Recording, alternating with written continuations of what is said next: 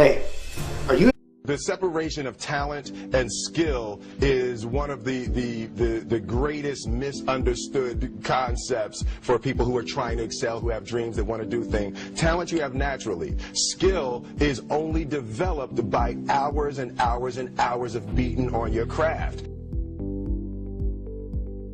I've never really viewed myself as particularly talented. Where I excel is ridiculous, sickening work ethic. You prepare, you do everything the right way, you do everything you're supposed to do, and then you go in and you lose in the first round to somebody who was just better prepared than you were, or they were just better than you were, or you just messed up. It's supposed to hurt. That sting is what propels you to do better next time. That's what propels you to grow. We don't grow doing the comfortable thing all the time. Well, you never lose. No, you gotta lose. You're supposed to lose. We grow at the edge of our current capabilities. We have to play on the edge, on the extremes of what we're capable of right now if we want to grow. If we don't do that, then there's no becoming the next thing. There's no evolution. It's always just in the comfort zone. So your growth always lies in the losses. It lies in the failures. You have to seek those and look for them. You have to give your best. You have to give 100% of yourself in these pursuits, knowing that it might hurt. They come in, they're afraid to lose this game of death, because really that's why Jiu Jitsu is so fascinating and such a beautiful thing, because really it applies to life on the streets, saving your family, protecting your children, protecting your wife protecting your children, and back and forth, your children knowing Jiu Jitsu and protecting their father and son. You know, a whole family where everyone does Jiu Jitsu, that's, you know, that increases your chances of survival. It's a great way to exercise. It's a great discipline. It's great for your body. It's great for your mind. Like, after we leave jiu-jitsu class, tell me, when are we more like loose, relaxed, and silly? It's gonna take time. Oh, you don't have it on day one? I'm not. It must be so hard to not be perfect right at the beginning. My son asked me, "Hey, Dad, is there really such a thing as superpowers?" And I'm like, Jiu-Jitsu. It's challenging to your physical body for sure, but more so than that, it's challenging to your mind. It's challenging to your thoughts about yourself, you know, about what you're capable of and what you're not capable of, and, you know, where you stand in the physical hierarchy of the people around you. All that stuff is challenging. And man, most people don't want to be challenged, just to be honest with you. Most people are very normal. They're very average, and they're happy being average. Or they think they're happy being average. A lot of times I think you just don't know that there's something better out there. But yeah, I think people don't want to be challenged because they're afraid that they'll have to become uncomfortable. There's this conquistador. He brings his people over on his boats. They land on the shores of the Aztec army. And as they storm the beaches, they're met by this giant army coming down to engage them in combat. This is a problem. And when the people see the size of the army, when the conquistador soldiers see the size of the army, they start to turn, like their spirit begins to turn. And Cortez looks back to the ships and he says, "Burn the boats." And they light the boats on fire. And he looks to the people and he says, "We either win or we die. Those are the choices." There are times in your life, whether it's for your martial arts pursuit, or whether it's for your job, or whether it's asking this girl to marry you, or whatever, there are times when it's time to burn the boats. It's time to go all in. It's either we go or we die. You know what I'm saying? Naturally, skill is only developed by hours and hours and hours of beating on your craft. I've never really viewed myself as particularly talented. Where I excel is To be the best, you have to be the best. We're just days away from making history. October 26th marks the beginning of a new era in sports jiu-jitsu. PGF Season 4 is about to go down, and the best grapplers in the Southeast are gearing up to put on a show.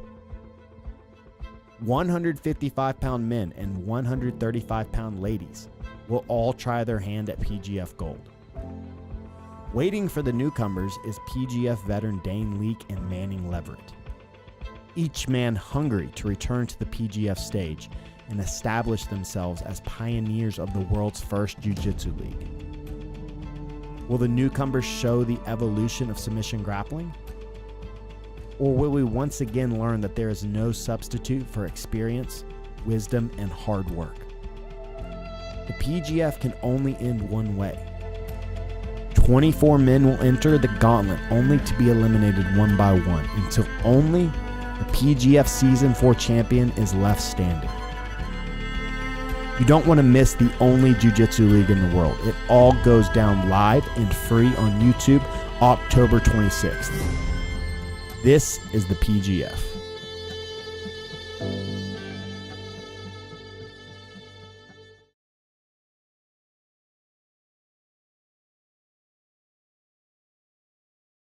Hey, Ked, why don't you update the people on the standings and where the men are right now heading into day 2? All right, folks, so as we know, the top 8 male competitors will advance to the finale on Saturday.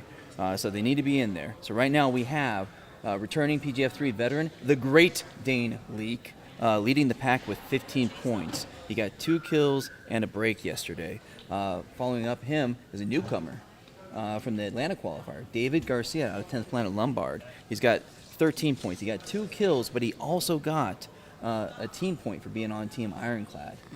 Following him, another veteran who has not had the respect he's earned, Manning Leverett out of 10th Planet Jacksonville. They got picked at the 3rd or 4th round. Pardon me, he got picked later than he should have been. But then he got 2 kills as well, also getting that team point.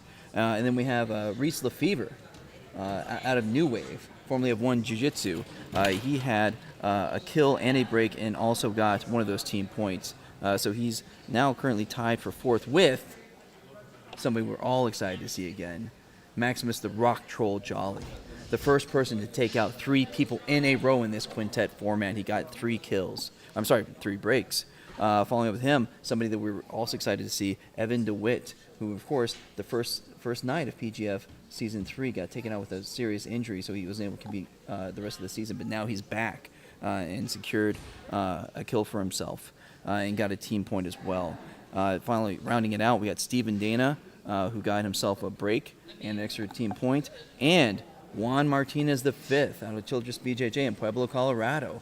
He's the person who got the first extra point, the elbow genie rule, because he got a break within the first minute of his match. All right, Lindsay, so hearing those names, thinking about the team structure, are any of those guys going to separate themselves? Are we going to see like a 2-man, 3-man race at the top? Because right now, we've got a lot of people that are close. I mean, especially the top 4 and 5 guys. I mean, they're all within a couple points of each other. Do you think any of these dudes are going to make a separation from the pack? What I'm thinking is, so yesterday things started off kind of slow. You know, we were thinking, oh, well, there's just not going to be a whole lot of points this season. And so, but as the day went on, people started getting those kills. And so I think that people now are going, okay, I'm going to have to speed things up. I'm going to, you know, so day 1's kind of like a test. We're going to stick our toes in the water and we're going to see, you know, test things out. But yeah, now I think people are going, okay, I saw those other dudes get several kills. All right, today's kill day. You know, so I think that we're going to see a bunch of people go, all right, I will turn things up today. So that might mean that these top 4 are going to have a harder time gaining points because we did see a lot, some stalling going on, you know. So there's some strategies coming out. I don't know. Manning looked really great yesterday, and it seemed like he kind of made it look a little easy too. So I'm very interested to see what Manning's going to do today. I'm a big David Garcia and Reese Lefevre fan. I thought Dane Leak, all the top 5 looked really, really good. Maximus Jolly went on the tear. He had 3 straight submissions, and he looked great. Cardio looked great. I think there's a big, big skill gap between the top 5 guys and everybody else. There's just really, those top 5 guys really displayed a level of jiu-jitsu that just kind of put them above everybody else.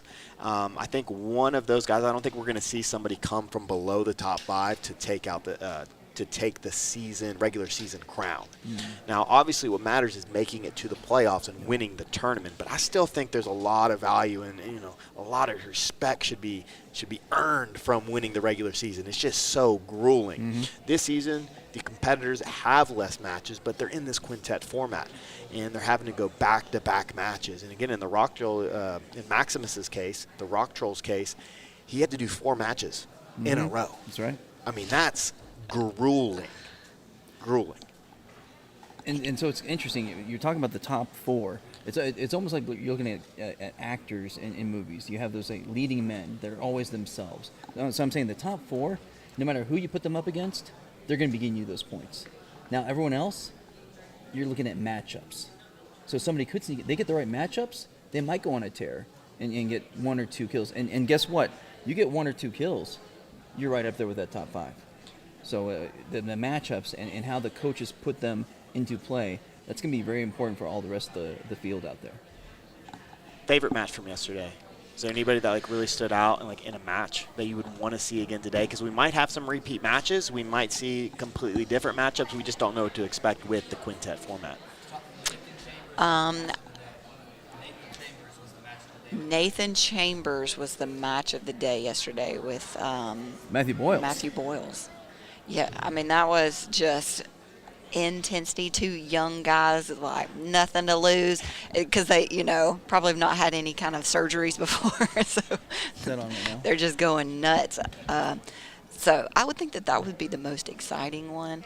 I'm looking forward to Kaya and Joanny today. I think that's going to be an awesome matchup, and we'll see how that goes. Yeah, yesterday the Taco versus Matthew Boyles match had it all. 2 young, hungry guys. Matthew Boyles was a surprise in last season. This season, he's looking to make a name. Goes out, beats Dane Leak. And then he gets this young, hungry kid from Ireland who wasn't supposed to be in this. He jumped in last second because, unfortunately, Isaac Cordova got injured. So he gets the call. And he does not disappoint. He goes out there, and I knew that was stylistically a perfect matchup. I would love to see those guys run it back 100 times. You give me that matchup every Sunday, I'm watching it. Put it on the big screen. The way that he transitioned to the dead orchard and from the mount, that's one of the most powerful positions, and it's just almost impossible to escape. Yeah. I think these guys definitely want to run it back. Matthew Boyles especially, hey, let me get fresh. Let's do this fresh. Exactly, because that was immediately after he took out Dane Leak. And of course, you got to think, Matthew Boyles coming in here, seeing Dane Leak, a celebrated black belt in the PGF. He's like, okay, that's somebody I really want to be. And he put a lot of effort into taking out Dane Leak, even after Dane had been out there for a few matches. So he used up a lot of juice. And so the Irish Taco comes out and straight up double legs Matthew Boyles.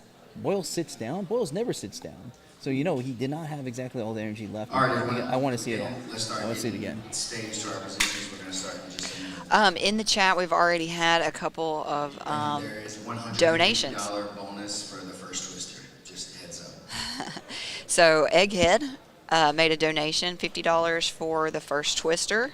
And we also had Pessimistic, I'm assuming that's how you pronounce it, who donated $100 for that twister. So like Steven just said, $150 for a twister.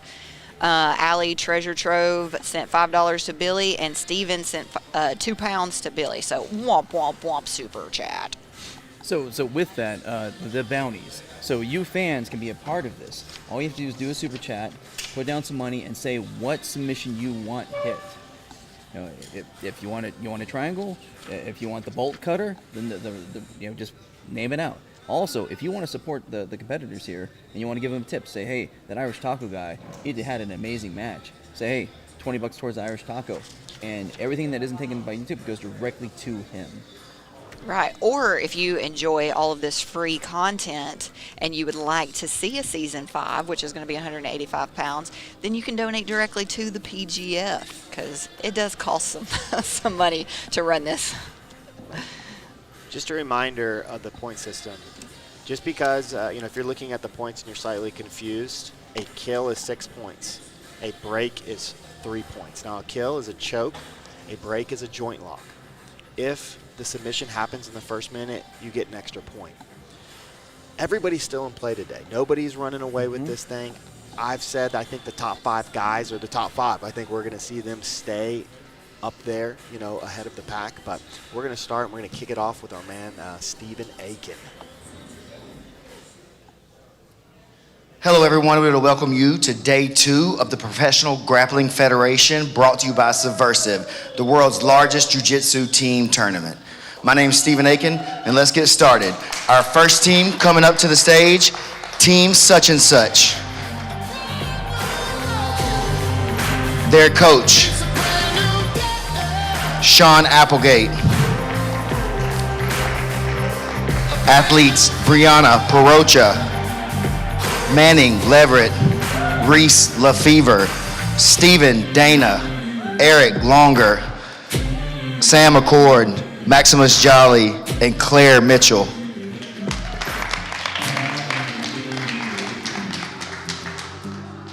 And their opponents, Team Ironclad, coached by Matt Elkins. Athletes, Nakaya Jackson, David Garcia, Alex Hall, Evan DeWitt, Nick Saff, TJ Steinbach, Wesley Carter, and Kada Davis.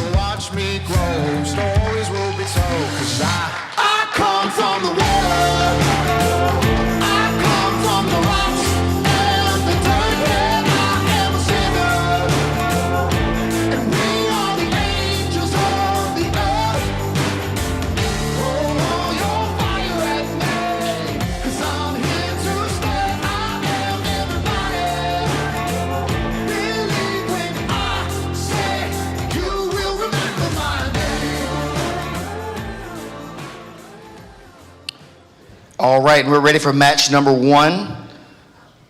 Head referee of the PGF, South Dakota Chris. For Team Such Such, we have Brianna Perocha versus Team Ironclad's Nakaya Jackson. Oh, they're on the opposite sides. All right, so first matchup of the day, we have the 2 first-place teams. We have Applegate, Sean Applegate's team going against Matt Elkins. They finished tied for points. I believe the winning coach is going to get $500, correct? $500, yes. Yeah, so the coach is like, there's a lot on the line for them as well. Now, we've got Nakaya Jackson leading the women. She's up by 7 points, the clear leader. It was hard for the women to get points yesterday. A lot of the women were very, very tough. Nakaya on top. She's the one passing. Brianna is the bottom with blue spats on. Yeah, I think you're going to see girls trying to put Nakaya more into the closed guard. We just saw that right there. They're just going to try to stall her out. We saw that with two of the lower drafted competitors. They showed a lot of great defense.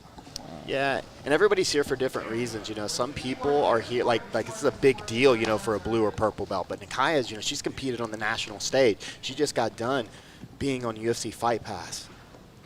Killed it at a Medusa event, and everyone was there. Flow Grappling was there, the UFC was there, there were tons of UFC fighters there, and she made a big name for herself. So for her, this is just another weekend. But some of these girls, it's like, man, if I can take Nakaya Jackson just to a draw, that's a huge win. Definitely. So we see Nakaya pass the guard, and I was telling her, I was like, look, we got to play a little bit more flowy. We got to play a little bit more open. We got to give opponents opportunities to make mistakes.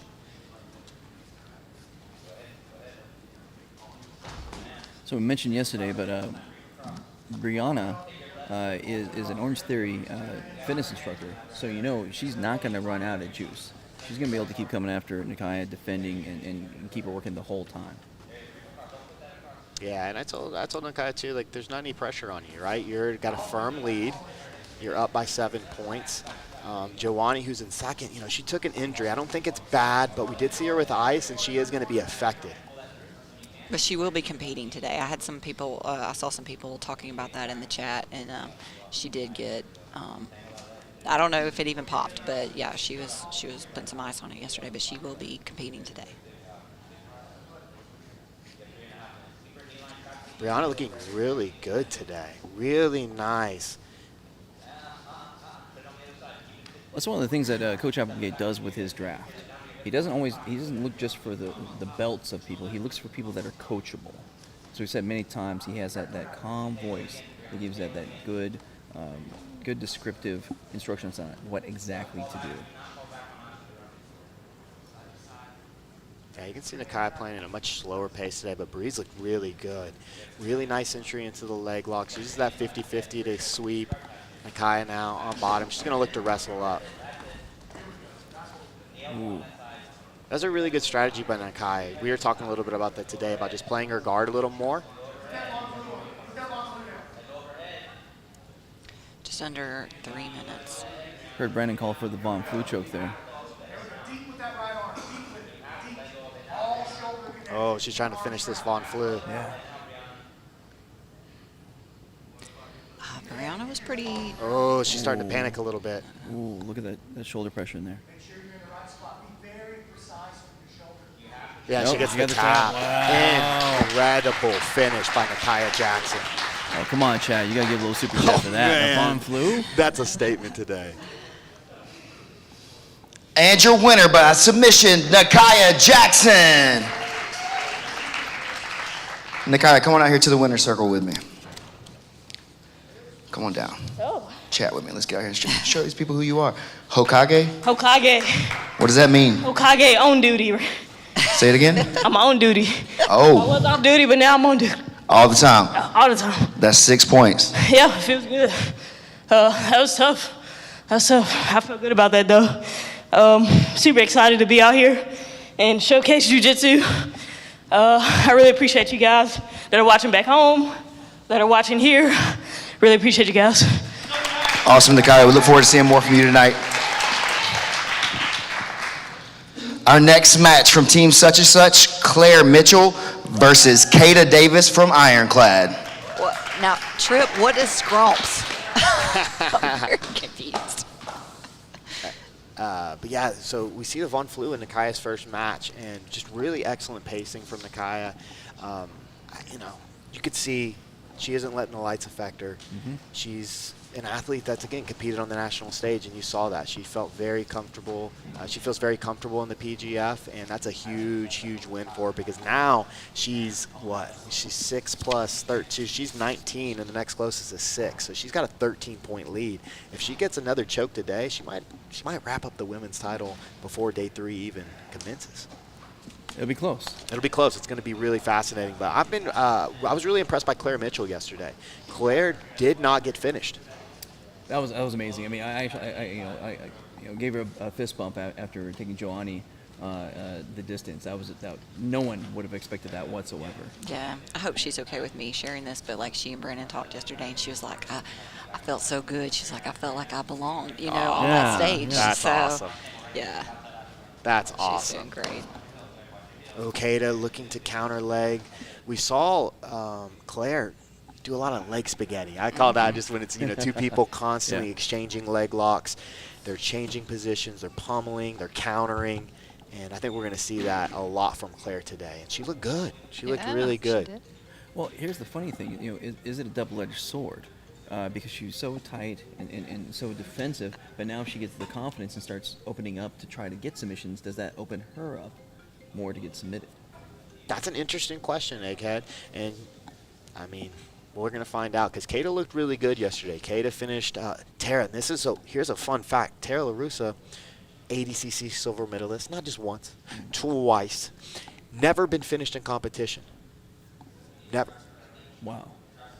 First person, Kata, with that Barato Plata. That was sick. Oh, man. The Barato Plata is one of the most difficult movements to, to escape. Like once you're in it, you're deep. And she forced Tara to tap for the first time in competition, which is just a huge feather in the cap. All right, guys, so I learned that scrumps means you're really freaking strong.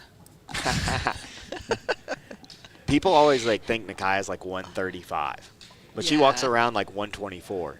She just did Medusa at 125, and she like weighed in with, I mean, she didn't cut any weight. All her clothes on.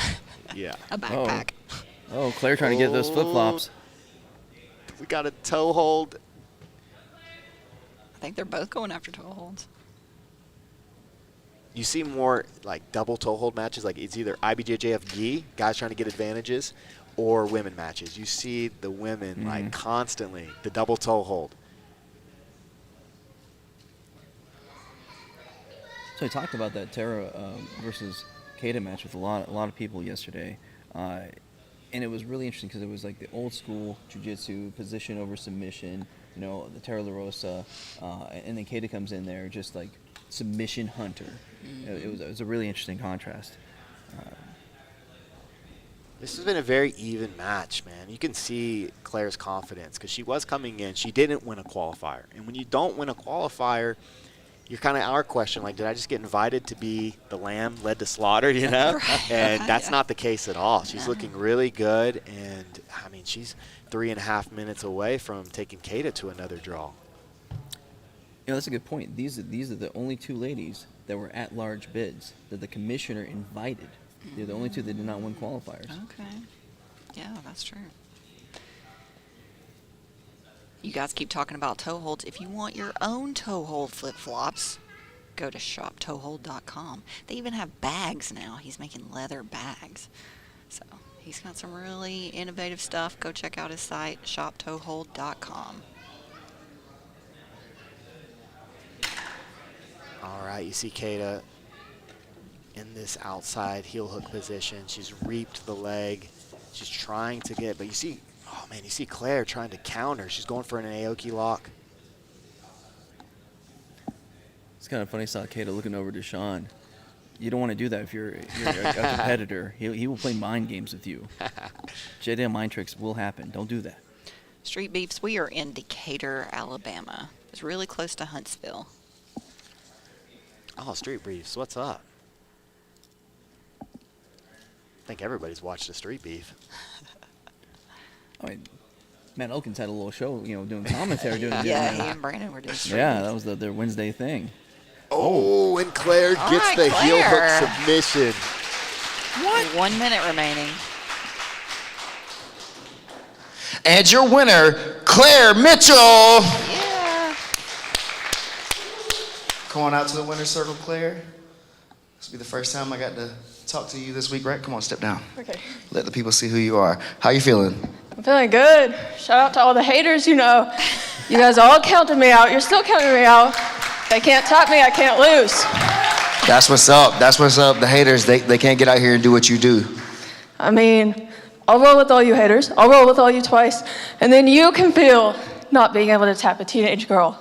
Hey, that's what I'm talking about. What can we see from you in your next match today? Probably more of the same thing. I like legs. Let's go. Great job, Claire. All right. All right, we'll wait for the coaches' turn She's and their done picks with for the the haters. quintet, and then we'll get started. Well, we saw a bunch of leg attacks by both women. We saw double toe holds. We saw a bunch of 50-50 action, and Claire finds the submission with the inside heel hook. It was a really nice win for her. You can hear her confidence. I mean, dang, she's ready. Yeah, she's done Okay. with all those haters. Representing Team Ironclad, David Garcia. And for such and such, Stephen Dana.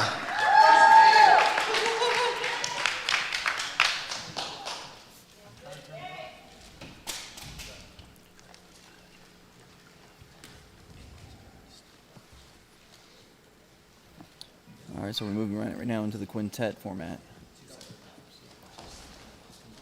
Oh, Steven coming out aggressive. Aggressive collar ties. David unfazed, though. David looked incredible yesterday. He was one of the stars for me. So David Garcia in the top position, Stephen Dana on the ground. And guys, this is our first set of quintet matches. So this is the first match in the quintet.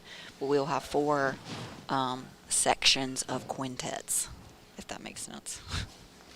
And for how hard it was to score points yesterday, I mean, even if David comes out of this match with a draw, he's still in such a great position.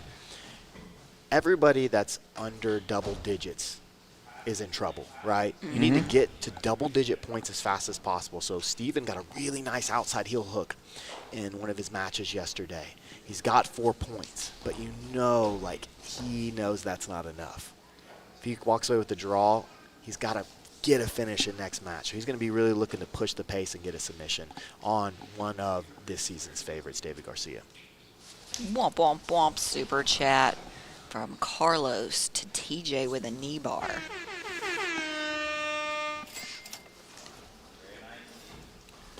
I love the TJ support. TJ's a really good grappler. He was fun to watch yesterday. I think he's going to have a good day today.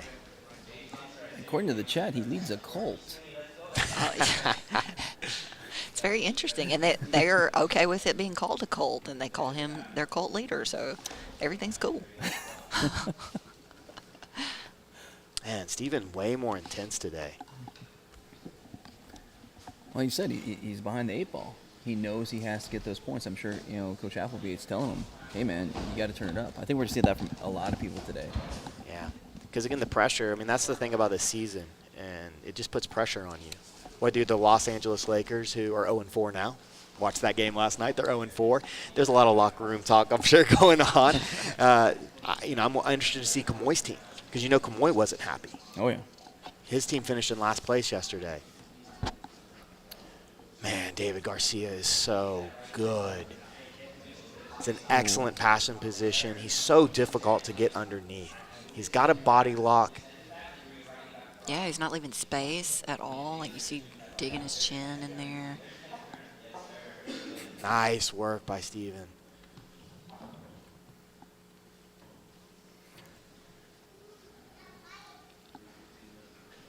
And just a reminder, guys, these are our top 2 teams from yesterday.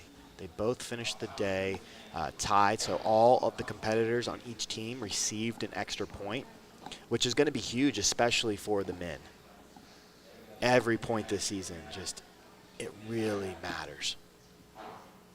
So right now you see the first round pick from Coach Applegate's team, Stephen Dana, facing off against David Garcia, who was the second round pick from Team Ironclad.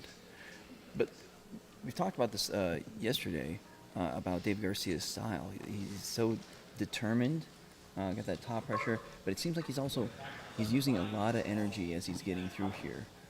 Yesterday we saw him accumulate 2 kills, then he was actually pulled out by his coaches.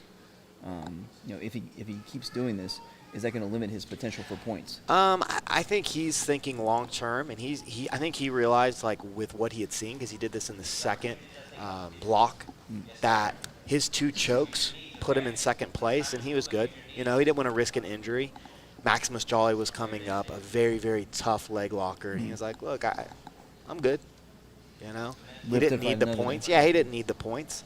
He's in such a great spot. You can kind of see his urgency here. He doesn't feel the pressure that you see Steven fighting with. Steven needs points. And I think we're going to see that a lot from certain competitors. Like, some guys are going to, you know, if they're happy, if they're happy with where they are in the standings, they might, you know, just play a little bit more defensive. Carlos says they're saving up money to buy a compound in the mountains, and we can come visit and train. But, Carlos, can we leave? Or do we have to stay once we get there? Yeah. What's your rule with the women? That's how I judge my colts. Oh, gosh. You're opening up the door. No, I'm just saying, every good colt, they have some crazy, like, the colt leader he has 10 wives. Oh, gosh. I'm just making sure, because I'm not going to a cult like that. There you go. Right. I'm making a stance right now. All right, we got Steven on his feet. Just 1 minute left. Oh, man, I love watching, like, just aggressive collar ties like that. Very Rutolo-esque. Just putting pressure on the back of the head. Slap down, slap down, slap down. Man. Yeah, I think Claire probably gave the most fiery speech on the mic we've heard in PGF history. for 30. I mean, she maximized her 30 seconds. Yeah, she was putting some salt out there on the mat, sprinkling it everywhere. And I understand, you know, the people doing analysis, like, I didn't know, you know. I think Kiai is in with you on the cult, you know. Dude, that's what I'm saying. I don't think it's a hard stance to take against Colts. Oh, nice rolling Kimura by David. Oh, man. 10 seconds. I think you saw a little smile there by Stephen Dana, sign of respect. And this match is going to go to a draw. We got 3, 2, 1.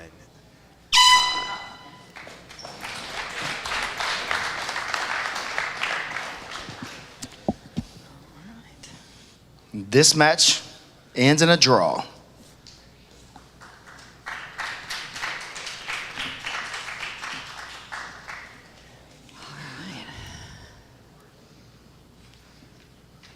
Who's going to be up next? Looks like Manny's already Manning. stepped up. For Team Such and Such, we have Manning Leverett, and for Team Ironclad, Evan DeWitt. Ooh, it's a good matchup. 2 guys in the final 8.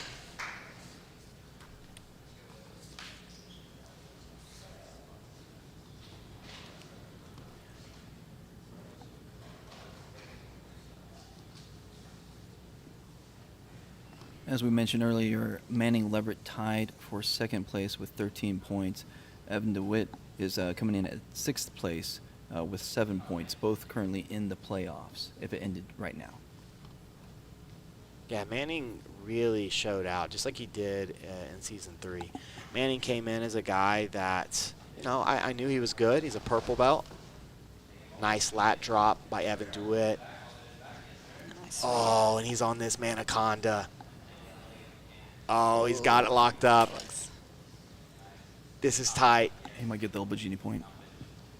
He's going to have to switch, though. You see him switching. Nice work by DeWitt. So that's one of the big advantages with arm-in chokes. We saw when he had the arm in, he had control. When you let go of that arm, you lose. Like on naked chokes, there's not as much control of the body. And we see once he loses that arm control, he gets flipped. Now he's in the bottom position. Evan DeWitt on top looking to pass. So no extra point. That was amazing. Like I really like when competitors go for that. You know, hey, you got 1 minute. He's on the head again. He's in a mounted guillotine. That looks tight. Oh, you can hear Evan. You can hear him. He's thinking about tapping. Oh, never mind. Sometimes you see that handcuff and you just don't know.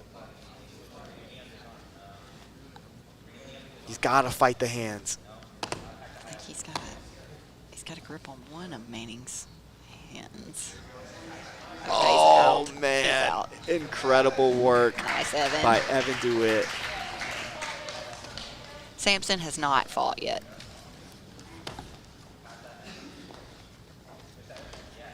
And really good attacks by Manning Leverett. But the defense by Evan DeWitt prevails. Now he's on top. He's looking to float over. Nice float by Evan DeWitt.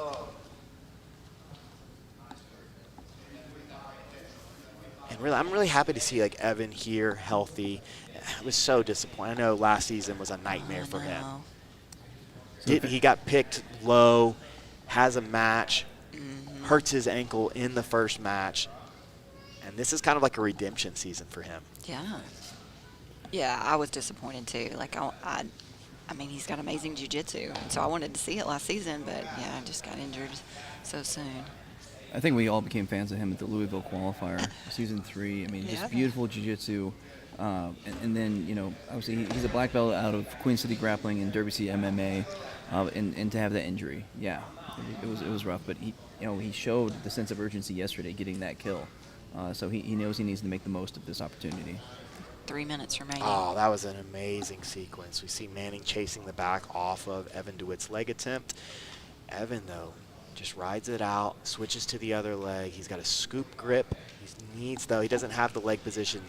And Evan is the one with the ponytail and the black and white rash guard. Manning is black long sleeve rash guard, short hair. And Manning's a brown belt, pardon me, out of 10th Planet Jacksonville.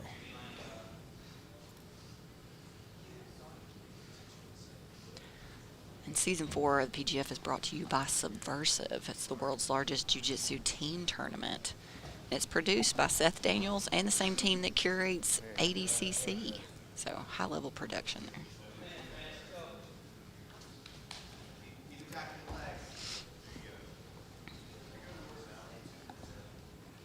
Two minutes left. Both these guys are in pretty good position, especially Manning. Evan going for this arm bar. Nice escape by Manning, but now he turns it into a guillotine. Oh, that's deep. He's trying to turn it into a north-south choke. Manning has no hands. Oh, he's thinking about it. Then he gets the Whoa! Huge win for Evan DeWitt. Oh, man, that's a statement. I said the wrong name. Very Marcelo Garcia-esque right there. And your winner, getting 6 points, Evan DeWitt. Is that a north-south? Yeah. I'm looking forward to him on the mic. My dude, come on down here. I don't need that pen to talk to you. Hey, come on, step down with me. Too tall. Too tall. This is a different competitor than we saw last season. What can you tell me about that? Just working as hard as I can. All that lame shit. Where's number 2 Martinez at? Where is he? Where's he at? On the end of the line. I saw every aisle. There's tissue boxes. Go ahead and get yourself one. We better see you Saturday, bud. Oh, let's go, man. Looking forward to some more in this next match. Oh, man. Well, that was maybe the best submission we've seen so far. That was incredible. How he followed the guillotine, ends up turning it into a north-south choke, and this is so deep. I mean, Manning tried to survive. That's one of those you could see. His opponent, the Rock Troll, Maximus Jolly. But you could see each roll, he just stuck his arm a little bit deeper, and then when he switched it to the north-south, it was over. But we've got Maximus Jolly up against Evan DeWitt. Maximus was one of the best competitors yesterday. It was on fire. 3 submissions in a row. Oh. And he was going, Let's go. Man, these interviews have been fiery, man. I know. Brandon told him today, he's like, okay, guys, you got to start working on your, like, whatever you're going to put out there to the audience. Like, we need to see some personality. So you'll see some, I think we're going to see some cool interviews today. Well, we know if Maximus wins, what to expect, right? Oh, we saw him a man. bunch of times on the It's gonna mic. be good. It was funny. Maximus on the mic so much that when he drew a match, he still went because he was so used to going to the mic.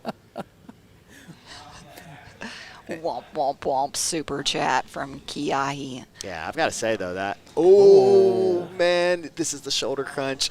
Nice shoulder crunch sweeps by Maximus Jolly, and he's looking for a straight arm lock here. Yeah, Maximus is tough, man. And your winner, getting the extra elbow genie point, Maximus Jolly. Come on down, Maximus. Come on down. Step on down here. I know you got something to say. What you got to say? More submissions in the future. Against who? Everybody. There you Tell go. me somebody's name. Dane Leak. Oh, They are. the great Dane Leak. Yeah, better tap, bro. Oh, snap, man. All right. Catch your breath. We'll get the next guy out for you in just a second. What belt level is the Rock Troll? His opponent from Team Ironclad, Wesley Carter. Yeah, so he's a purple belt, but he's been training for like 10 years. He's one of those guys. He moved around a bunch. He started in Florida. He found his way out, I think, to Oregon. Now he's in Tennessee. He's up there with Jonathan, who's one of the head coaches at 10th Planet. Or I guess it's not an official 10th Planet, but they're part of the family. And Michael Bartlett and those guys. Womp, womp, womp, super chat from Zignus, yo. 1999 for Emily Hauser. Oh, Wesley trying to get on the Rock Troll's head, but the Rock Trolls entered. Nice work by both gentlemen. And I was talking to the Rock Troll's coach, like his actual head coach, Jonathan, and he was like, well, I feel like everybody kind of knows what the Rock Troll does, like what Maximus is going to try and do. So I want him to kind of vary it up a little bit, and I just kind of told him, I was like, dude, I don't think most people Can are stop going to. it. Yeah, he's incredible at what he does. I mean, his game from the shoulder crunch sweeps to the back step ashis, cross ashi entries, has been almost flawless. It was like that old school football, right? You know, I'm gonna run the same 5 plays, and I dare you to stop me. Oh, man. Can Wesley get his knee free? Nice work of the secondary leg by Wesley. Oh. He has tights on. I was gonna say sometimes the tights help. Yeah. Just making it extra, you know, especially if you got them slippery tights. Okay, Max has trained 8 years. Yeah, and you just never know, man. You hear purple belt, and that could mean the guy's been training 3 years. Right. Well, as you mentioned, you know, if you keep moving, you kind of reset every time you move. Oh, what an entry into the backside 50-50.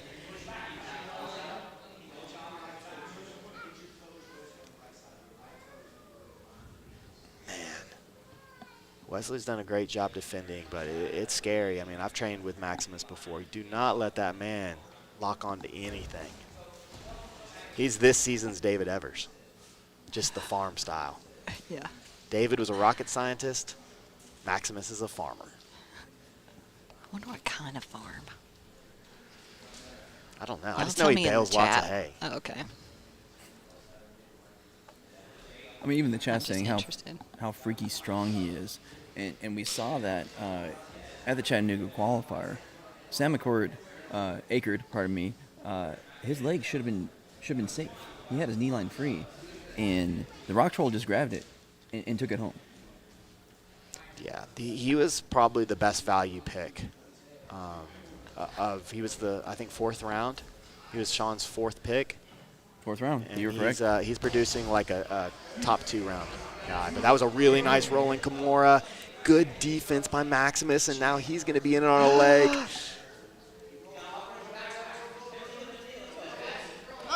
Oh, God.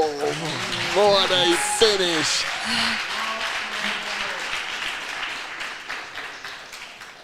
And your winner, the Rock Troll, Maximus Jolly. Come on, come on. That's 7. Step on down. 7. Can you do math well? Yes, sir. What's the next number? We got 7. Where are we going to end up after the next match? Well, I got 2 breaks. So that's 7 points. So we're going to be at 13 or we're going to be at 14? That's what I'm asking. 11.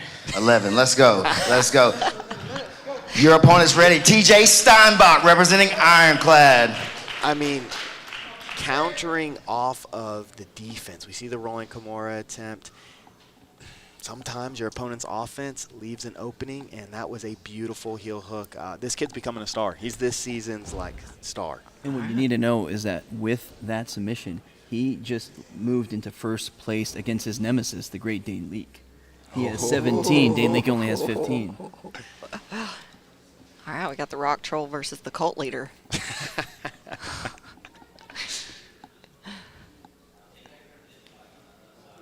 don't know. I mean, I feel like the Rock Troll could have his own cult after this performance, you know? Yeah. All right, you in the chat. Let's go. Cheer for TJ. He's already got his farmstead. TJ is a very impressive competitor. He's coming from Spain. Do you know how he did in Spain when he was with Team USA grappling, like his actual match results? I just know that Team USA won, so they're all winners.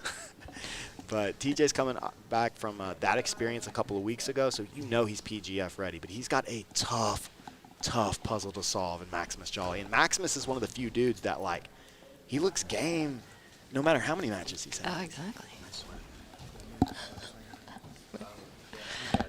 Oh, and we have people in the chat saying Cookville is an official 10th planet. Okay. Okay. My bad. I love you guys. Seriously. Jonathan is one of my favorite dudes in 10th Planet. Right. He did not mean to offend. Well, sometimes that's a little hard because you try to look them up online and they go by their other name, but they're also a 10th planet of a different city, so you can be mistaken sometimes. Yes. Yeah. I can be mistaken more. There's over 100 now, so Well, look, it's the others. I'm not trying to fight anybody. The last thing I want is Maximus coming after me no. for, yeah. So I apologize. especially to you, Maximus. But we've got Maximus here against TJ. TJ, man, he needs some points. Oh, shoulder crunch over there on the far side. A lot of the competitors that faced him yesterday said TJ just has an insane base, hard to off balance him. He's going for that knee bar. Oh, that's a really cool entry by TJ. He's going to try and switch to a toe hold. He's got to be careful, though, of Maximus. We saw yesterday guys trying to counter with toe holds and Aoki locks, and Maximus just ate it.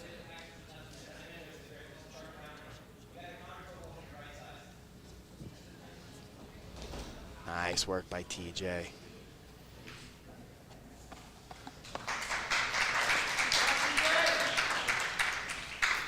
So you folks at home, the Rock Troll was our Chattanooga qualifier winner. Went through everyone like a buzzsaw, like you've been seeing here. Took everyone's legs. TJ showed a penchant for knee bars at the second Decatur qualifier. He ended up second place against Isaac Cordova, who is again not here because he was injured. Rich Froning is from Cookeville, Tennessee? Yep, he is. No idea. Yeah, home to one of the best CrossFit gyms in the world and 10 Planets. Yeah, damn.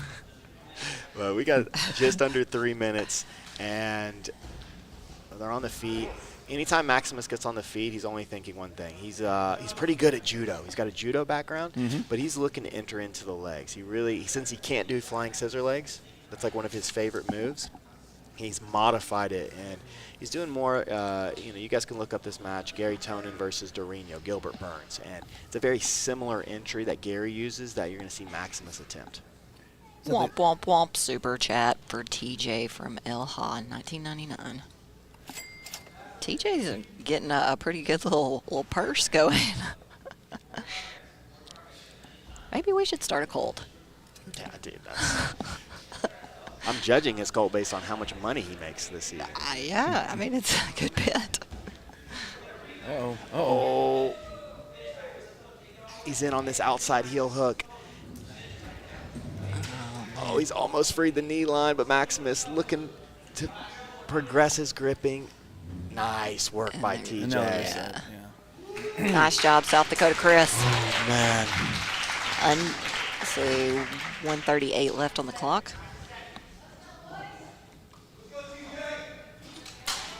Yeah, I've watched some Rich Froning documentaries. I mean, he's amazing. I mean, I think there's just one, but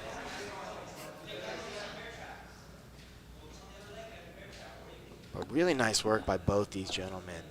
TJ's looked awesome in this match. Gotten some danger over there in the corner. It's really tough, when you're like on the edge, like you're coming off the mats, and now you're having to defend a heel hook from a dude that's just been ripping everybody. Oh. Well, that's like at ADCC, I went to the rules meeting, and they were just like, just keep going. Like, if you're off the mat, you just keep going until the ref's going to stop you. And the ref's not going to stop you until you get into a good, like, reset position. So you just go on the hardwood floor. So thinking about TJ, Egghead, he's at 1 point right now. He's looked good, but he just hasn't found a way to score. If he draw, he's got 40 seconds to score. What's he going to need to do next match? He needs to open up. I mean, he's shown great defense, but he's got to show the attack.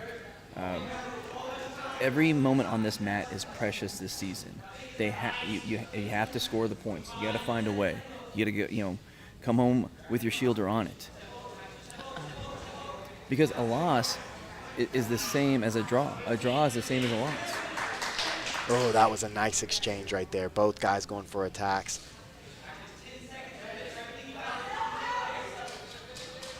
Ooh, 5 seconds.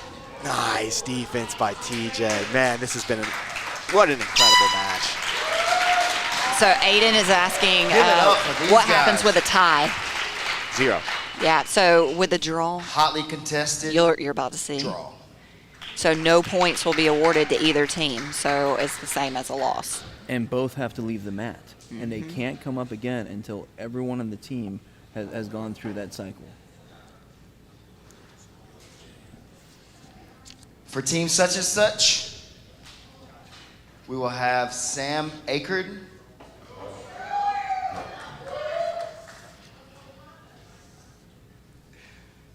And for Team Ironclad, Alex Hall. Sam Akerd wearing that PGF rash guard. We have those for sale here if you are at Becoming Church. And that last match was incredible. A lot of really good technical work. TJ looked great. Obviously, Maximus walking away with 7 points. He's got to feel good sitting on that bench. Clubhouse leader right now. Number 1 with 17 points over Dane Lee, who has 15. Oh, right now we're watching a rematch from the Chattanooga This is qualifier. a great matchup. Both these guys are wild. This is very similar to kind of like Taco versus Matthew Boyle vibes, you know. This is going to be one of those matches where they're just going to keep going until somebody dies. Oh, again, they saw each other in the Chattanooga qualifier. At that point, Alex Hall advanced, but that was also after the rock troll gave a serious pop to Sam's ankle, so he was a little bit compromised when they faced each other. Okay, Alex Hall looking to slow things down a little bit with the closed guard. The rash guards are $50. Allie was asking in the chat. Oh, I thought they were 75. that extra tip. Yeah. Do I hear 80? For shipping. No, the rash guards are sweet. The really cool design. Mike Mons made them? Yeah. Yeah, Mike Mons is the man. He does incredible work, but really nice work by Sam. He uses kind of like a nice overhook. Get Alex Hall back down. Oh, and he's in a deep leg lock.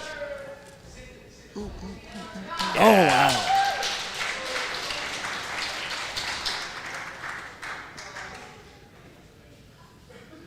And your winner is Alex Hall.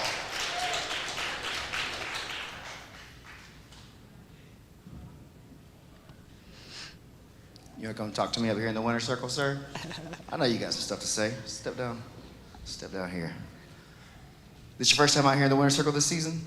It sure is. There's a bunch of good purple belts over there. It's hard to pick out just one, but there's a new wave and a 10th Planet Atlanta one that I just beat, and there's one more. So I'm ready for the rest of this quintet. All right, man, catch your breath. You got another one coming up right now. Good stuff. So after a competitor wins their match, they get 60 seconds of rest to catch your breath a little bit. Right, and the coaches are giving their next player, or the opposing coach is going to submit their next competitor. And representing such and such will be Eric Longer.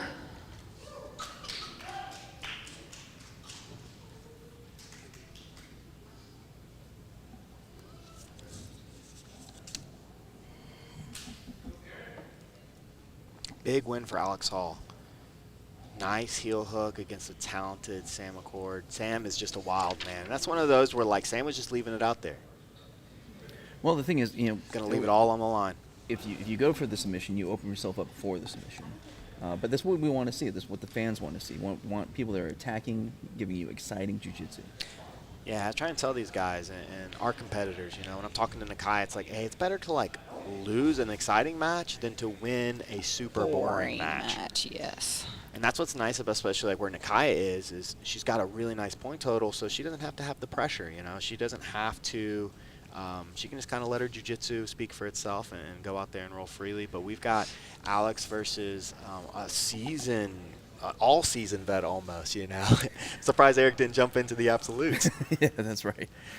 But Eric Longer, 10th Planet, Crystal City out of St. Louis, just a gym owner, great side-to-side passing we've talked about before. PGF vet. Yeah, season 1, season 3, now season 4.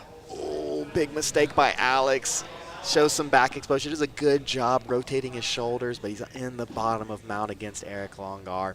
Eric's, man, he's a game competitor every season. All of his matches, I can think of so many memorable matches. The next quintet matchup will be Kamoy versus Caleb. And Kiai says that Eric is an awful person. We're saying all these good things about him. No, he's terrible. What? One PGF vet would call another awful. Yeah, he would know. All right, folks, for the inside joke, obviously, Eric Longer from 10th Planet Crystal City cross trains with 10th Planet O'Fallon, where Kiahi and Mario Gayor are from. They're all good friends. And really nice work by Eric. Trying to attack the back, but Alex Hall showing, just rotating those shoulders, not allowing him to get chest to back connection, but you see him go for it again, and Alex almost slips the shoulder. He's a little bit on his side, so there's still some back exposure there.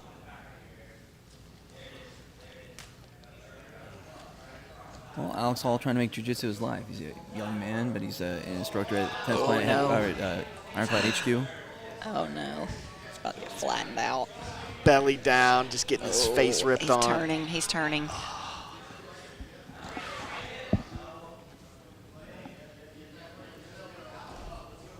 Oh, Alex back on top. Oh, that's a heartbreaking moment for Eric Longar. He was that close to getting a finish, and now he finds himself on the bottom of North-South.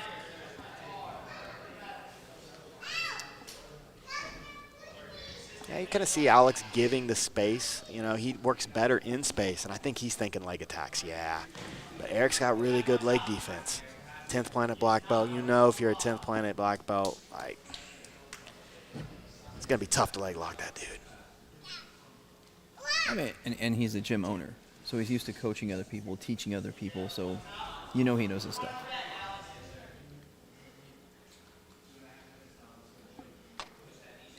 TrueWear is another one of our sponsors, TRUWEAR. Check them out on Instagram. They're an athletic and sports apparel company. They also are an official sponsor to Subversive and the PGF this season. So check them out, TrueWear, TRUWEAR. So for you guys just joining, we are still in the first matchup of the day. We got Team Sean Applegate going against Matt Elkin's team. Both these teams are leading. They're the clubhouse leaders. Currently, I think Matt's team's got more points this time, right? They're winning the points currently. I'll have to check it out right now. We have our stats are constantly being updated on pgfhome.com. So it's really important, team-wise. Obviously, these guys are competing as individuals to make it to the 8-man tournament on Saturday. But you get an extra point, so you need your team to go out there and score. Because I really think the extra points are going to play a big part into who makes the season finale tournament on Saturday. Got a minute and 20 seconds left. This has been a really back-and-forth match. We haven't really seen we haven't seen much offense from Alex Hall. He hasn't been able to really get into a leg. Oh, he gets rolled again. So we got Eric Longer back on the bottom of North-South. Allie, if you want to send, let's make it 55, just because YouTube takes a little bit off the top. So if you send $55, I can make sure that Billy gets a rash guard. I'm not sure what size he'll need, but we've got a box of them here. So yes, Allie, you can super chat Billy a rash guard. Send him a message and let him know to remind me. And Matt, to your point, you were very much correct. Ironclad has 15 points for the day, and such has 10 points for the day. They were tied yesterday, so we have... Ooh, we got a bicep slicer here. Oh, his hip down. Oh, 18 seconds. That was an excellent entry. We saw that yesterday from Kata. She used that multiple times, but we see Eric get the sweep off it. Now he's in this top side. Oh, man, his bicep's going to be so sore tomorrow.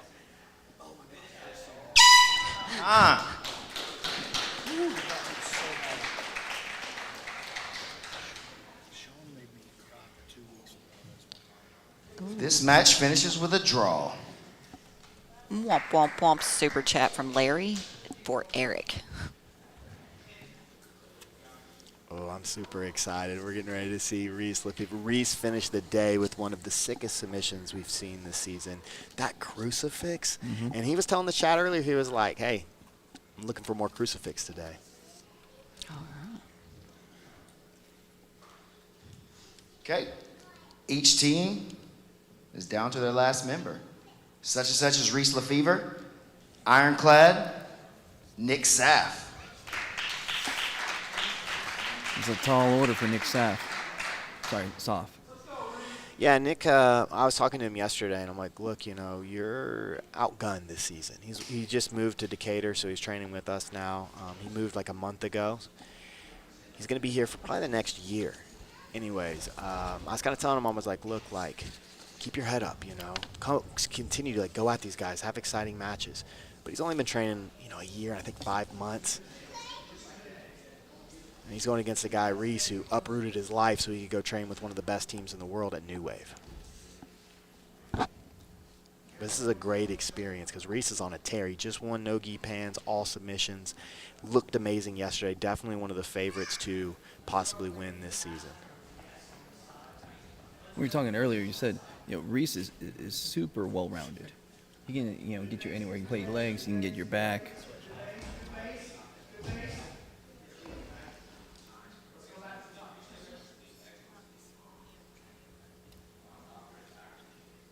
Interesting little scramble here. Reese has kind of got like a berimbolo in place. You see he's trying to reach around, trying to get the far hip. He's going to try and berimbolo underneath and possibly take Nick's back. Yeah. Oh, I love no-gi berimbolos.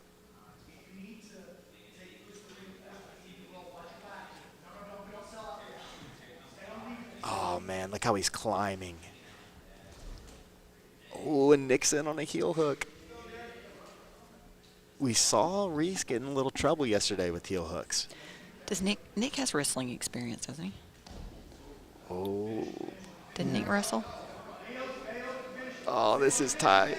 Oh, my gosh. Nick with a huge upset. Nice. What? Oh, man. And your winner, Nick Saff. Nick. Oh, my God. What do you have to say? I don't have anything to say. He wanted to let his ankle pop. That's how it goes sometimes. Okay, so I did hear that. Oh, yeah. Ooh. Man, we only got to see you one time in this one. Hopefully we'll get to see you back out here the next match, man. So far, you've been super exciting. For sure, yeah. Chewy had to pull out, but it's meant to be that Elkins is in the PGF, so let's go. Yeah. That's right. It is written. Good job, brother. It is written. That's a huge win. Yeah. Our next match will be the females from Team Such and Such, Brianna Perocha, and from Ironclad, Kata Davis. Okay, so that wrapped up our first block of quintet matches. So now we go to the female. We'll have 2 female matches, and then we'll start the second block of quintet matches. Man, you got to wonder about Reese. I seen him over there kind of gritting his teeth. He took a couple of pops right there. You could see it. That was a gnarly straight ankle, and that's what the PGF can do. In a tournament format, Nick's already eliminated. You know, like, and he wasn't even made because he wasn't even a qualifier. Like, he didn't win a qualifier, so he wouldn't even got invited to the tournament. Instead, he gets to come to the season. Tough day yesterday, but man, I mean, that's a huge win over one of the best up-and-coming guys in the country. Absolutely. Huge win. All right. It's like, welcome to 10th Planet Decatur, Nick. Yeah. We're so glad you're here. All right, these ladies kind of dress the same here. Kata on top with the red hair, and Brianna on the bottom, long brunette ponytail. And as we were mentioning before, that puts Ironclad very much in the lead for teams because they now have 18 points today to Applegate's 10. I figured they were the favorites just due to how strong their female team was with Nakaya and Kata.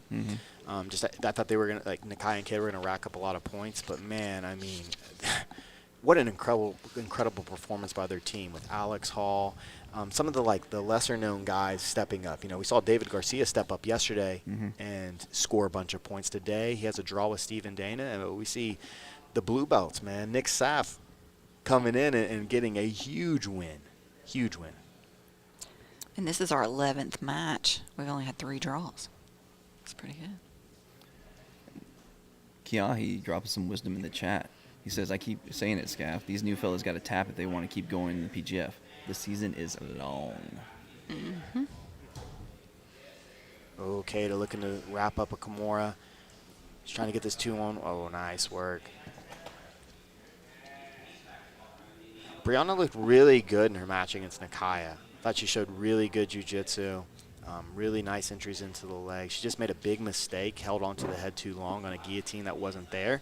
She ended up getting choked for it, but she's got her hands full with Keita. And Keita, you know, is not happy about losing by heel hook. No. She wants to come out and get some points. What's interesting with these two teams, you have a competition of the super couples. Couples here. Because, that's true. Yeah, because you have Brianna here, who's out of 10th Planet Jacksonville, obviously a killer team, and her fiance Manning, you saw earlier in his match, and of course have Keita here out of Derby City MMA, and you saw Evan earlier. So we'll see who wins the ladies match with this power couple match.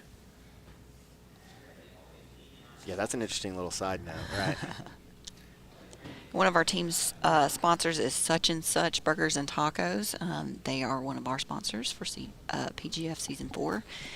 Make sure if you are in the area, you are giving them your patronage. They have amazing food, and we love Jason and his family, and he's always up to help us out with some sponsorships. So make sure you guys are giving back to him and helping out his business, Such and Such.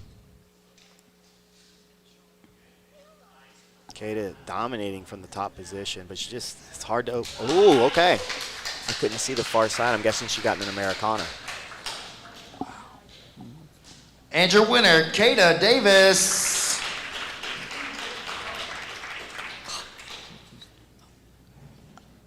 Hey, Keita. How you doing today? Sorry. I didn't get to see what that was. You guys were turned away from me. What was that submission? Baseball bat. Oh, nice. So that's 6. 6 points. Yeah. Oh, I didn't even see that. I thought that was a break from my angle. Okay, so awesome. That gives you 6 points on the board. How you feeling going into the rest of the day with that 6? A little better. It's tough out here, right? Yeah. Yeah, you know what, Claire and Brittany, they're a lot tougher than I expected, so respect to them. Definitely, definitely. All right, we'll get some rest up. We'll see you back out here in just a little while. Congratulations. Okay. So with that, those 6 points, now Keita jumps into second place, following her teammate Nakaya. Yeah, really. And our next match from Team Ironclad, Nakaya Jackson, and from Team Such and Such, Claire Mitchell. All right, we're going to see a rematch from yesterday. Claire was able to stall and really frustrate Nakaya. We'll see how this rematch goes. But man, I couldn't see from the angle.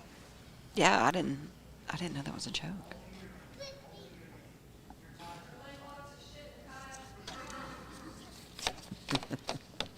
You hear Keita giving a little trash talk, like, her leg locks don't work.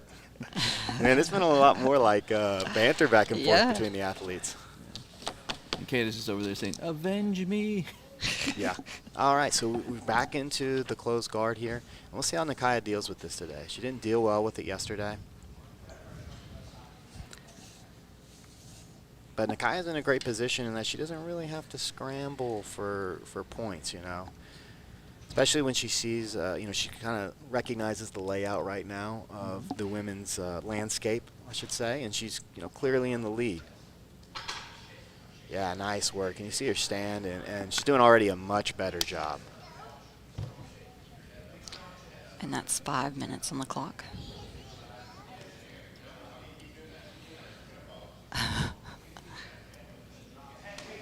Our other team sponsor on stage is Ironclad. If you want help with your wrestling instruction, go to ironcladmethods.com.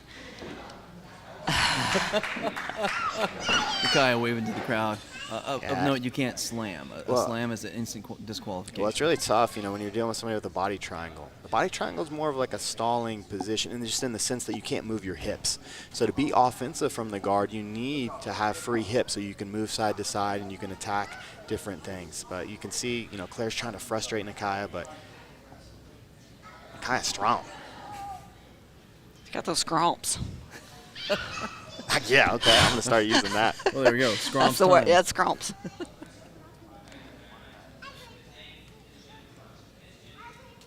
There you go. She can't hold on with her arms anymore. Yeah, make her use those abs. Yeah. 4 minutes. Comes down to Nakaya's base strength versus Claire's core strength. Gotta think Nakai's gonna win that. And she's just going to give up the sweep.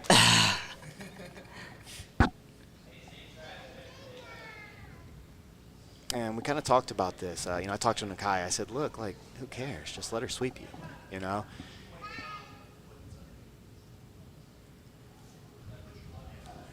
But yeah, the body triangle in any position.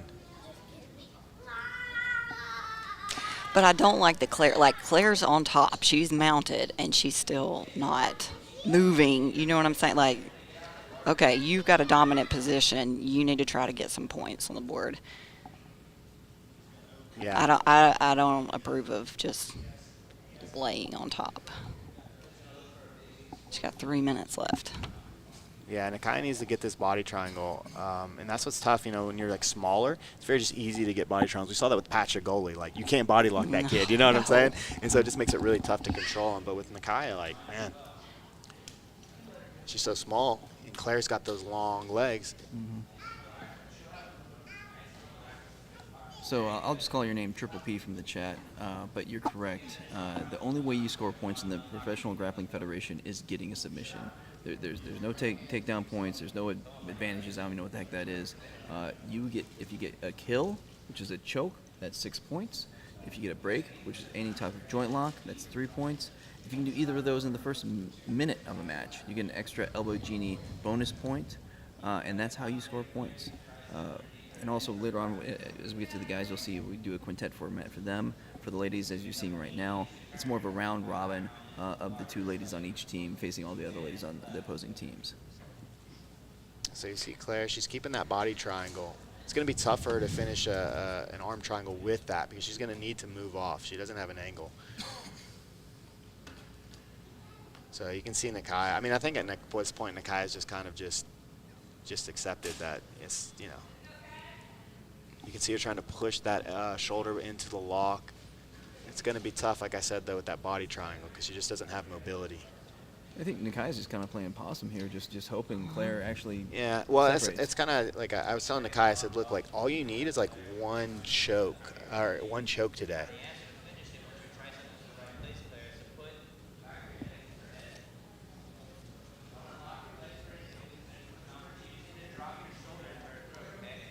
Nakai, though, Well, you see Claire's shoulder is way too high, and so she's going across the chin instead of across the neck. Like, she's not choking on that side. So, right, that body triangle is preventing her from doing anything. Yeah. I have to imagine at some point one of the female competitors is going to go straight, cyanide and Evan Stapler on Claire if she keeps doing this body. You can see her. She's got, yeah.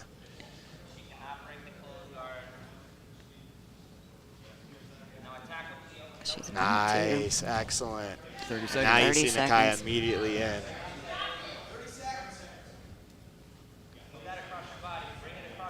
Wow. High step, beautiful. Nakai's going to go for a break. I love it.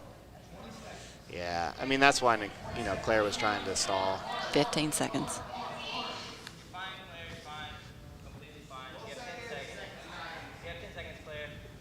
Oh, nice. She's got the back with 5 seconds left. Oh, come on, come on.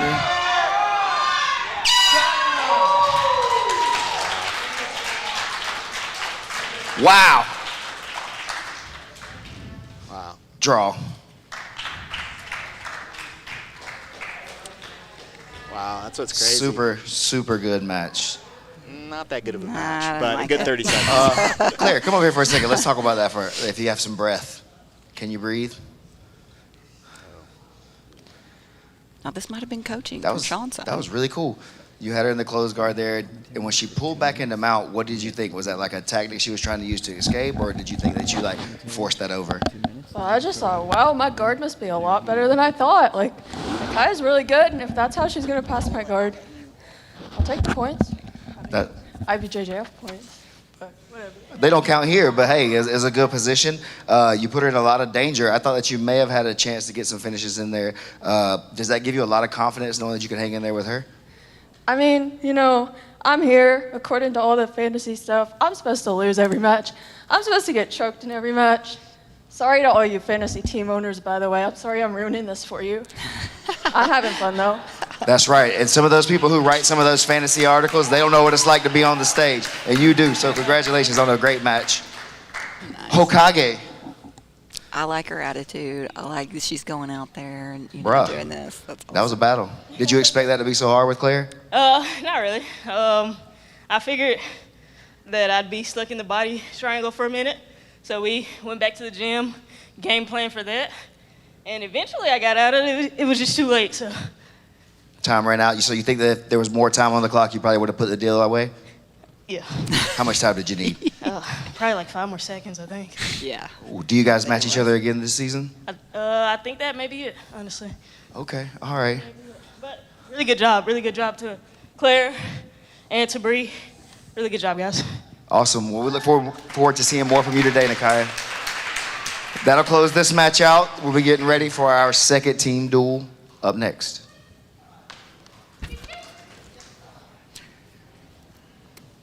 All right, we're going to send, oh wait, we sending it to?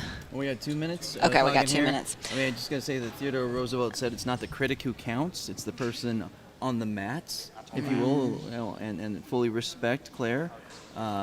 But hey, somebody's got to do some analysis and pick some winners and losers. Oh, absolutely. So, but like I said, Brandon told them that when they get the mic, they need to be memorable. You know what I'm saying? So they're out there firing the shots today.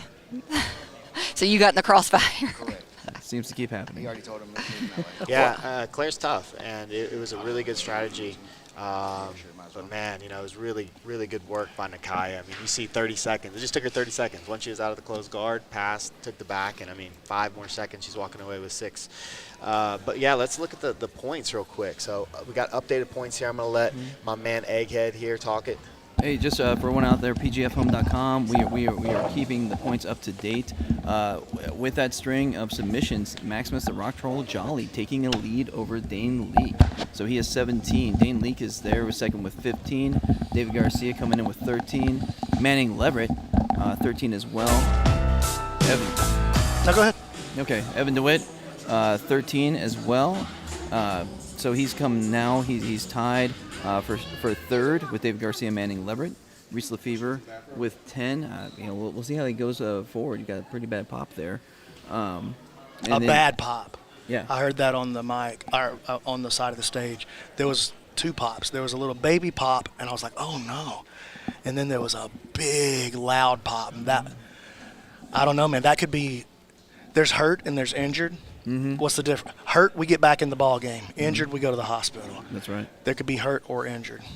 So then rounding out the top 8, you got Stephen Dana with 4, and Juan Martinez still in the hunt with 4 as well. With the ladies, Nakaya taking a commanding lead. Now she has 19 points, and Joni's still there with 6. But right now we're going to take it over to Stephen Aiken, Bobby, both of them, for an interview with one of the coaches. All right, I'm here with Team Ironclad's coach, Matt Elkins. Matt, you jumped in literally at the last second to be the coach of this team. Looks like you inherited a pretty strong team. You guys won that one 24-10 by my unofficial scorecard. What's it feel like to be here again? Man, it's an honor to be here at the PGF, stepping in for our boy Chewy. Shout out to Chewy for picking the fire-ass team, Yeah, got a strong squad. Really enjoying watching the guys' game develop a little bit and trying to help them tweak it for the 6-minute matches and for, scoring the points for the final season and stuff like that, or for the finale. And, yeah, man, just having a good time, keeping everything positive over there in the corner. Just gassing the boys up in the comment section, and yeah, man, it's a lot of fun. Getting to learn a lot. Love coaching against guys like Sean and stuff like that. Get to learn a lot, not just as a student, but as a coach as well. So yeah, man, obviously enjoying my time. That's what's up. Has there been any surprises on your team, like a person that stood out that you maybe didn't expect to be a standout? Man, I've been really impressed with all the guys. Even some of the guys that I knew, I can tell they've been training since the last time I've seen them in a qualifier and stuff like that. of the guys that I would say that I'm the biggest fan of their game. On my team, I really like my boy David Garcia. He's got a smooth game. I like watching that dude work. And then, of course, Alex is a student of mine. Nick Saff is a new training partner here in Decatur, and he looked really, really good that last match. Took out the purple belt Pan Am no-gi champion with a leg lock. That was pretty big. So, yeah, man, some surprises, but yeah, just super, super stoked on how they've done so far. Yeah, I think that match Nick had with Reese was probably a big upset for a lot of the people that were watching. And then also Nakaya's match with Claire. I'm not sure that going into the season, many people thought that they would end up in a super competitive match. Was that surprising to you? 2 draws. Yeah. I mean, it all comes down to kind of like gaming the rule sets and stuff like that, Yeah, man. Claire had a very good game plan, and it helped her survive and stuff like that. Yeah, man. It was a pretty competitive match. Also a surprise to me, but still impressed with the young Hokage's performance. I think that she's been the clear standout as far as the ladies go. I don't know what the score is, but the scoreboard reflects that. Hey, listen, Matt, you and I both know how crazy it can be in the PGF season when the points start stacking up. We're only on day 2, and we're only halfway through right now, so there's a lot of work left to be done. Anything else you want to say? I see a lot of these boys limping around out here. You know what I'm saying? They better eat some Wheaties, put a Band-Aid on it and finish the week strong. Try to bring home some cash at the end of the week. All right, Matt, we love you here at the PGF, man. Thank you for everything you do. All right, and we're back to the commentary table. I don't know if you recognize that guy or not, but he was on a Netflix series called Cobra Kai. He was a karate instructor. A sensei. Yeah. Some would say sensei, Shifu, Shihan. There you go. Of course, also Matt Elkins was season 1, season 2 veteran, and season 3 was a coach. And now, you said, last second brought in here to be a coach and doing a great job. I want to send a shout out to Amanda Sharon Realty for purchasing the PGF men's belt and women's belt. Hopefully you guys have seen a shot of those belts through the stream. If not, they are excellent. So if you are in need of a realtor, Amanda Sharon Realty. And also we have a handsome weight title gonna happen on the finale on Saturday. It's gonna be Kevin Sherrill versus Travis Thomas for the handsome weight title. It's gonna be super fun. I can't wait. Handsome Kevin Sherrill.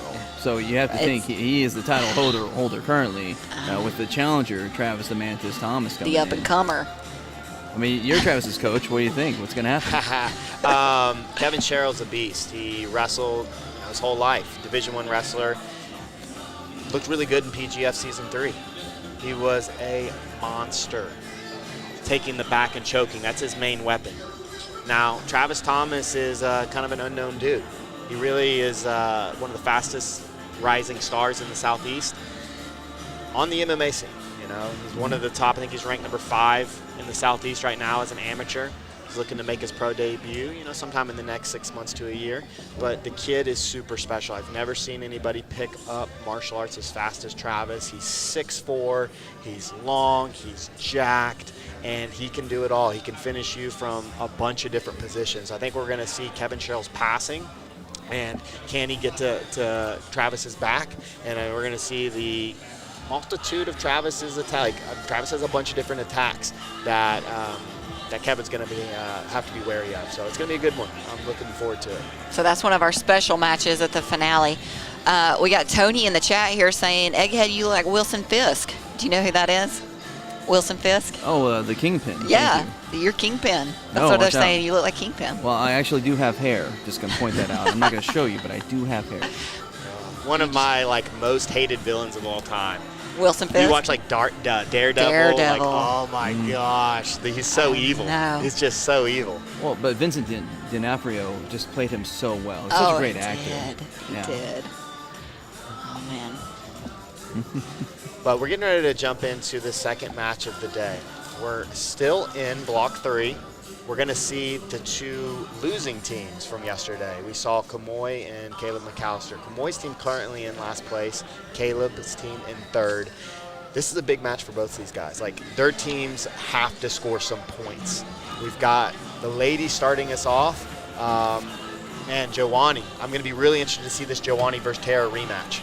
That's one that got circled for today.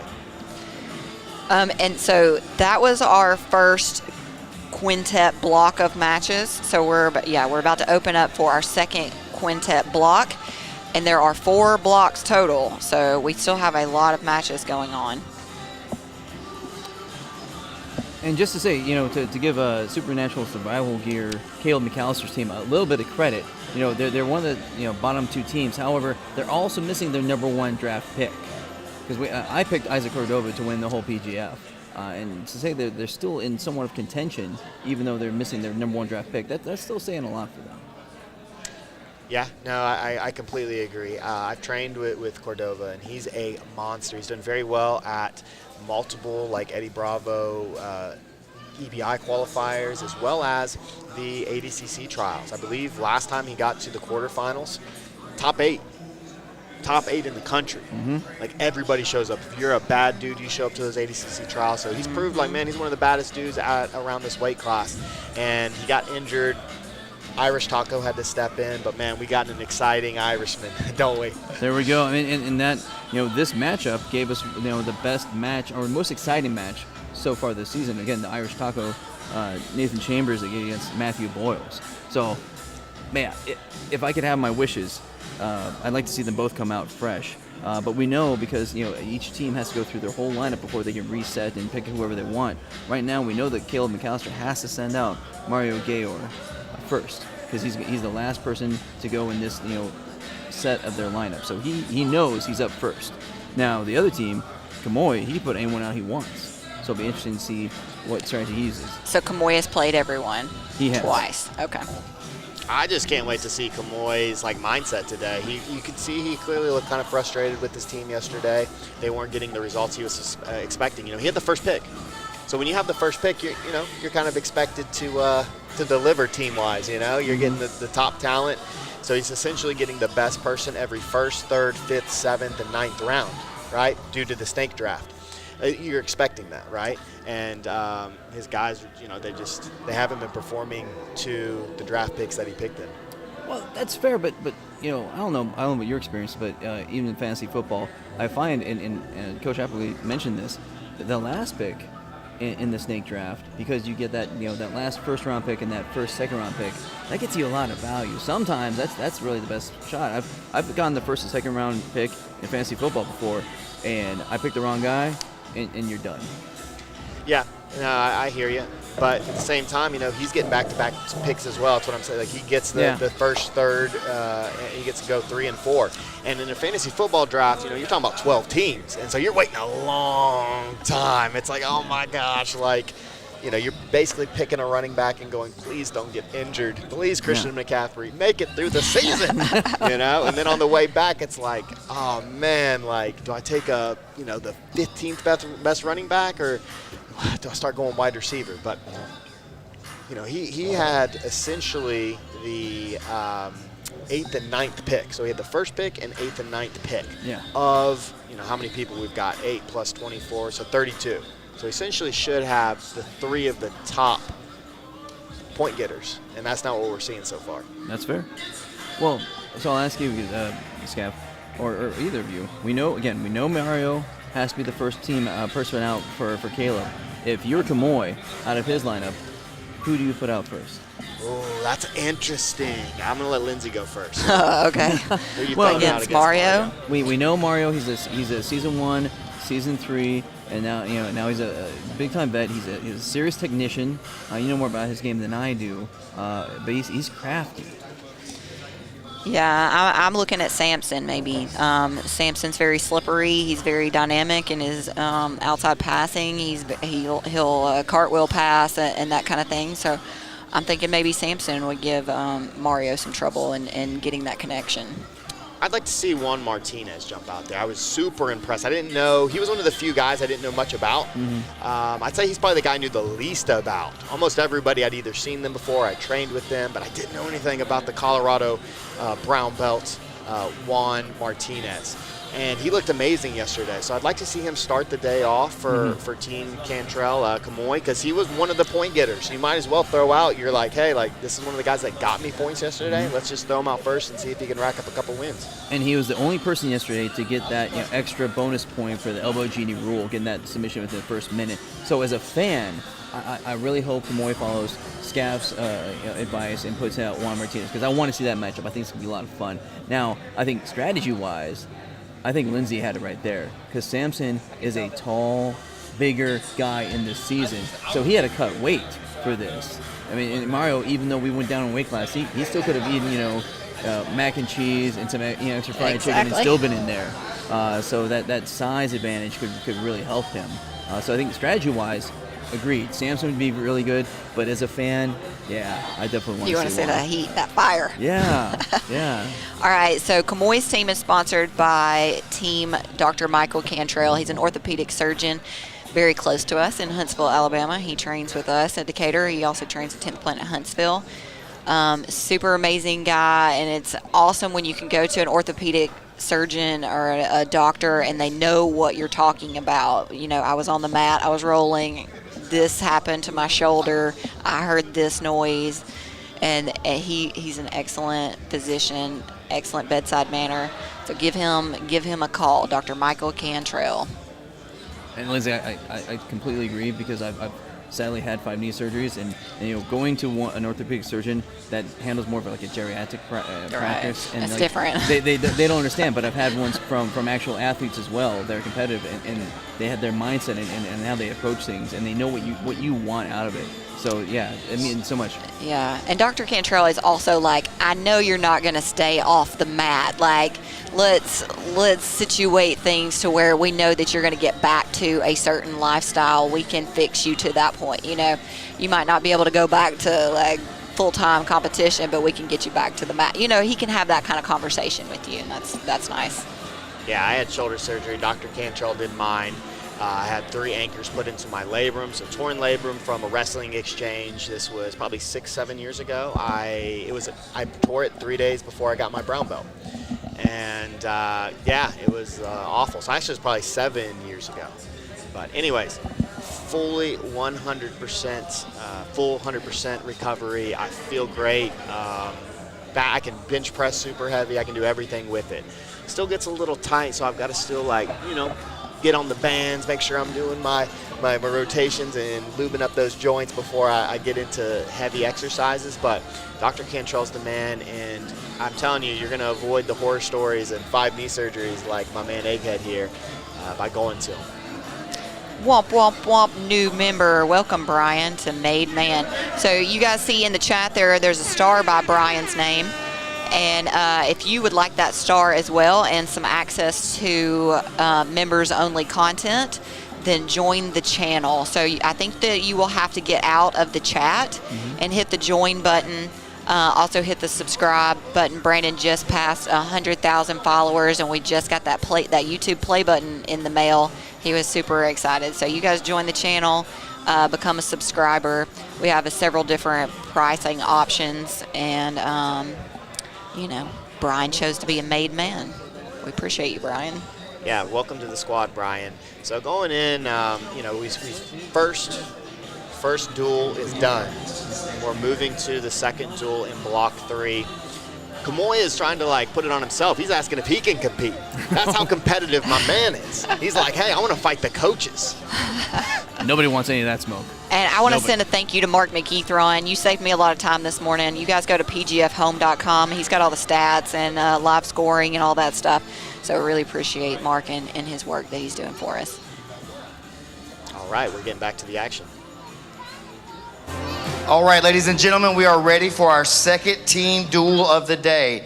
Our first team coming to the stage, Team Cantrell. Their coach, Kamoy Anderson. Athlete, Joanny Chamberlain. Anthony Molina Valdez. Noah Randolph. Charles Muxo. Matthew Boyles. Juan Martinez. Samson Famabout, and Emily Cyanide Hauser. Their opponents, representing Supernatural Survival Gear, Coach Caleb McAllister. Athletes Anna Kanaj, the Great Dane Leak, Super Mario Gayor, Billy Baxter, Jacob Arp, Jacob Mashburn, Nathan the Irish Taco Chambers, and Tara La Rosa.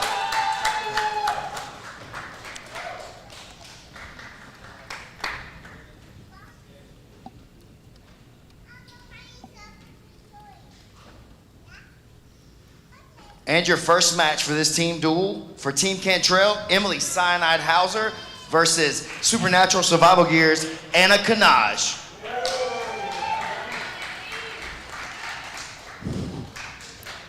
All right, rematch from yesterday. So both these teams faced, so we're going to be seeing some rematches and some new matches as well, especially when we're talking about that men's quintet. Emily Cyanide Hauser, one of the coolest nicknames in PGF history. And PGF referee Lance McConnell. Got a ref switch real quick, and Emily's coming out more aggressive. Anna kind of dominated this match yesterday. She got on top, looked really good passing. Ooh. This is where you don't want Anna on top passing the guard. Womp, womp, womp. Super chat bounty to the next RNC with an arm trapped from Del Satal. He did that same donation yesterday. Who won that yesterday? I know somebody got Dane it. Leak. Yes. Dane Leak. The Great Dane. Oh, and he adds it right before Dane's going again. He's got to be a Dane fan, because if it's it's not a triangle choke, it's probably going to be an arm trapped RNC. The arm trap. So Anna's on top in the half guard. Trying to get into like a cradle position here.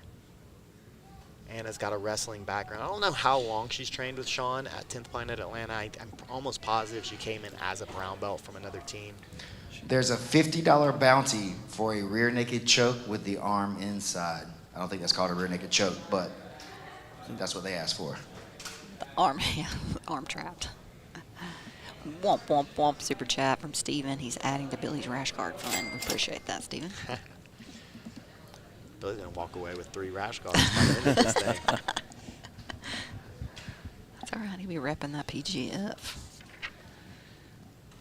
So 4.5 minutes. Anna's games, it's a little slow to develop. You know, she's got a very traditional style, really good positional player. But we didn't see many submission attempts from Anna yesterday, so I want to kind of see her open up, maybe throw some more offensive firepower. I'm a big fan. I love watching her pass the guard. I've seen her just dominate some of the local regional stuff over the past couple of years. But we gotta see submission attempts. Yeah, great jiu-jitsu yesterday, but 0 points. So she's got to get on that board.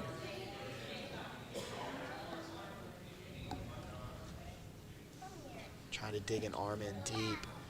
We see Emily in the turtle position. She's got a little bit of a wrestling background as well, but Anna, man, just really dominating. She's got a knee inside, looking to take the back.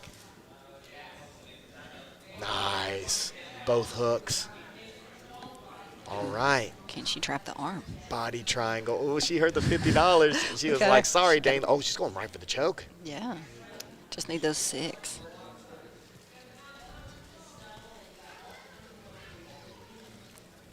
Well, she gets 6. She gets moved into tie for second place. So you're right. That's all she needs. 3 minutes remaining. It's going to be tough with that arm in. Oh, the arm comes out, though. Oh, she's trying to finish. That's close. Oh, her chin's down.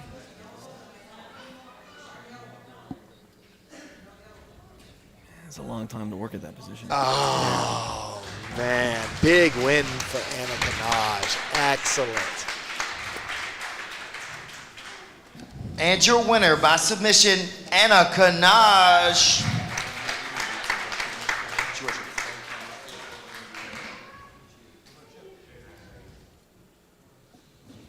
Anna, come on down to the winner's circle. Oh, hi. How you feeling today? I feel really good today, actually. Yes. So yesterday, a couple tough matches, didn't really get on the scoreboard. Put 6 up right now. Can we look for 6 more in the next match? Absolutely. 100%. You just gonna run straight over her today? Yeah.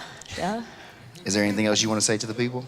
I do. I want to say thank you so much for everybody coming. And I know it was a challenge for getting girls to fill this card, man. So I really appreciate all the ladies. Shout out. Thank you guys so much for coming here and giving us the opportunity to give you guys a show. So thank you. Thank you, guys. No, definitely. Thank you, B-Mac. Love you, man. Thank you for putting on such a good show for us, Anna. See you back later. All right, a much chiller interview. Yes. Our next matchup from Team Cantrell, Joanny Chamberlain, and Supernatural Survival Gear's Tara LaRosa. Yeah, really nice rear naked choke. Just domination from Anna Kanaj. And with that, Anna goes into second place tied with her real-life teammate, Joanny Chamberlain, that's on the screen right now. Now, this is one of the matches of the day for me. Rematch from yesterday. Tara, she was not happy that she was drafted so low, and she made a point yesterday by getting and tapping the number 1 pick in Joanny Chamberlain. Now, Joanny, we've got to wonder about that arm. We saw her with some ice on it yesterday. She seems like she's good to go. Nice single leg. Nice single leg, man. Tara, put some respect on that name. We're talking about an ADCC silver medalist twice, like 2-time. I mean, number 1 ranked MMA, female fighter in the world for a couple of years at least, right? Yeah. And I was blown away by her Decatur performance, and I feel bad because, that's the only time I'd really seen Claire. I'd seen Claire some of the local stuff, but she just kind of got ran over by Tara. And look, again, Tara's a 2-time ADCC silver medalist, but, Nice. Tara's really good. Joanny getting her guard back. Tara looking to pass again. Yeah, Joanny stands up. Tara's one of those old school, she doesn't have respect for butt scooters.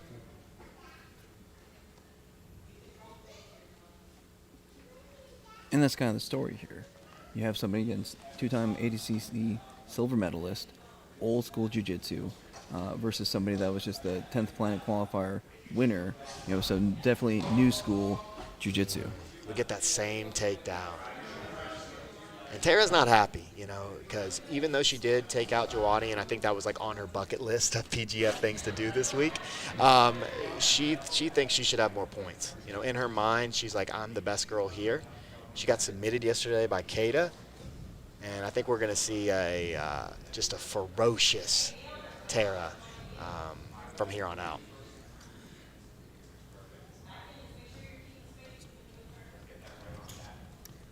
God, it's hilarious. Somebody said, who's the female Craig?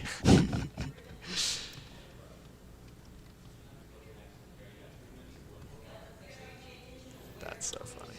Yes, Tara is on top right now in the black and white rash guard, and Joanny is on the bottom, black long sleeve rash guard and multicolored tights. I'm really happy to see Joanny's out there, looking healthy. You just never know. And I'm going to be looking for Reese, because Reese he's the other guy, took a pop, and maybe he's walked it off backstage and he's going to be fine, or who knows? You never want to see somebody not be able to continue. Oh, I saw her drilling this before, this X guard. Nice base by Tara, and that was a beautiful entry by Joanny. Just under 3 minutes.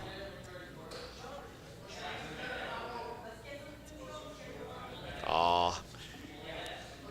Oh. I know. Could you wish Nathan the best of luck from his granddad and Nana in Ireland? We both love him. Just know we love him We too. will send him, yes. He's a great boy. He is. He was at my house the other day, and he just took out the garbage because it was full. I was like, well, nobody does that in this house. You're welcome anytime. Add that to your PGF athlete notes. He just takes out the garbage. Takes out the trash. No one asked him to, and he just did it. A little double Koichi sweep here. This is a really evenly matched Like, these two are very evenly matched. We see Joannie. I'm surprised Joannie hasn't gone to the leg lock, especially when she was in that X guard. We didn't see her go for like a reap, an outside heel hook attack. She's got Tara, and I think like MMA people are the hardest to deal with in close guard, because you know how many times Tara's been in the close guard. Like, that's the one thing. But let's see what Joannie, you know, she's trying to play rubber guard. She's got long legs, so I'm thinking Dead Orchard if she's going to get anything.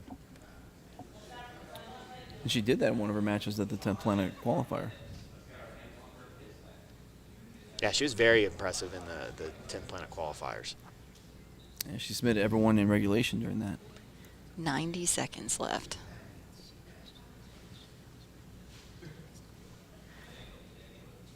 Keeping Up with Jones, the Lonnie Jones podcast adventure. Lonnie's one of our sponsors this season. Make sure you're checking out his podcast. Awesome storyteller, great guy.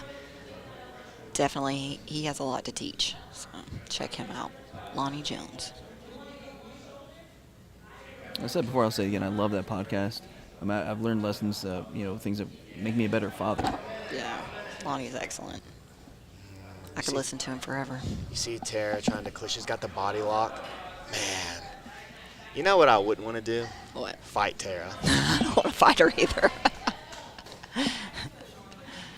This is a big match right here. Again, these ladies need points. Nakai's starting to separate herself from the field.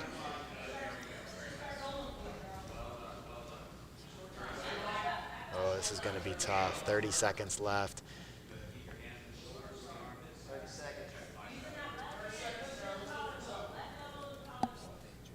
The next team matchup is going to be Kamoy Anderson versus Caleb McAllister. Team Cantrell versus Supernatural Survival Gear. Oh, Tara finally gets the pass. 12 seconds left. Oh, God.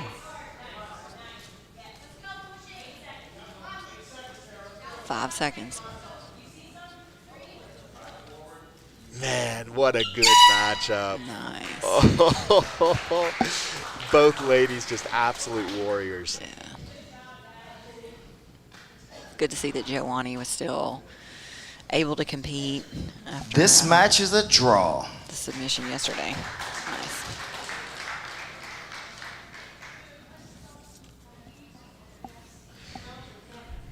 All right, now we're moving to the quintet format portion of this matchup. And as we said before, for Coach Caleb McAllister, he has to put out Mario Gayor, PGF veteran. The real question is, who will Kamoy put out to face him? PJ says, yesterday we had West and then today we got Granny Taco. PJ, when are we going to get you into a season, bro? All right, the first match of the men's quintet, representing Team Cantrell, Charles Muxo. No. And for Supernatural Survival Gear, it's Super Mario Gayor. So for that, Coach McAllister has now finished the second go-round of his whole team. So the next person up for him can be any one of his team. All right, Charles Muxo in the blue and white. And Mario in the black and white rash guard.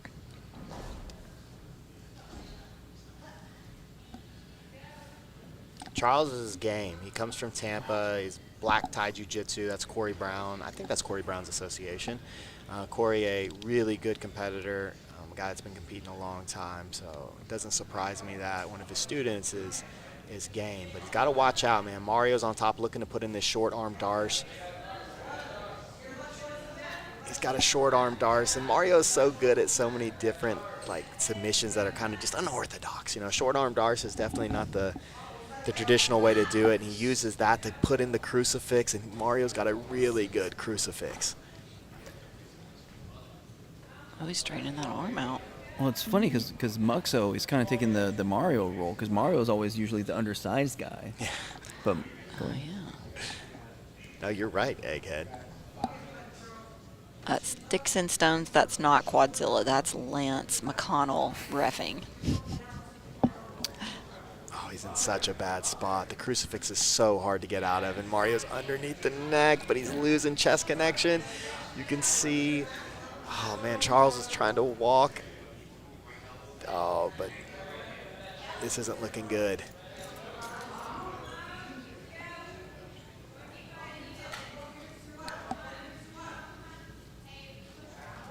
Carl's doing a really good job.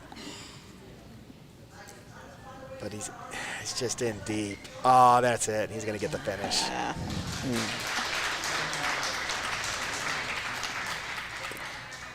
Was that under a minute? And your winner by submission, No. Mario Gayor. My dude, welcome back to the winner's circle. Step on down here. How you feeling after that one? Pretty decent. This is what I wanted. I wanted more fights, more experience, so it's good. Well, you got one coming up in just a second. You're gonna go ahead and just strangle whoever this next guy is. No questions asked. Look, yeah, I'm really hoping his Boyle's over there. I gotta get him back for getting Kiahi last season. Oh yeah. So Boyles is on the hit list. Yes, sir. All right. Well, we'll hopefully get to see that one up soon. I'm not sure if he's. Oh, I see him over there. He's ready for you.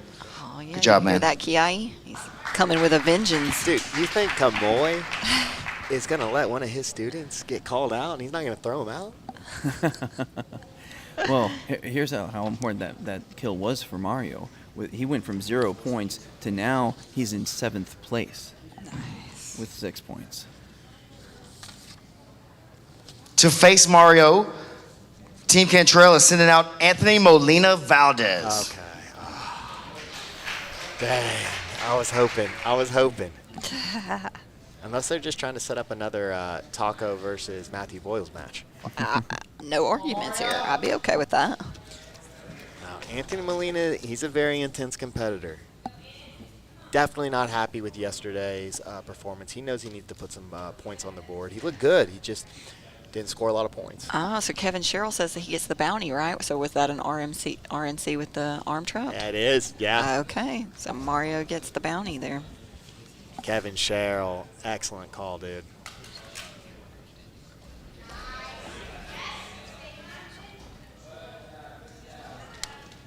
So we know Anthony Molina from that Fort Myers qualifier. He's a brown belt out of 10th Planet Miami. And again, he was one of those buzzsaws. He took everyone out very quickly with leg locks at Fort Myers. And yesterday, he had Reese Lefevre in some trouble a few times, but ultimately, succumbed to Reese's break. Yeah, he did. He looked really good against Reese. Maybe that was kind of foreshadowing what was going to happen today because, man, he had him in some bad spots and Reese wasn't tapping, and then we saw what happened with Nick getting on that straight ankle. Mm-hmm. People don't respect the straight ankle, man. And I'll tell you what, Mario's got a gnarly straight ankle and a Aoki lock, so you've got to be very careful. You don't have to really worry about Mario with like the heel hooks. He doesn't. That's not like where I've seen him get his finishes. It's those straight ankles and Aokis. I've seen him tap a bunch of dudes.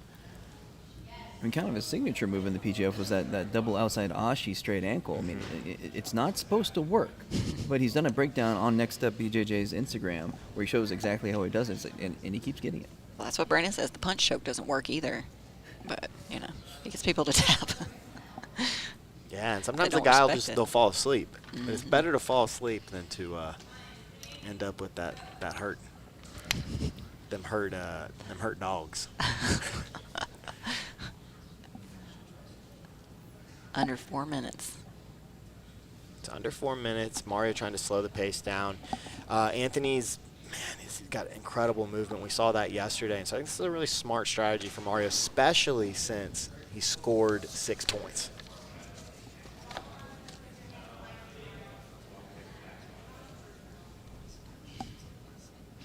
So again, if you're just joining us, Mario Gayor has the brown belt rash guard there, has Anthony Molina in his closed guard.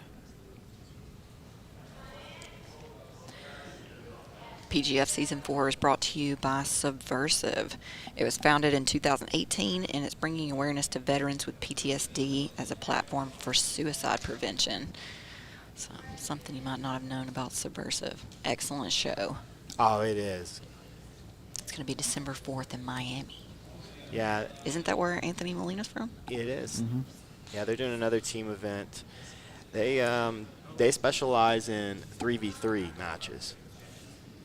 2 guys, one under 185, one over 185, and then a females match. Now, this is a good time to talk about Season 5 while these guys are battling out in the closed guard. Season 5 is going to be 185 pounds.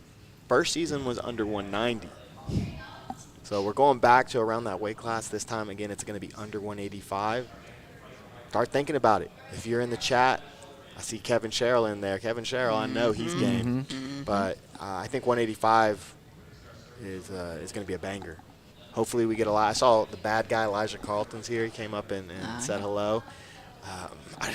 Any season without Elijah makes me a little bit sad, so hopefully we'll get to see him next season. Back where he belongs. Exactly. And, obviously not official, but kind of targeting Costa Rica as the possible location. Yeah, we have some connections in Costa Rica, but we'll see. That's a possibility. So we're not saying it's in Costa Rica yet. This is a really unorthodox attack by Mario. It's like a Barado Plata.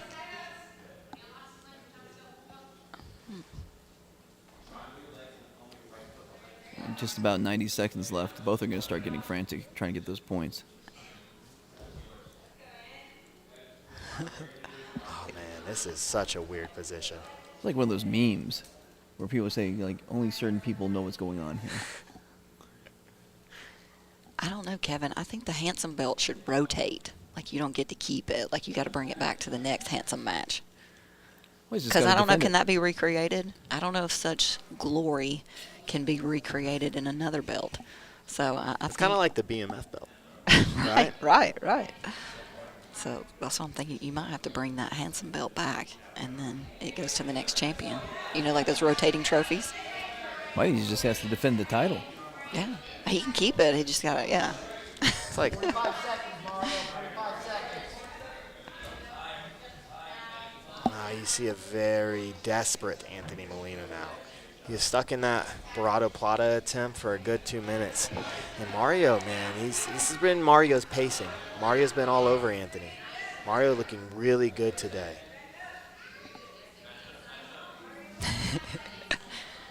Kevin says he's never given the belt back. Well, as we mentioned, Mario with that kill just a few minutes ago, he's in 7th place. So he doesn't have the sense of urgency that Anthony Molina, who still has that many points on the board, does. Yeah, that's true. Mario's putting himself in the finale contention. Good match. Really good match.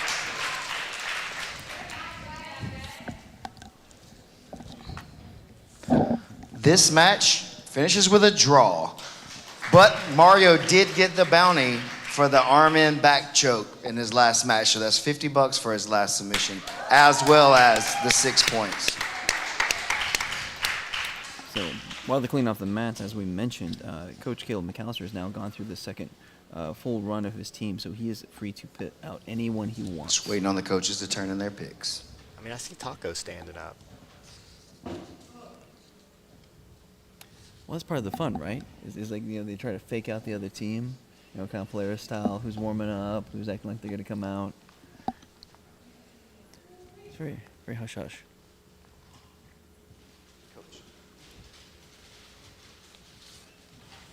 Who will it be? Feels like the draft, and the selections are in.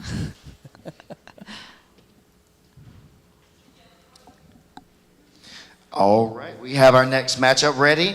From Team Cantrell, Juan Martinez. There we go.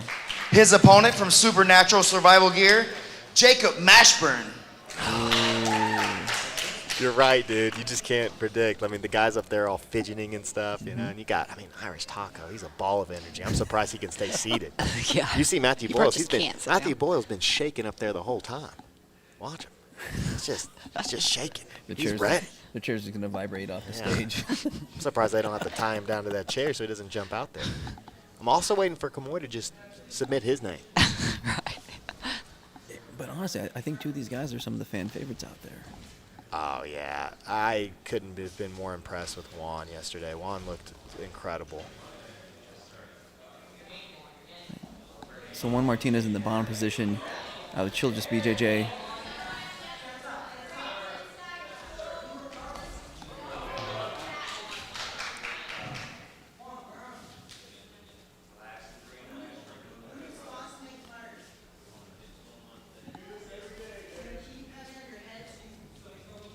Juan's a brown belt out there, lead instructor. Yeah, do you know where he is in Colorado? Yeah, Pueblo, Okay. Colorado. It's just out of Colorado, just outside of Colorado Springs. Okay. Well, he's looked really good in the PGF so far. Jacob Mashburn, though, he's tough. And every time I see Jacob, he gets a little bit better. Tried out last season for the 170-pound division. Didn't make it. Made huge improvements for this season. And he's tough, man. But you can see Juan, he's got a tricky guard. Very like Elijah Carlton. As I say that, he hits the idiot sweep. I mean, that's the Elijah Carlton special. He's got that lanky build just like him. I mean, he should really be studying Elijah, maybe get some privates because, like, he's got that build. But as you're saying, like Jacob Mashburn, he came out to both Decatur qualifiers, and they were separated by months. And the amount of improvement he showed is why he got the invite. Yeah. Well, and he has exciting matches. That's what we really want to see. Are you exciting? Yay or nay? Aaron Hernandez says the one and only. Nah, there's actually 5 others. Wands? Four others. Or 4 others. Because he's the 5th. Oh, yeah, that's true. And actually, his dad, Big Juan, is another instructor at Children's BJJ. Really? Okay. So we've got multiple guys here with like black belt dads. In the family. So Jacob Mashburn's out of Renaissance Academy of Martial Arts out there in Lynchburg, who's being coached by his actual coach, Caleb McAllister. Juan looking really good. Oh, buggy choke attempt. Get that $50. Oh. It's been way less buggy choke attempts this season. You just think 155. Some of these guys are long and lean. I think Jacob Mashburn's the only guy we've seen. He threw it up in his last match and tries for it there. But man, Juan, very game. You said he's a traditional guy. My man knows all the new school stuff. Well, that's the thing. It was a traditional school, but he put in that extra effort. His girlfriend actually spent, an extra hour plus after each day drilling with him with leg attacks. And so he actually brought leg attacks to the school. We've got Juan's dad saying he's not a black belt. Juan's his coach. We've got a great coach, man, and a great son. Your son is a stud. Looking really, really good this season. That's what I love about the PGF. We're taking 24 guys from all across the country and just figuring it out. Because like Reese Lefevre, he's got a huge name. Mm-hmm. I'm telling you, he's getting ready to fight Nick Ortiz from B Team. Like it's a big super fight coming up. And I mean, random blue belt from the middle of nowhere taps him. Anything can happen in the PGF when you're just giving guys opportunities every single day. So I like Jacob Mashburn's story as well. So he, grew up like a lot of people with modest means, and didn't think he had the means to train. So got a little bit older, had some kids. Did pretty well with buying and fixing up houses and flipping them. Put his kid in martial arts first, and then realized, you know what, I can do this. And so he made it work for both his child and himself to do jiu-jitsu, and now he's here on the stage. That's awesome. I hate hearing those feel-good stories. Did not. Well, some of us dads, you appreciate gotta sacrifice for your kids. We got Juan, man. He's been in full control of this match. I loved the guard work. Juan, again, he's kind of this season's. He's got a very like Elijah Carlton-y style. The idiot sweep was just perfect, and he's been in control ever since then. He's been on top. Mashburn's really just had the buggy choke attempt, and that wasn't really an attempt,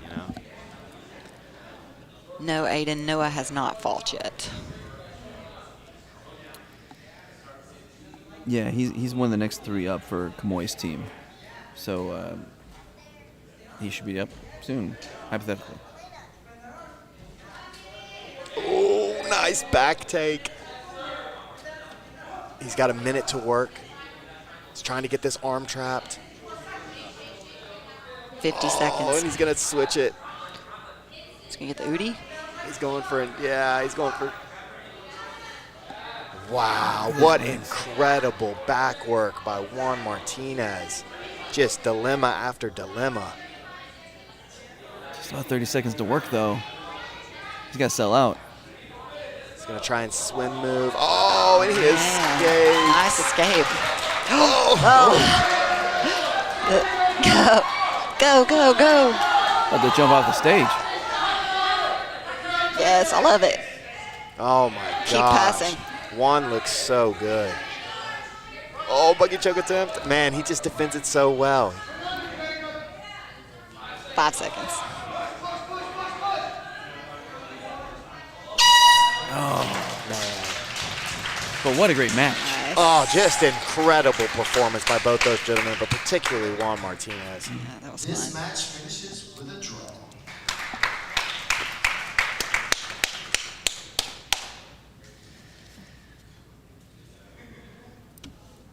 Okay. TrueWear is one of our sponsors here for PGF Season 4. They have soft-fitted styles for men and women. They are also looking to support the grappling community and looking for athletes to represent them. So check them out on Instagram at TrueWear, TruWear. Oh, Irish Taco keeps standing up. This is one I've been waiting for. Representing Supernatural Survival Gear, the great Dane Leak. From Team Cantrell, Matthew Low Country Boyles. Oh. And that's what's crazy. You don't know what other coach gonna be a is gonna banger. put out. And we saw Matthew finish him yesterday, so you know Dane wants this. He wants some payback. Dane's like, I'm not tired now. Let's see what you got.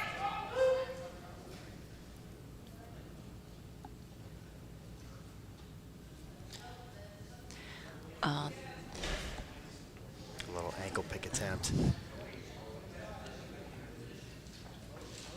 So Matthew Boyles in the blue and red rash guard.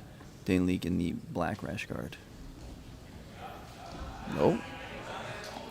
Matthew Boyles is just a problem, guys. He's a problem. Already past the guard of Dane Leak. He did this to Stephen Dana, except he just came out and blitzed him.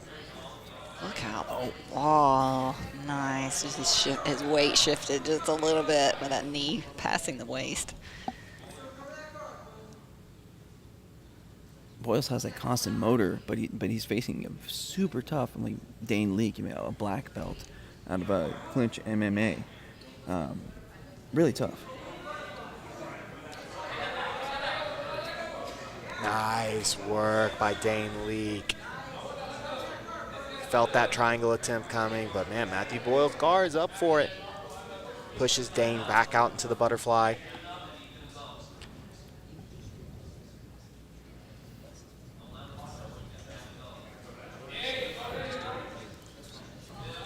Oh, a little kick from Dane Leak. Get out of here, Low Country. You had your day yesterday. Hey, whatever you guys are doing, PJ and Tripp over there, I just am so impressed by your athletes. I mean, the development from season to season from your guys is just really fun to watch. Matthew Boyles went from, again, somebody nobody knew about to legitimately a fan favorite. Oh, that was beautiful work by Matthew Boyles. Oh, look how he's floating Dane's guard. Mm-hmm.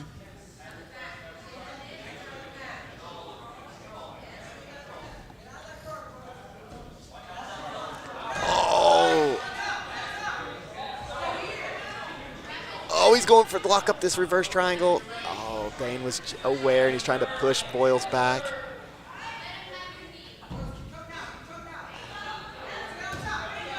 Oh my gosh. Wow. We got 3.5 minutes left.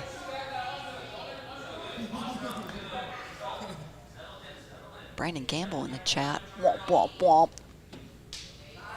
Good to see you, Brandon. That's what Matthew Boyles just does. He just comes right up in the middle. He's coming after you.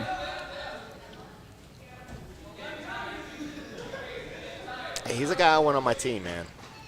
He's a guy I want on my team. He brings energy. He doesn't back down from anybody. He's showing that win against Dane Leak yesterday wasn't due to Dane being tired. He can compete against the best dudes here. Oh, my gosh. Look at the passing. Yeah, he ended up getting swept by Dane, but the movement from side to side on those knee cuts. It's outstanding, but we saw from yesterday, hey, just because you're in a good position against Dane doesn't mean you're going to win. Tripp and PJ, is he doing some kind of cardio conditioning. Like, I need to be on this regimen. Ah, man, they're fighting for steaks every day. Them boys, they're throwing them out there, and they're fighting in the middle. I think it also has to be something to do with being in your low 20s. I think you said 20 or 21. You get a little bit more energy when that young.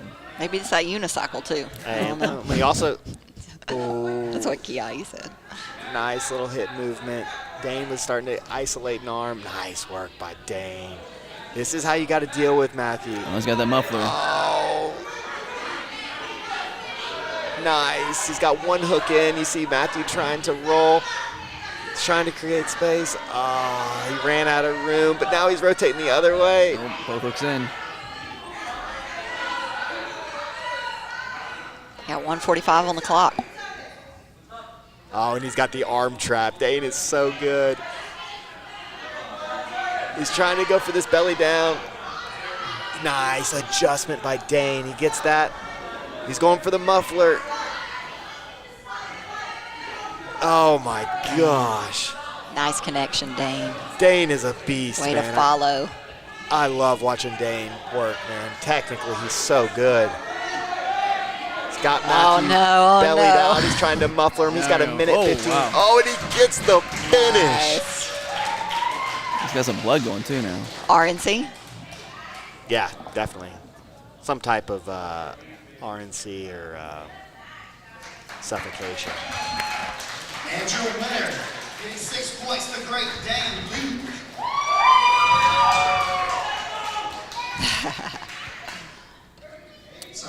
Just like that. Back in first place. That was a battle, man. That guy, he brings the heat. Did you expect that to be so hard? I wouldn't say that hard, but I mean, I know he has high intensity. He's got cardio. He can push that the whole round. Me and him shared a hotel room last night, though. 2 beds. But yeah, it's good, man. He's a good kid. I like him. Fun match. Yeah, man, he brought a lot of pace to you. It looked like you were having a hard time, but then finally when you stepped over into that mount, it looked like you were ready to seal the deal. Get you a little bit of break, man. We'll get you up here for the next one. Sure. Congratulations. Nice win. Well, unless they're really trying to fake people out, it seems like Noah's up next. Yeah. Bouncing around. He's got his bangs flopping like he likes it. Replay's going now. Yeah, I mean, he just bellies him out right here, and then you see the blood. He just had to get a little rough with the kid to get him to lift up, and oh man, that's just gnarly. Yeah, he's ready. And his opponent is going to be Noah Randolph, representing Team Cantrell.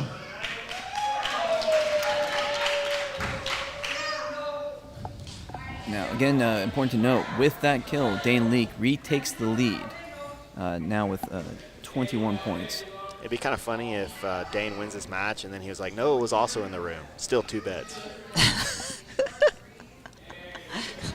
And you see Noah's strategy. Noah's got a great game to deal with Dane just because Dane really likes the quarter and half guard, and he's going to be jumping on the head. It hasn't paid off for him yet, but he's looked good in all his matches. He and Dane had a draw last season. It's a really competitive match, but this is a new Dane Leake. Like, Dane looks better this season than last. I agree. His offense looks sharper. He's killing people. I think he got really more used to the rule set. I think we saw him get some slow starts because a lot of people that come in here, they're used to 10-minute matches. And then you have the 6 minutes and you have to adjust your game.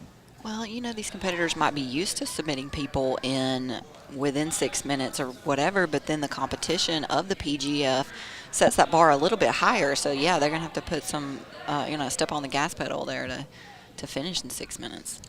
Yes, Anna is getting ready to compete again. She will be going against one of her teammates, Joanny Chamberlain. That match will be after this quintet is over. But, yeah, we got Noah on top, and you got to think Dane's exhausted. I mean, you can't do a match with Matthew Boyles for, it lasted 5 minutes. You might win, but you're gassed. You know, he tried to downplay it a little bit, was it that hard? Look. Oh. Nice regard. Oh, man. Noah with, I've heard that, catch wrestling guys call that the gorilla walk, where you just walk over a dude like that. Mm-hmm.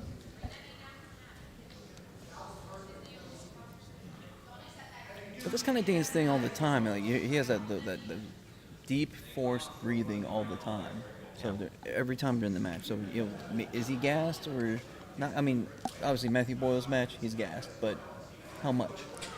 Yeah, I think the big thing is this isn't like Dane at 100%. He's there to be killed. You know what I'm saying? Like if you're gonna take out a lion, like you want to make sure that they're. You already fought another lion. Yeah. Yeah. Exactly.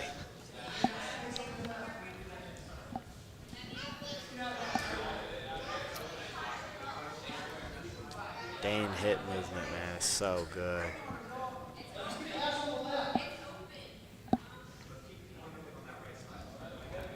So we all know him, but in the closed guard with the red and black rash guard is Noah Randolph out of 10th Planet Decatur, obviously a local guy, and Dane Leake, the black belt out of Clinch MMA out of Owasso, Oklahoma. That's just outside of Tulsa. Is on the bottom there with the black rash guard. Yeah, Noah's he's one of the few guys that's just a hobbyist. He only trains 2 or 3 times a week. This isn't something he's trying to do full time. He's not trying to be a professional competitor. He just sees it as an opportunity, and he's young. He's 18 years old. Been training about 6-7 years. Oh, that's an excellent guard break. Hey, we should be having Nakaya teach Noah about the guard breaks. You know what I'm saying? Yeah. Or reverse. Yeah. Noah's teaching Or, Nakaya. excuse me. Yeah, you're right. No. Nakaya ain't teaching nobody how to break up in a guard. And that's our coach. Yeah, we love her.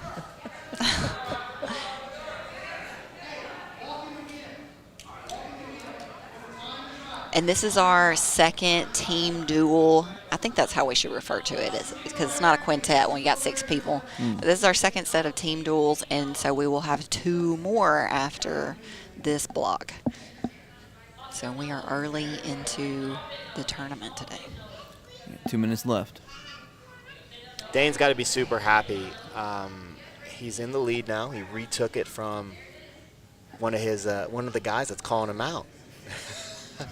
Yeah, the rock troll. He wants some Dane Leake for sure. Yeah, he came up and trained with me in the rock troll a couple weeks ago, and he was just asking about Dane Leake. He was like, "So do you think I can beat Dane Leake?" I wonder what put Dane Leake in his mind. I just think he thinks Dane's good. Oh, okay. Yeah. Just gunning for that good guy. And he's right, because Dane is real good. He's got Noah in a dilemma right here. Oh, he's got such a good triangle. Oh, excellent work by Noah. I mean, that was the best decision, to just turn it into an omoplata. Excellent decision. Yeah, no one taking advantage of a tired Dane. He just ran around him. Got 1 minute remaining. Dane's being very good, disciplined with his arms. He just knows Noah, like if he sticks out those arms, he's going to dive over top, look for darces and anacondas.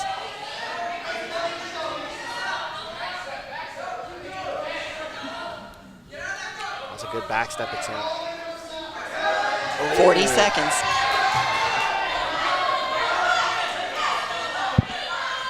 Oh, nice attack by the kid. 30 seconds.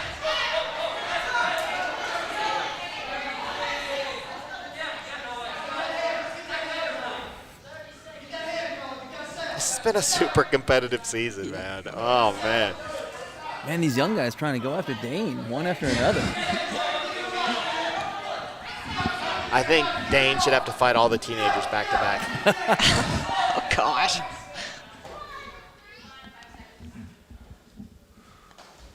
And time. Great effort by Noah, but, man, Dane is tough. He was tough to get points on last season, and, I mean, yeah, tough. This match finishes with a draw.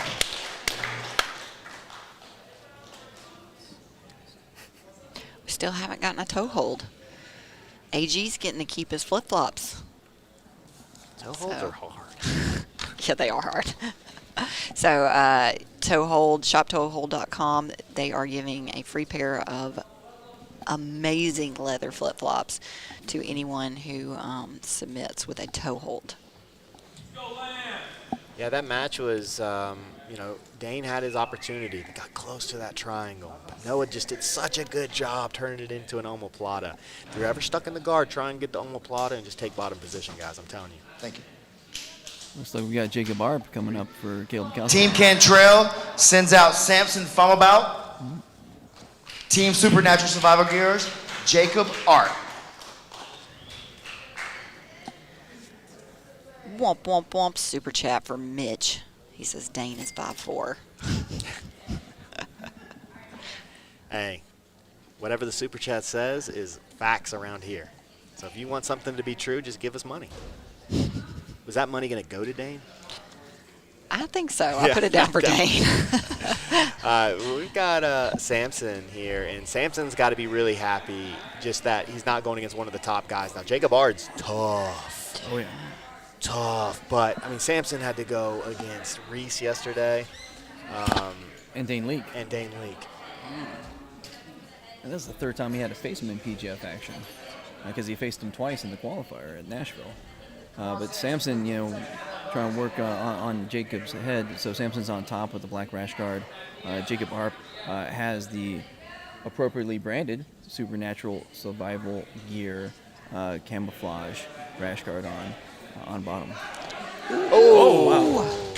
Oh, and he gets the extra point. That was at 5 minutes and 1 second. Samson. Yep, extra point. Winner, Samson getting 4 points.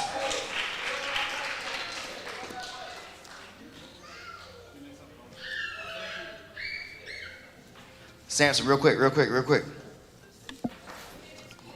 Somebody's alarm. Good to have you up here in the winning circles, man. You had a couple of dog fights yesterday.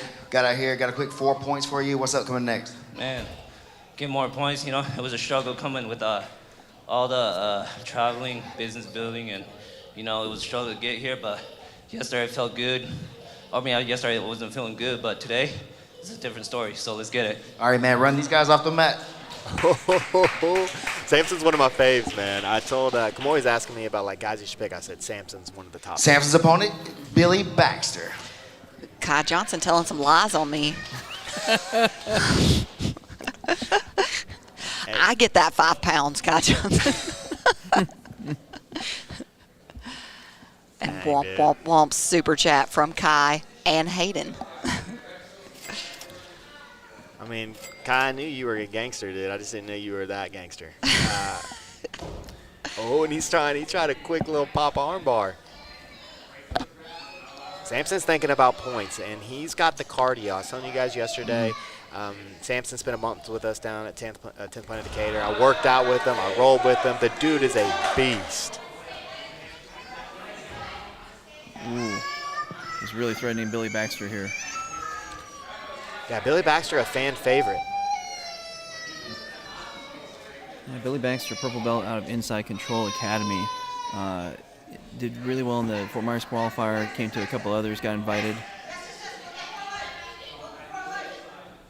Oh, Samson's an opportunistic grappler. He just takes what he can get, right? If you show him an opportunity, he's gonna try for it. And we see that with the first match and this match. I mean, he's just grabbing at feet.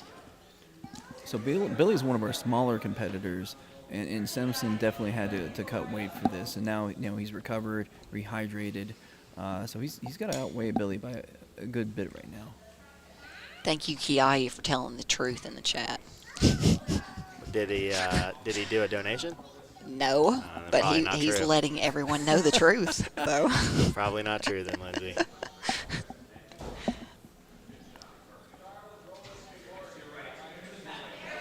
Oh, Samson tries to be opportunistic, and we've got Billy Baxter in. Oh, what a back take. Oh, wow. Man, everybody this season is so impressive. Womp, womp, womp, super chat from PayPay, $20. Thank you, thank you.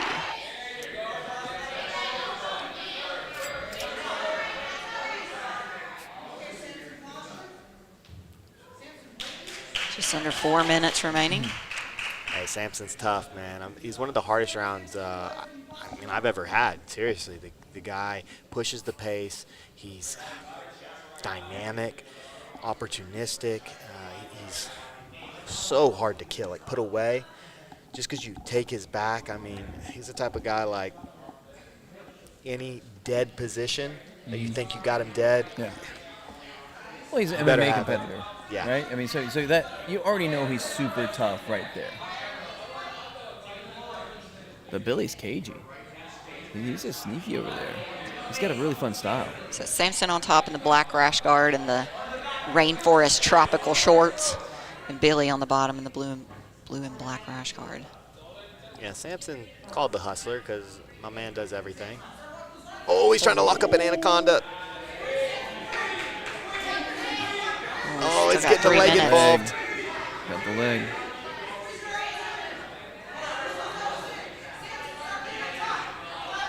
Sampson's trying to make adjustments, yeah. Oh, he's going to switch to a Dars. This is much deeper. I think he's going to get this. Like yeah, there it goes. Nice, Sampson.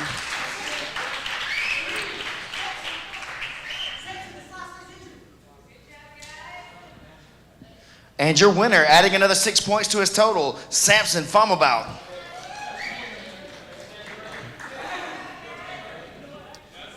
And with that, he now... He did it. So Sampson now, with that kill, moves into tied for 6th place with Reese Lefevre. Nice. 6 points will move you fast. Yeah, when you go choke to choke like that, tough. You see him go for the anaconda, didn't quite have it. Veteran competitor, though. Womp, womp, womp, super chat from Next Step BJJ. And they're sending out to battle Sampson, Nathan, the Irish Taco Chambers.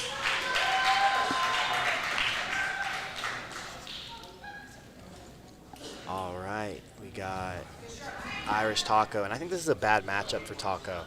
He's got a leg lock weakness, and we've seen, like, Sampson's opportunistic. If he gets a look at the leg, he's just going to start ripping. Nope.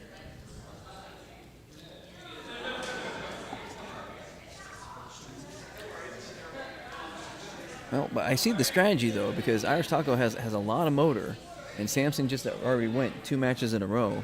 So, I mean, Taco needs to be moving around a little bit more, tire him out. Well, Sampson, 0 points. Now he's up to 10. Tied for 6th place. He's now put himself in playoff contention. Yeah, and when I was talking to Kamoy, I was like, Sampson's the guy that's going to make the top 8. He's going to give anybody a problem. But all these guys are, man. I mean, Billy looked amazing. Sick back take, just going against a super game opponent. I mean, he's got great jiu-jitsu. We got the chat. We got Sticks and Stones BJJ calling out saying Sampson's going to get 3 in a row. Womp, womp, womp, super chat from Brandon Gamble and from Allie's Treasure Trove. $7 for Sampson and $10 for Billy.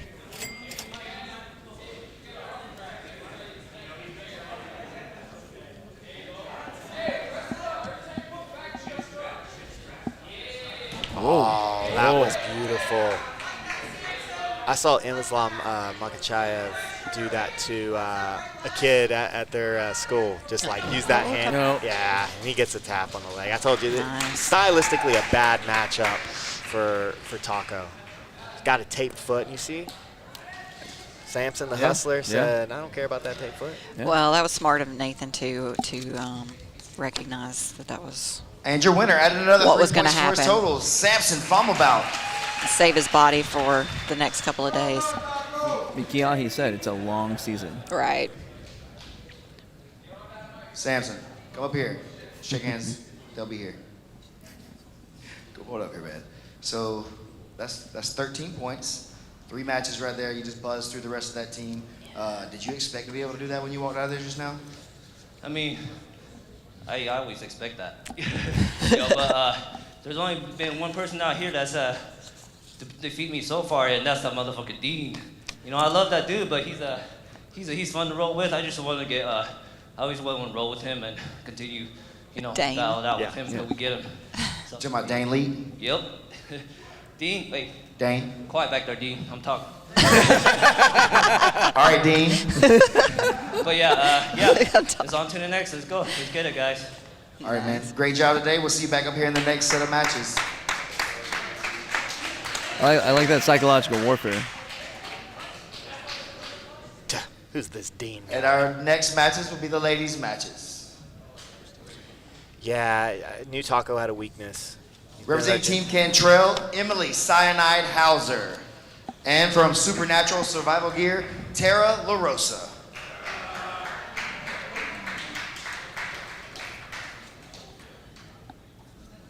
Yeah, this is Samson, and he's really good. That's what I would tell you, Keith. You know, Samson's a beast. You were down here. Oh, that same takedown. She used it twice in her previous match, and she's asking her to get up. She's saying, come on, Team USA, let's do it.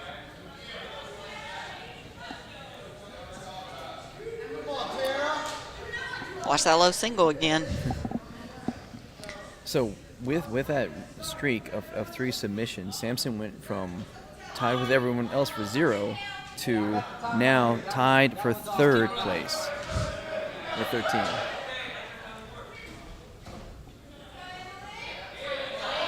All right, Emily in on the head. Got to be careful, though. Those elbows too deep. You see Tara, she's trying to wrap up some type of...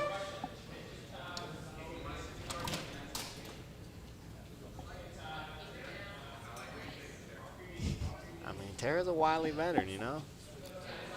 Oh, man, she's trying to put in an anaconda. I couldn't tell who was winning that rotation, though, you know, because you see Tara's on the elbow. So she's trying to get like a straight, like a short arm lock. And then obviously we've got Emily on the head trying to lock in a Darce. Was that kind of crazy catch wrestling thing that Caleb did last season against Manning? Yeah.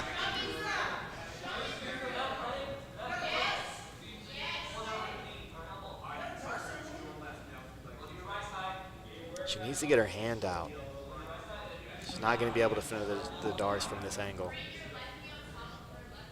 Yeah, you see Tara right there doing a great job defending. Oh, Tara's going to turn this into something, I think. Oh, so this is... This is getting tighter. Oh, she's got this Darce. Oh, she's going to sell out. You got to. Out, but she's going to sell out. Oh, Tara's so tough. Now she's going to take her back and choke her out probably. You got to wonder if her arms are gassed after that. Completely. Womp, womp, womp, super chat. $100 going to Billy Baxter. So if you guys have been following the chat, you can see that there's been some feel-good stories. And Billy Baxter is a childhood cancer survivor. It's $100 to Billy Baxter. Yeah, that's how he lost his eye. Was the cancer. Oh, he's missing an eye? I didn't know that. Yeah. Wow, what an incredible story. Looked great in his match. He hit that Baron Bull, like you said, took the back. It was sweet. But Tara in control now. But, man, what a good attack by Cyanide Hauser, man. Emily coming with the Darce. 3 minutes. 3 minutes. I hear you, Sticks and Stones. You said Tara eats Darces for breakfast. I mean, it took a Bravado Plata. I mean, Tara's probably shocked that she was tapped. Shocked that she got tapped this week. But Tara needs some points. She's looked good in all her matches. Just not a lot of points to show for, and we've seen that with the women besides Nakaya. I mean, most of the women are very, very equal for the most part. It's a lot of tough ladies.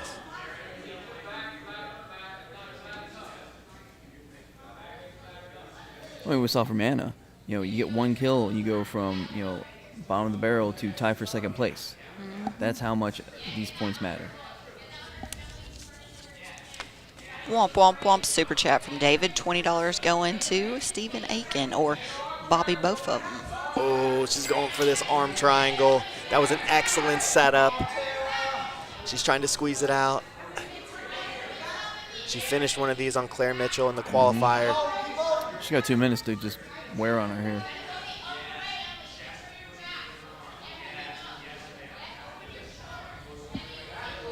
Oh, setting it deeper. See that adjustment from Tara. I think there might be a little bit of space in there, yeah. Yeah. 1 minute, 30 seconds left. 1 minute, 30 seconds left. Her pressure's more up than into the carotid. So I like to see her make a little angle and pressuring into the carotid.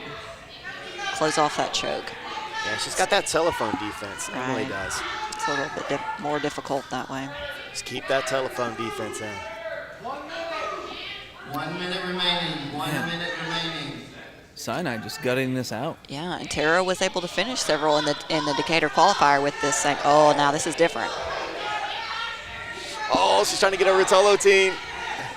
Oh, it's slipping. Oh, my gosh. Sinai survives. Man, there's some tough people here this week. Whew. Less than a minute. Nice. Tara gathering Emily's hips. 25 seconds.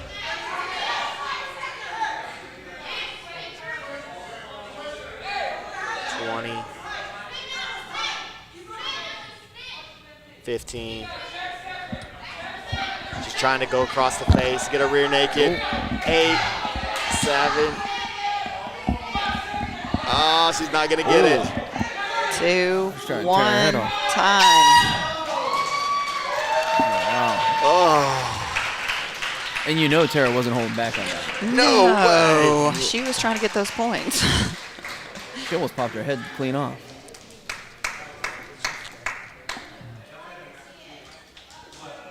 Very great match, ladies. Oh my gosh, what?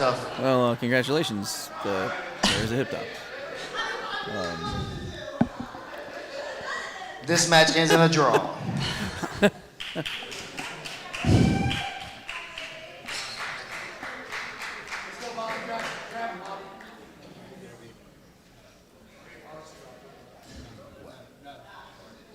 The last match for this team duel, representing Team Cantrell, Joannie Chamberlain, representing Team Supernatural Survival Gear, Anna Kanaj. All right, see a rematch of Joannie and Anna.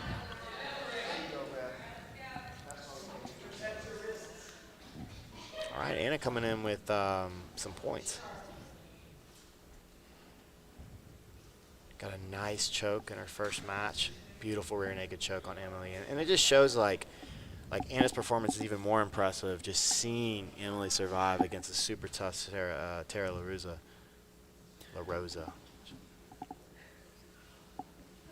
So we got Anna in the black rash guard on top with Joannie on the bottom position with the spats.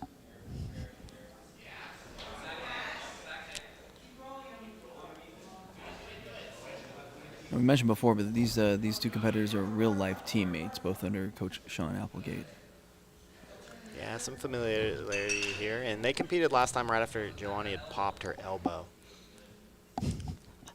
They're talking about your clothes. Kai's saying this is the first time he's ever seen you not wear a T-shirt. Oh, yeah. I mean, then Brandon says it's the first time I've ever seen him wear a shirt. Yeah, well, this might shock some of you guys, but you know, I've been known to be asked fashion advice. Nice crab ride by Anna. Oh. That was beautiful by Joannie. Loved that climb.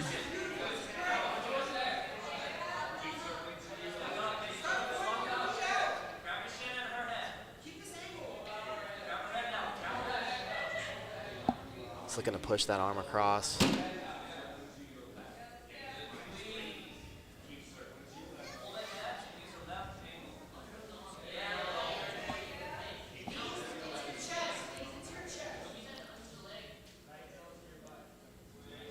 Anna trying to survive. We got 4 minutes left. That's a long time to be in a triangle choke.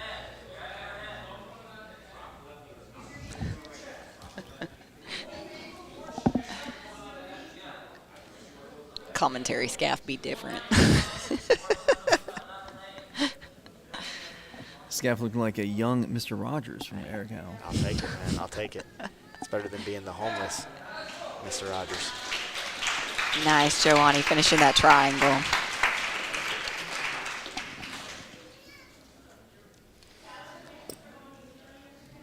And your winner by submission, Joannie Chamberlain. Come on down to the winner's circle, ma'am. Wait, tell me what happened, He didn't bring me out after my win yesterday. That was my fault. Yeah. I'm sorry, I was trying to save you for today when you have more stuff to talk about. How you feeling now? Good. Tired. That was a tough matchup. You guys trained together a lot, so I'm probably sure you're familiar with like what was gonna happen. Did you think you'd be able to get like a triangle on her like that? No, I didn't think I was gonna sub her at all. Yesterday? She's freaking hard to sub, guys. Whew. Yeah. Holy crap. Was there anything else you want to say to the peoples? Put some more money on Dead Orchards and wrist locks, guys. Let's go. She said, put your money up, folks. She's ready to collect. Let's go. Congratulations, ma'am. Thank you. Yeah, nice performance by Joannie. She's got a dangerous guard. And beautiful triangle I think choke. that puts them in the win, right? 18-17.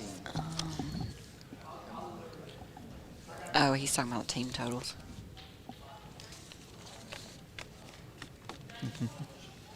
Brandon Gamble in the chat. And the winner, Team Cantrell, 19 points to 18 points for Supernatural Survival Gear.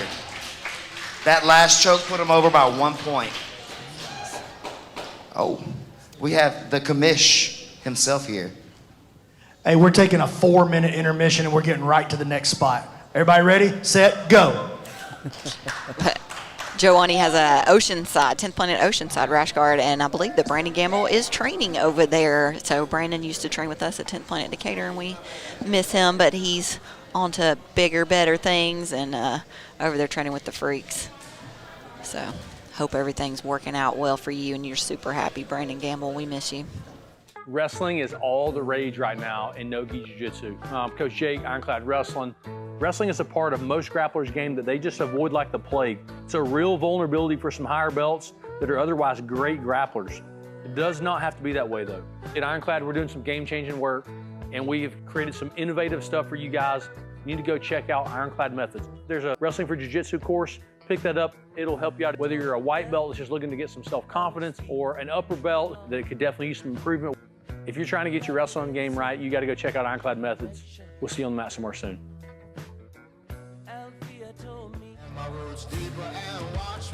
All right, everyone, I'm here with Coach Kamoy Anderson from Team Cantrell. You guys started off a little bit slow that time, had a big deficit, came back with Samson and Joannie closing the deal, man. How did you feel during that match? I feel real good. I feel like as the team go on, me as a coach, I get to start seeing the guys' strengths and weaknesses, the guys building confidence, and we getting it done. I'm having a better idea of how to match guys up better. We getting it done. We coming back. We the comeback team. You have a very, very strong team, and you guys seem like you're gelling together really well. Everybody's trying to help each other out and coaching each other out. What can we expect in the next match from you guys? Expect the same thing. Expect guys coming out, working hard, taking guys out. We here to kill. We started slow, but we catching up. We coming back. Kamoy, you're a veteran of the PGF. You know what it's like to be out here slugging it out day in and day out. What's some advice for everybody that's listening right now about in day 2 going into day 3 maybe? Advice for like the competitors or the fans out? The competitors. You gotta pay attention to the rule set. We got 6 minutes. We can't waste time on the feet wrestling. You know you're not getting a takedown. We gotta be well-rounded. We gotta switch it up. We gotta go for the kill as soon as possible. A lot of guys is coming out looking for draws. The guys don't wanna, they feel like a draw is not a loss. They comfortable with a draw, but we coming out to kill. You gotta come out with the mentality from bell to bell to come out to kill. And then what do you want to say to the people at home? PGF is the shit. Like, we popping. Every season is probably gonna be something different. It's gonna be different guys, different personalities, guys from different part of America. It's exciting. Hey, come on, we appreciate you having on here, man. We'll see you back in a little bit. Hey, are you a jiu-jitsu dork? Yeah, me too. My name's Brandon Mccaghren. I'm a 10th Planet Jiu-Jitsu black belt under Eddie Bravo. Here on this channel, you're gonna find all kinds of content. I do 1-minute jiu-jitsu hacks. I got full seminars, instructionals, jiu-jitsu breakdowns, and then every Friday we do a show called Not the BMAC Show, which that'll make sense. Just watch it. It'll make sense. My goal is to be your Morpheus. You could be Neo, but let me be your Morpheus. Let me pull you up out of the jiu-jitsu matrix and let you see how simple it really all is.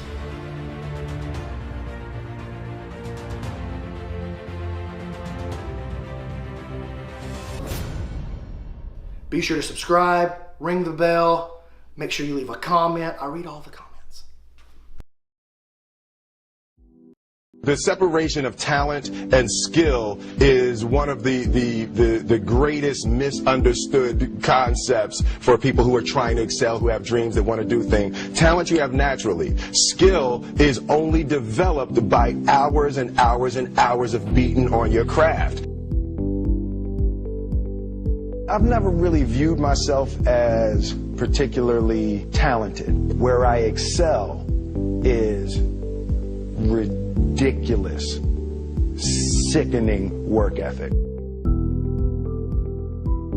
You prepare, you do everything the right way, you do everything you're supposed to do, and then you go in and you lose in the first round to somebody who was just better prepared than you were, or they were just better than you were, or you just messed up. It's supposed to hurt. That sting is what propels you to do better next time. That's what propels you to grow. We don't grow doing the comfortable thing all the time. Well, you never lose. No, you gotta lose. You're supposed to lose. We grow at the edge of our current capabilities. We have to play on the edge, on the extremes of what we're capable of right now if we want to grow. If we don't do that, then there's no becoming the next thing. There's no evolution. It's always just in the comfort zone. So your growth always lies in the losses. It lies in the failures. You have to seek those and look for them. You have to give your best. You have to give 100% of yourself in these pursuits, knowing that it might hurt. They come in, they're afraid to lose this game of death, because really that's why jiu-jitsu is so fascinating and such a beautiful thing, because really it applies to life on the streets, saving your family, protecting your children, protecting your wife protecting your children, and back and forth, your children knowing jiu-jitsu and protecting their father and son. You know, a whole family where everyone does jiu-jitsu, that's, you know, that increases your chances of survival. It's a great way to exercise. It's a great discipline. It's great for your body. It's great for your mind. Like, after we leave jiu-jitsu class, tell me, when are we more like loose, relaxed, and silly? It's gonna take time. Oh, you don't have it on day one? I'm not. It must be so hard to not be perfect right at the beginning. My son asked me, "Hey, Dad, is there really such a thing as superpowers?" And I'm like, jiu-jitsu. It's challenging to your physical body for sure, but more so than that, it's challenging to your mind. It's challenging to your thoughts about yourself, you know, about what you're capable of and what you're not capable of, and, you know, where you stand in the physical hierarchy of the people around you. All that stuff is challenging. And man, most people don't want to be challenged, just to be honest with you. Most people are very normal. They're very average, and they're happy being average. Or they think they're happy being average. A lot of times I think you just don't know that there's something better out there. But yeah, I think people don't want to be challenged because they're afraid that they'll have to become uncomfortable. There's this conquistador. He brings his people over on his boats. They land on the shores of the Aztec army.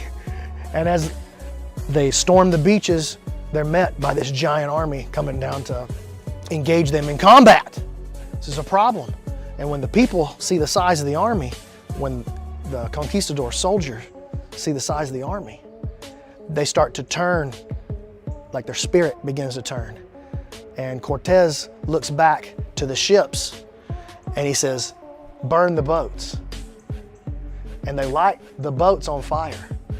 And he looks to the people and he says, "We either win or we die.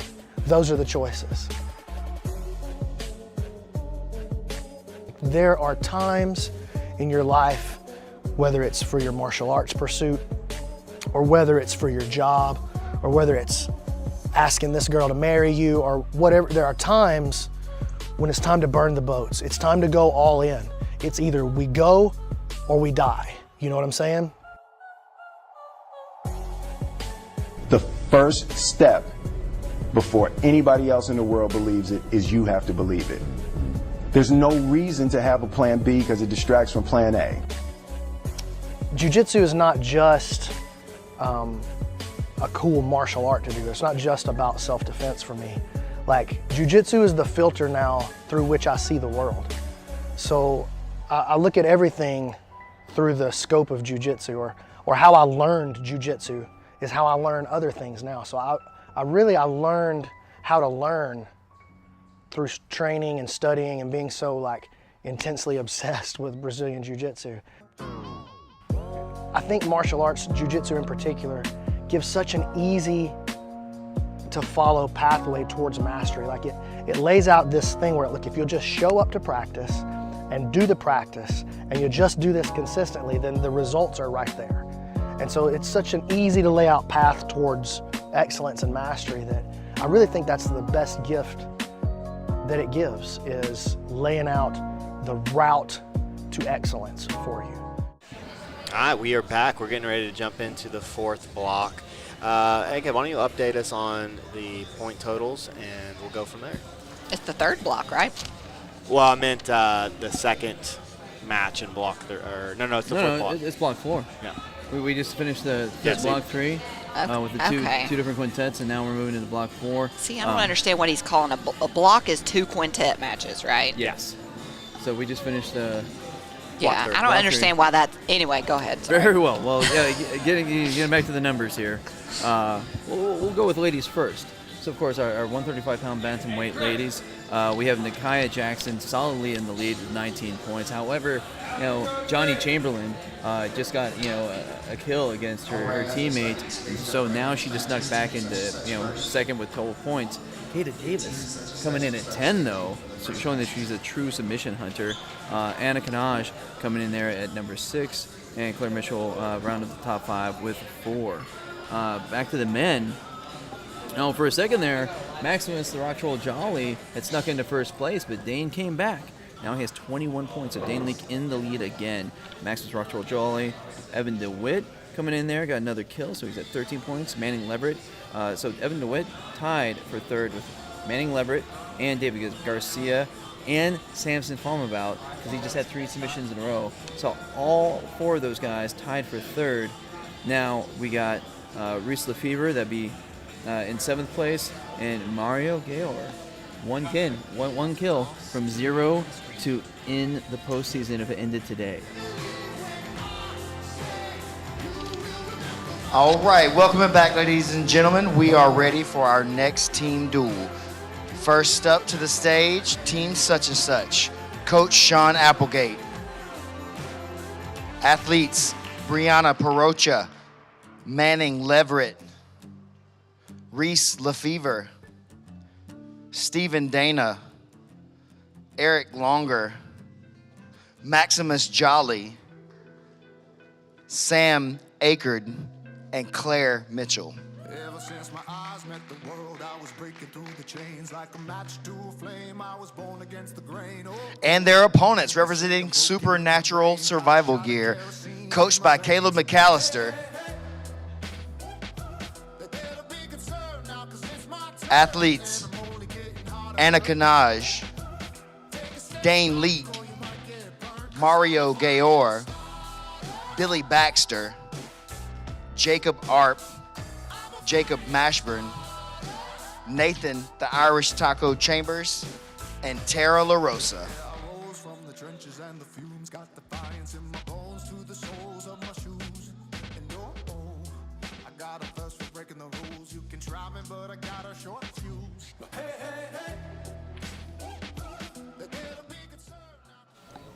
And your first matchup for the ladies, representing Team Such and Such, Claire Mitchell, and representing Supernatural Survival Gear, Anna Kanaj.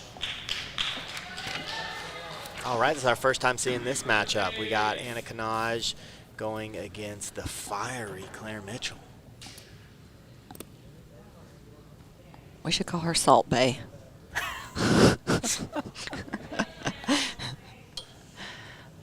So the Salt Bae, Claire Mitchell in the green rash guard, with Anna Kanaj in the black rash guard on top.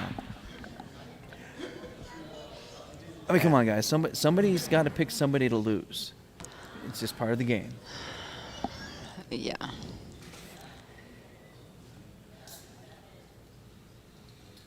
Yeah, Claire's done really well. I mean, nobody's tapped her. We saw Nakaya, who's like probably just 2 or 3 seconds away from finishing that rear naked choke. But Claire did a great job strategy-wise, slowing down Nakaya and keeping points off, you know, because if Nakaya would have got those 6, man, it would start to it's starting to look like it might be out of reach just because of how tough all these ladies are. I mean, there's no pushovers from anybody here. In the past, we've seen guys, you know, just kind of get dunked on. Mm-hmm. White and blue belt step in, especially the first season. You know, there was a handful of white belts in that season. And there were some tough white belts, but there are also some guys that, you know, gave up a bunch of points. And this season, that's just not the case. There ain't nobody that's just nobody freely to dunk giving on. out points. Yeah. I mean, you just saw a blue belt, you know, tap out a Nogi Pan Am's champ. Yeah. That's saying something about the quality of the competitors. It's only been training, you know, a year and 5 months. Like, anything can happen in this, and that's what I love. Like, just keep giving people opportunities. You might lose 10 matches in a row, but that 11th one, you might do something special.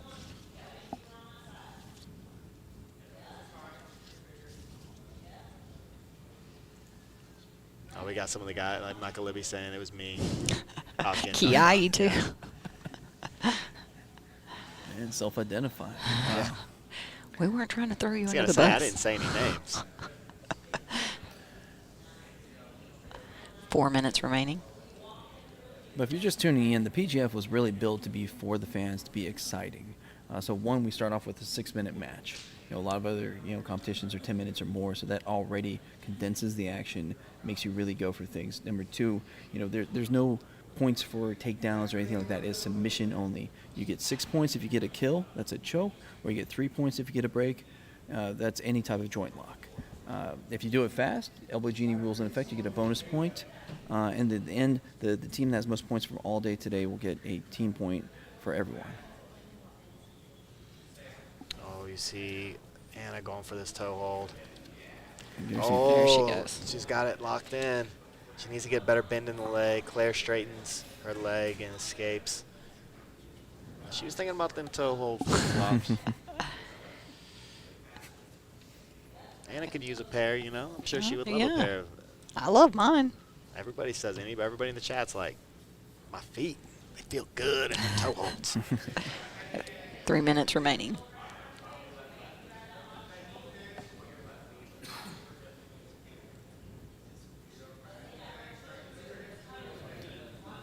So Anna Kanaj on the top of Black Rash card, she's out of 10th Planet Atlanta, a brown belt. Claire Mitchell is out of 10th Planet Huntsville, and Florence BJJ. Nice pass by Anna. Just using the head, just controlling the head, not allowing Claire any space. Passes, looking to turn the corner. Claire's been really tough defensively, though. Anna's got this Kimura locked up. Oh, man, nice work by Anna.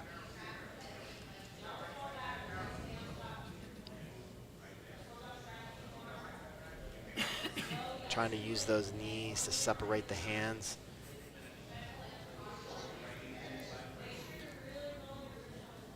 It's funny because PJ Broom just said we need a teenager season of the PGF, and Claire was just getting salty up there saying, hey, you guys can't take out a teenager because she's only 19. 14 to 17 years old, is that what he's saying? 140 pounds? Ooh, yeah. That's a very narrow demographic. Yeah, but then we got to deal with parents, and we don't want to do that. Oh, man. It's hard enough sometimes dealing with athletes, let alone parents of athletes. Yes. I coached some school sports before, so I know what you're talking about.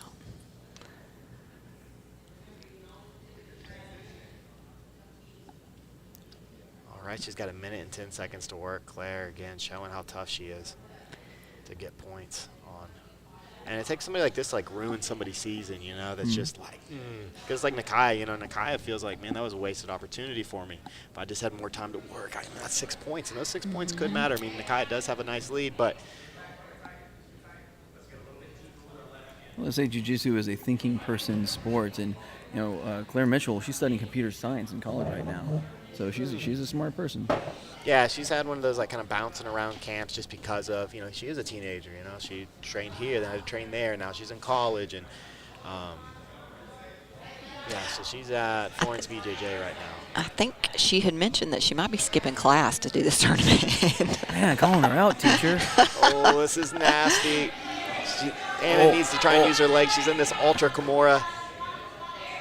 Oh, you see Anna giving it all she's got. Claire just... 12 seconds left. You got to give it to Claire. She is tough. 5 seconds. Time to grip it and rip it.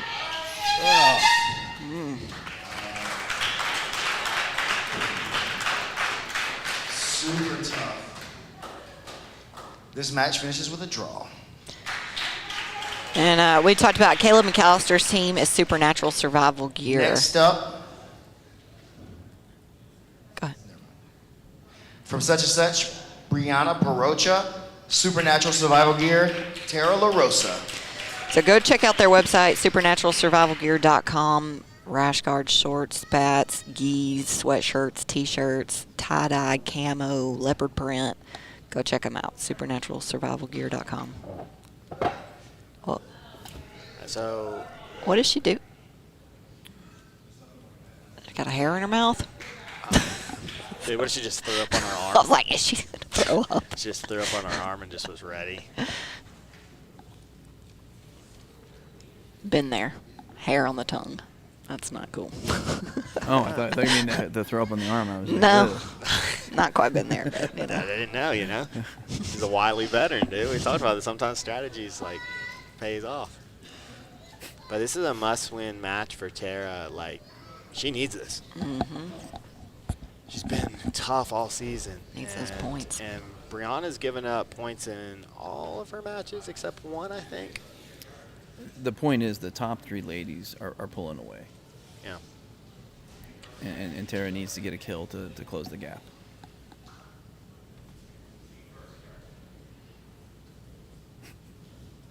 All these people in chat talking about their kids. My kid, take your kid. Come on, guys. Well, I will tell you guys that it was super difficult to get women's participation this season. So we are super thankful for the ladies that are participating and have committed to do the tournament, but it was very difficult to find participation. So that's what I'm thinking with a teenage group. I mean, Tara's saying get up. I mean, this isn't MMA. She can best scoot all she wants. Yeah, I'd never understand this, because isn't the point of a takedown, though, to get the person Get to to their the butt? ground. I mean, yeah, I understand you can, like, take things. Oh. Oh. Brianna about to take that leg. Yeah, it's going to be tough, though, because Tara's got that cross face.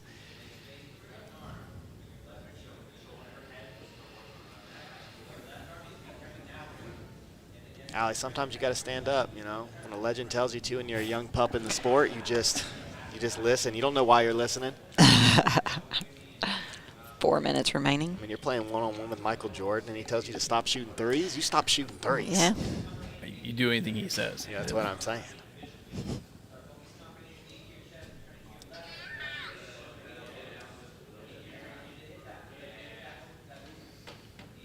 It's going for this arm triangle. This is a much better arm triangle position for Tara. See how she's facing in, but she still has her leg trapped.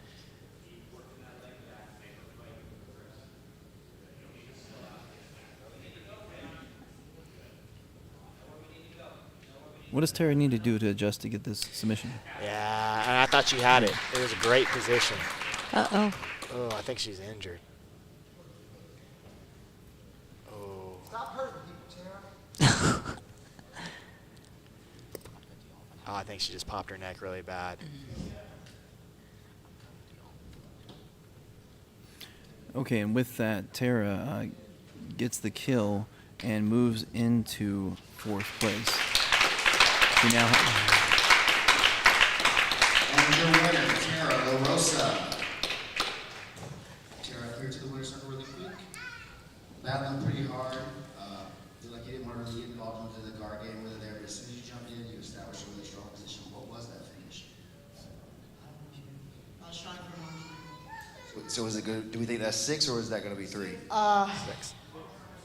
Commish calls it 6. I couldn't see what it was, so we're going to give you 6 for that one. So you got to choke on that. Cool. It's an arm triangle, and I had a leg. She had a leg entanglement, I just straightened it out and used my hips to try and stretch her body out. And I just put a lot of pressure. I'm sorry, I didn't mean to hurt her if I did. It's okay. That's kind of the game that we're playing out here a little bit, and you had to put the pressure down to establish your positioning, and then sometimes these things happen, though. But very great work today. Anything you want to say? Dude, this is the greatest show in the fucking country, yo! I agree fully. Thank you for your help, Tara. Couldn't do it without you. Nice. All right, we'll get our first men's quintet match in just a second. Tara. And you know, we said it. She needed to get a kill to still remain relevant in the running for the ladies' championship. She gets the kill. Now she's in 4th place. Okay, representing Supernatural Survival Gear, Super Mario Gayor. And for Team Such and Such, Stephen Dana.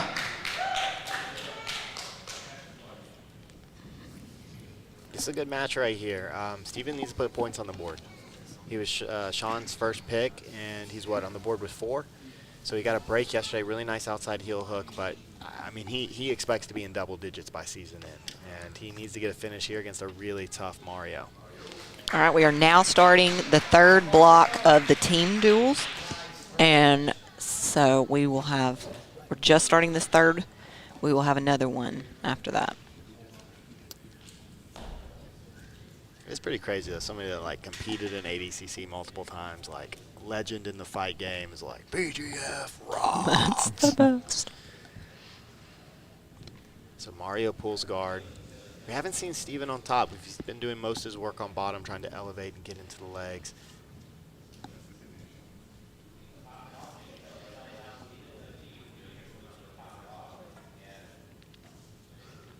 Mario definitely one of the fan favorites. I mean, when you've been on the season multiple times, 3 times for Mario, kind of like Noah, you just get win or lose, people love you. Mm-hmm. We said before, he's always been very undersized for the season, regardless of which one he was in. So you always had, you like to cheer for an underdog. But he's an underdog that has a chance because his jiu-jitsu is so technical. Nice pass by Stephen Dana, but Mario is going for this like ginger snap position. He does such weird stuff. 5 minutes. Oh, this is dangerous. Oh my gosh. He's going to finish this. Oh, all right. Beautiful transition. See Mario back in the crucifix. That was beautiful. One of the craziest things I've seen in the PGF. I mean, I'm surprised. Wow, bottom side crucifix entry, but he uses that. You saw he threatened the arm, and it just forced, like, I'm going to have to learn that. I need to go back and watch that. That was disgusting. So would you say that the crucifix is a dilemma or a trilemma? You've got the arm bar, and you see Mario stretching that arm out. Man, Mario's got an incredible crucifix game. And Steven's having to stack because he feels that pressure in the arm. You see? Like he's having to stack and expose his neck because of that dilemma. Right. But then you also have an opportunity to take the back. Not that that's submission, but... Well, dominant positions are a part of the dilemma. Under the chin. Okay. So it might be a trilemma. Oh, my God. Man. I can't quite see. Yeah, it's too far away. Yeah, there he is. He's trying to work underneath the neck. 3.5 minutes remain. Oh, he's getting close. You just got to be so tough, like in a position like this.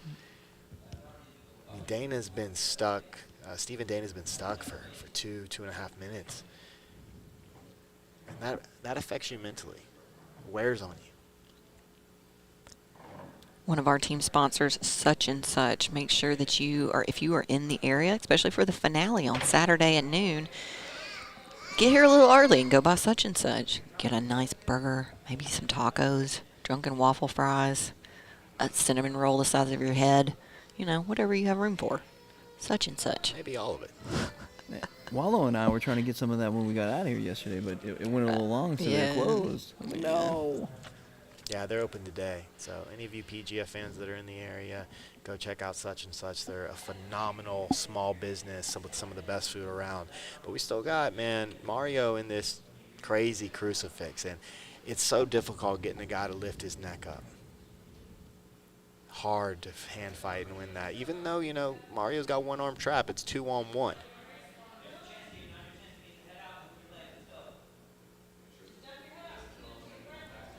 See Steven trying to get away from the chest connection of Mario. He's trying to just turn. He's winning inches. He's doing a good job. 2 minutes. He's got 2 minutes left. You can see Steven looking at his coach, Coach Applegate there. Some frustration. I'm not hearing exactly what he's telling Steven to do, but it's almost like he's telling him to stand up. This is one of those examples where it's like, hey, how do I escape a fully locked triangle? Well, you don't get put in a fully locked triangle. Hey, how do I escape a really good crucifix? Like, I know, and a lot of people don't respect the crucifix. 90 seconds to work, Mario. Mistake. Yeah. I think a lot of people just don't have a great crucifix. Yeah. It's one of those positions, too, like, if you don't have anybody in your gym that's good at it, yeah, you're not going to respect it. You know, every time I get there, I just slip out. And it's like, you can see from the way Mario's controlling it and playing it that You're not slipping out. Oh, great switch into the triangle. I think Steven has both hands in. Yeah. 1 minute remaining. Yeah, Steven finds it. Now Mario's got to be careful. When the guard opens, just like I said in Steven's first match, you got the outside heel hook. When the guard opens, he's going right for that outside leg locking position.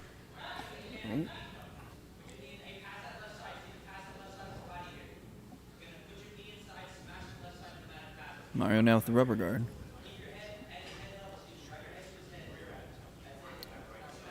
Only 30 seconds to work, though. Sean's trying to tell Steven to open up that left side of Mario's, actually be Mario's right leg. Steven's left side, trying to open up that knee path. Oh. Mario taking advantage. Snapping in the triangle. Got it. Dead orchard? We got 12 seconds left. Armbar, or triangle. Yeah. 10 seconds. Can he wants the choke, but 5 seconds. Oh, that's a draw. Gosh. What a performance by Mario Gaylor. This match finishes with a draw. Dude, Mario looked like a monster. Yeah, And it's he a looked fantastic. third round pick, taking out first round pick. Or, you know, at least neutralizing. Mario's got experience in this rule set with the 6 minutes and, you know, our point system. Maybe not with the quintet rule set, but, you know, don't count Mario out. So in the quintet format, both of them are eliminated, and each coach has to bring in somebody new. It looks like we're getting Manning Leverett on one side. Mario's just so All right, close. next matchup ready. Representing Team Supernatural Survival Gear is going to be Billy Baxter. And representing Team Such and Such, the Manaconda, Manning Leverett. All right, Team Billy, where are you at? Let's hear it in the chat. Mario, best performance we've seen from him ever. Ever right there. Steven Dana, tough purple belt, but, I mean, he dominated that match. Yes, looked fantastic. With, I mean, just incredible entries. That ginger snap to the crucifix to then trying to go for the triangle and then getting the triangle. And it's one of those, too. Like, maybe if there's 30 more seconds, yeah, he's walking away with more points. But we're moving on to Manning Leverett. And Manning, man, he got put out by one of the nastiest submissions I've seen in PGF history with that north-south choke, that guillotine to north-south, going against Billy Baxter, fan favorite. Everybody's calling for the bolo. He got a bolo in his last match and took the back. And he says that's his game. He loves triangles and bolos. That's Billy Baxter. Obviously, Billy Baxter on the bottom now in the blue and black rash guard. Again, I've said it before, he's one of our more undersized competitors against Manning Leverett, who was second in the regular season in our 170-pound season. So he's one of our larger competitors. Manning, he's just always a threat to roll over top for these chokes. You see him trying to lock in an anaconda here. Billy trying to get to his side, trying to slip the shoulder out. 4:45 remaining. Manning's nickname is the Manaconda, so it makes sense. Ooh, Billy, nice entry into the 50-50. Nice escape by Manning.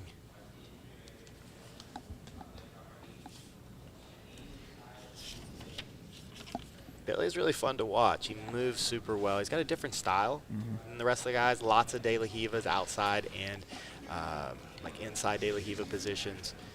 We've seen him try and take the back with it, and then right there, about 30 seconds earlier, we saw him enter into a leg position. But now he's on the bottom of mount, and Manning is a monster from the back position. But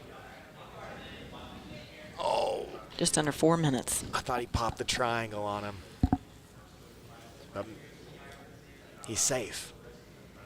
All you Billy fans out there, he's safe. He's got both arms in. Trying to fall back on a leg lock.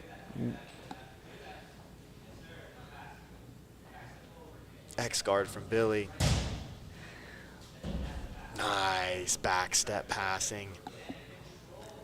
All you super fans in the chat, make sure that you are sharing this link in all your social media accounts. Let's get the viewer number up.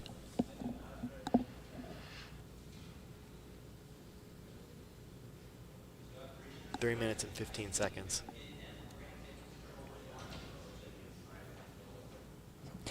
And those of you in the chat, you can see Kai Johnson is using those little bread emojis right there. Those are one of the benefits of being a paying member. You get some exclusive emojis. Can we get a Dane Leak versus Rock Troll match? Right? I hope so. Well, right now we're gonna, possibly to see it in the postseason. They're 1-2. Yeah. Let's figure it out right now. Rock Troll's ready for it, 100%. I don't get it, man. Dane's one of the nicest dudes, and just people want got his him targeted, head. dude. He's got a bullseye on him. He does. The Rock Troll was asking his coach to find him some, like a dog chew toy of leaks, so he could come out with cut a promo chewing on him. Rock Troll is amazing. Huge fan.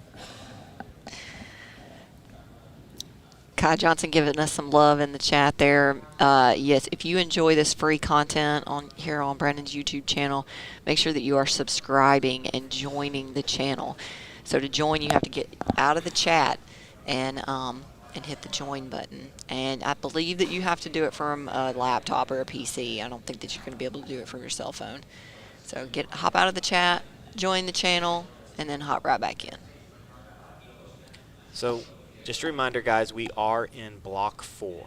So these two teams are going to compete. Then we've got one more team duel to get through, and then we'll move on to tomorrow starting at noon for day 3. Mario, if you missed it, man, you missed an incredible performance. I'm telling you, Larry, your boy Mario, one of the best performances I've seen this week, and probably Mario's best performance in his PGF runs. And that's crazy because it ended in a draw, but the jiu-jitsu was that good. 1 minute remaining. Yeah, Manny's been dominating the second half of this match, but he's just really struggled to open up Billy. Nice guard recovery. That's all I'm saying, man. Everybody here is about this. No easy points. Nice. Ooh, nice, Billy. Billy definitely undersized. 30 seconds.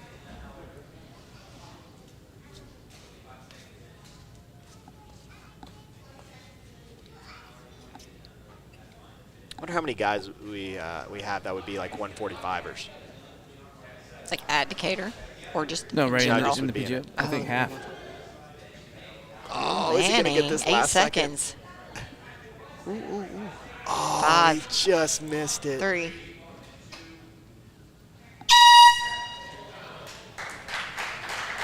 Just missed a submission. Nice performance by both gentlemen. This match is a draw.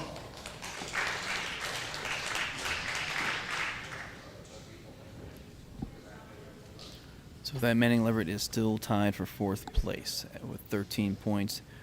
Dane Leake in the lead with 21. Rock Troll Jolly with 17. And instead Manning's tied with Evan DeWitt, David Garcia, and Samson Falmbout all with 13. Want to send a shout out to Ironclad in Birmingham, Alabama. That's the Elkins brothers' business. Jake Elkins owns it.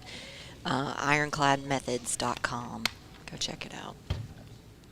Supernatural Survival Gear is sending out Jacob Arp and his opponent from Team Such and Such, the Rock Troll, Maximus Jolly.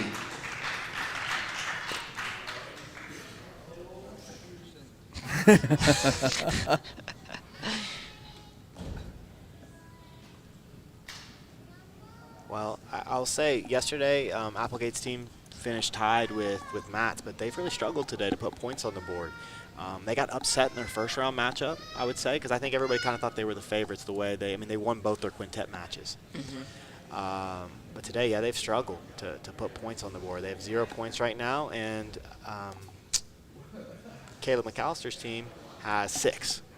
So obviously with the Rock Troll up here, we've seen him knock out multiple people in a row both days.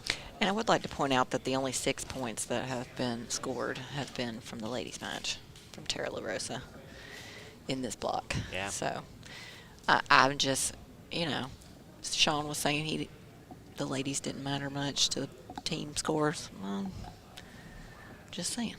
Tara's putting those points on the board. Yeah. No, I hear you. I hear you.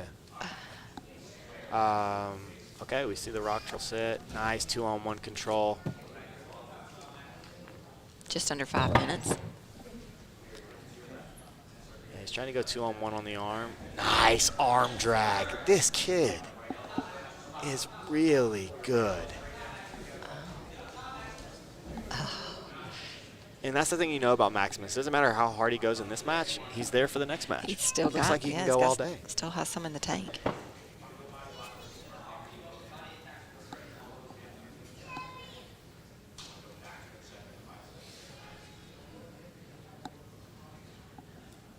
Okay, we see Maximus working from the closed guard. He's going to try and force this shoulder crunch. It's been really successful all week with leg locks, shoulder crunches, and just attacking the arms. Just attack the arms and legs. He's a limb attacker. He's this season again, David Evers and Jonathan Roberts. Right, just racking up the breaks. He's got the most wins by far. He's got 5 taps. Nobody else is even close, but he's in 2nd place. A couple have been 4, right?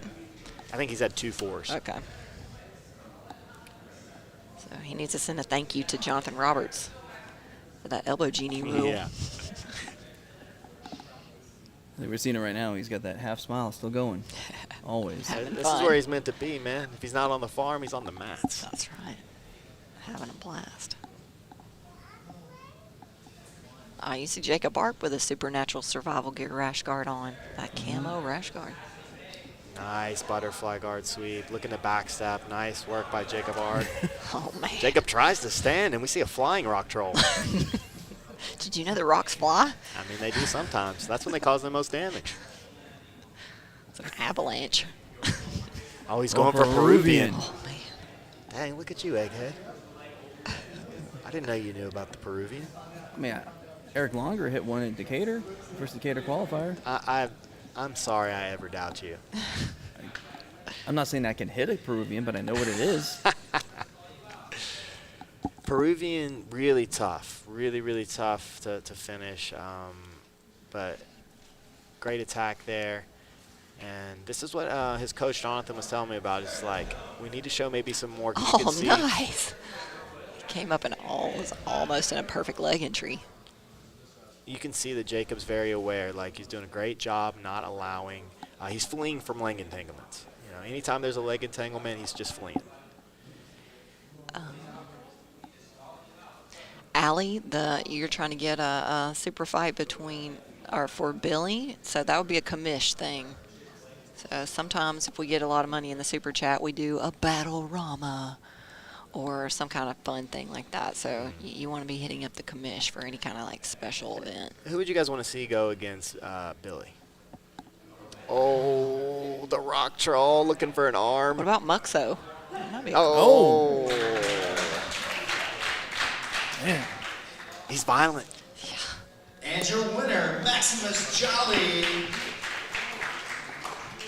Good. Come on down. I think we're getting close. I think we're getting close to the thing that you've been asking for since we've been here all week.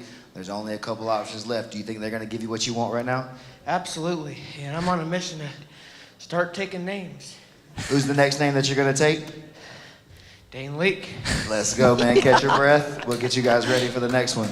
I love it. I love it. I mean, he's a stud, dude. He's awesome. Oh, he's so violent. Look at that. And a he's little not half even thinking smile. about the triangle. You thought he cares about a triangle choke? He's here to take home appendages. Right. And Supernatural Survivor is going to send out Jacob Mashburn versus the rock troll, Maximus Jolly. Not yet. They can't have Dane yet. Gonna make him work for it. Hey, the way he's been performing, he's been the best competitor. He's been the best guy here. Yeah, he has. I mean, he's got 6 wins. Who's the next closest guy? Dane's got 4 wins. So him and Dane are by far, statistically, the 2 best guys. Like, just who's going to get you a win? Yeah. It's either going to be Dane Leak or the Rock Troll. What's his point total up to? 20. He is behind Dane by 1 point. Okay. And he's got 6 wins now. Dane with 4. Just shows you, man. Those chokes matter so much. Ooh.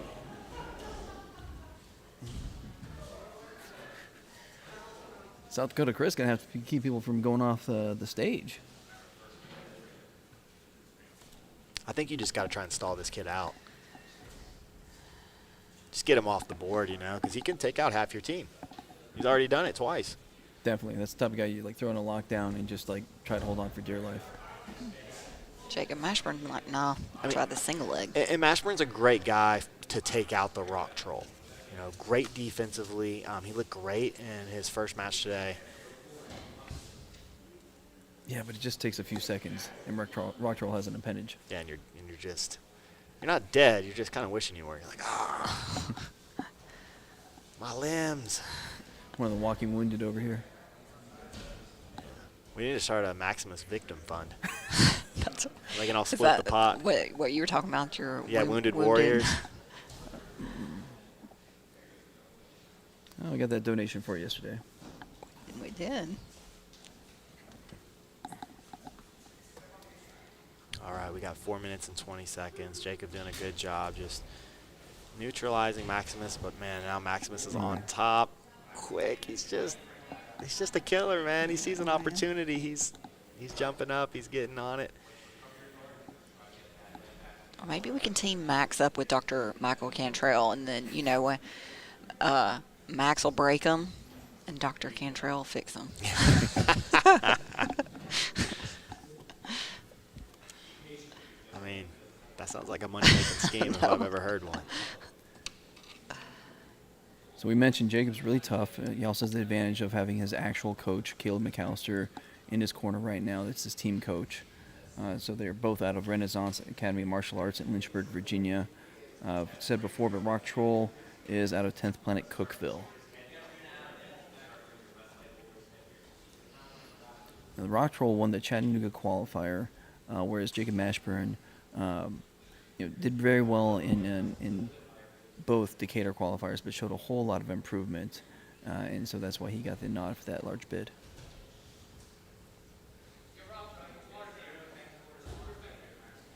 Dude, what is this kid's cardio routine like? Chasing the sheep. I guess, He's, man. you know how they send the dogs to like round up the sheep? I'm like, Max. He's just out there like sprinting. I mean, he doesn't even look tired. Like he's done. He's done by far the most matches of anybody. Well, we had him on the PGF Insider show, and he says, he's out in the country, obviously, at the farm, and he just runs hills in the country. So he is out there just running the pastures. He's got to run from town to town. Go get some groceries. Yeah. They have like a coyote chase him or something. Maybe he just gets water from the well. Just bringing it back. Holding all these jars of water. I don't know, man. See, Kevin Sherrill's like, his cardio's being 20. I hear you. There's a lot of young guys here. I'm just saying, everybody else has looked gassed after their first match. We haven't seen anybody else just be able to just keep taking it to his opponents like Maximus has. I don't know. I think maybe a drug test is in order. You see Mashburn trying to work some frames, going for that B. Smith escape.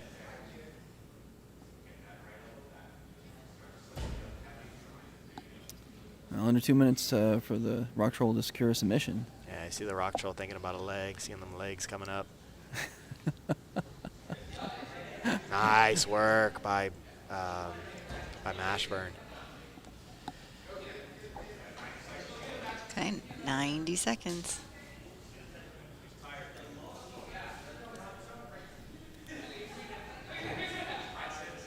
Womp, womp, womp. Super chat from Allie's Treasure Trove, $10 for Team Billy. Yeah, exactly. Kai Johnson's like, what are you, 21? Oh, Maximus is in on it, trying to get in on a leg, man. But that's what I'm saying. Jacob Mashburn's one of those guys. He can take people out defensively. 1 minute.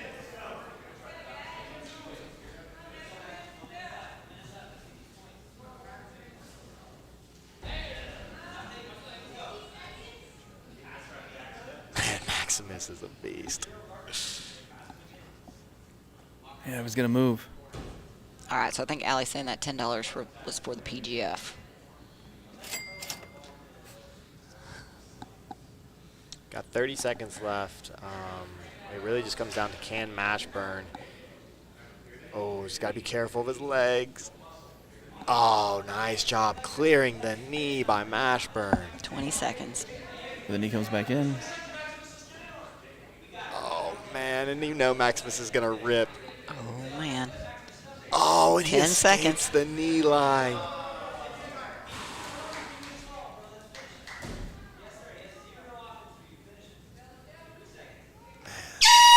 There you go. You said, a good guy to outlast or just negate the Rock Troll. Yeah. This match finishes with a draw.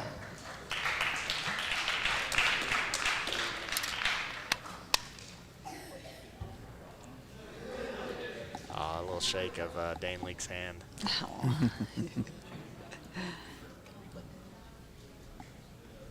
Wow. So this will be Supernatural Survival Gear's 5th. It's 1, 2, Coaches? 3, 4. Yeah, this will be their 5th. 4th. And 4th on such and such. Yeah, but they got Dane Leake left, and they've taken out Maximus. We've got an injured Reese. Representing Supernatural Survival Gear, Nathan Chambers, and his opponent representing such and such, Sam Akerd. I love this matchup. All right.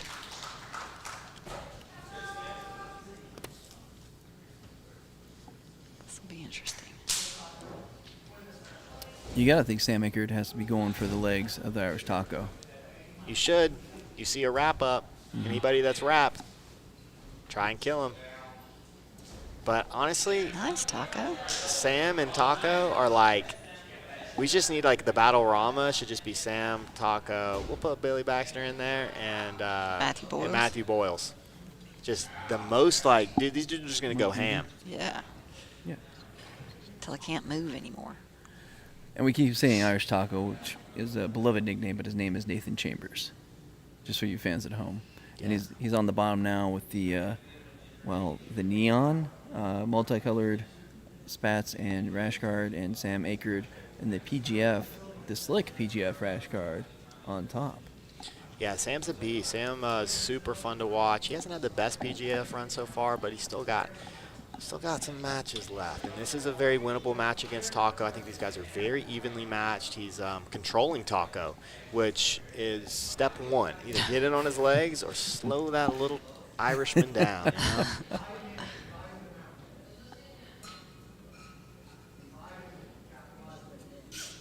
And really nice pressure here from Sam. He's got a neon belly, crossface, Taco framing. I want to send a shout out to Amanda Sharon Realty. She is the one responsible for the PGF championship belts this year. So if you haven't seen those yet, you're in for a surprise. They're super nice. And one of our students, Elizabeth Bailey, made the Handsome Daddy belt for the Handsome Weight title between Kevin Sherrill and Travis Thomas. That'll be one of our special matches on Saturday's finale. Yeah, it's the co-main event. It's probably one of the matches I'm looking most forward to. Kevin's an absolute beast, one of my favorite guys from any of the PGF seasons, and then Travis Thomas is just a freak of nature.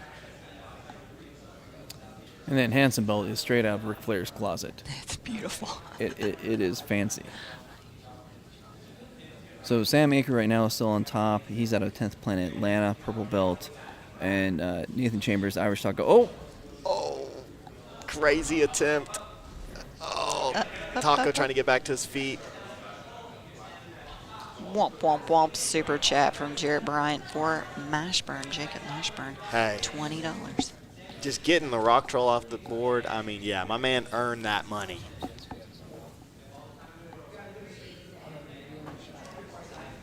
Yeah, Taco's really young. I mean, both these guys are. Sam, a young guy as well. Taco, 20 years old. He came here, really, he's got an MMA fight in January. It's going to be his second one. He's 1-0 as an amateur. And he was just delighted when he found out. Oh, he went running and jumping across the mat. He was so excited. Yeah. Did he do a jig? He was like, he actually did. He clicked his heels like 5 times. Yes.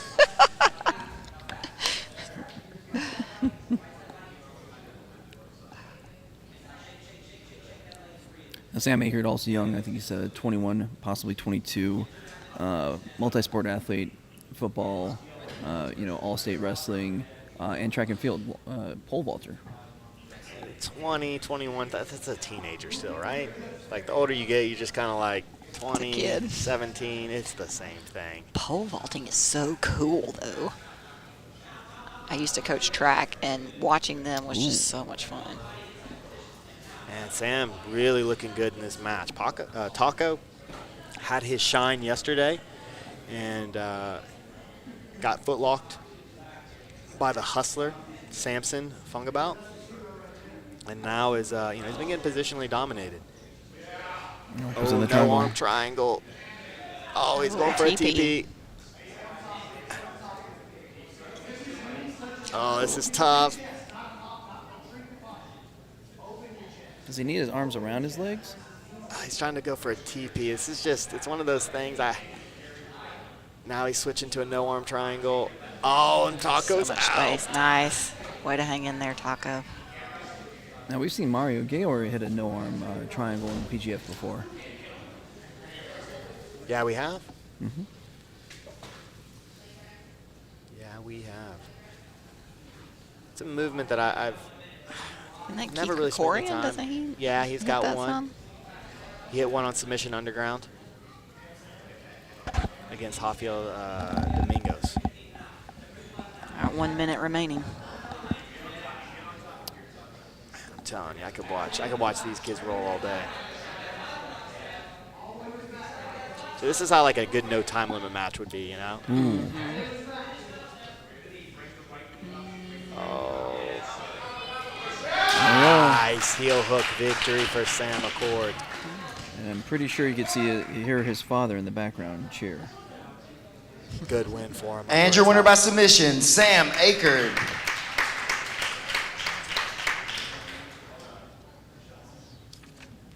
Take a second, come here and rap with me for a second there. First win of the season or no? Yeah, it is. It's kind of tough out here, man. How do you think going into the rest of the week you're going to play it out? I think I'll play good. I'm really just trying to show that pretty boys can do jiu-jitsu too. You are pretty. You going to try to compete for the handsome weight title in the next season? I mean, I think I got that shit. I know it's a tough task. Anything you want to say to the people real quick? I'm just glad to be here. Thanks for BMAC for putting on a great show. And I'm ready. Let's go. Let's go. Travis, like, you will never Sam will face defeat me. the final remaining member of Supernatural Survivor Gear, Dane Leak. Ooh, I love Dane Leak back against the wall. And yeah, just an outside heel hook. Taco knows his weakness. Not very good at leg locks. And his coach, Keith Kavanaugh, saying, well, Taco hates leg locks, might have to start loving them.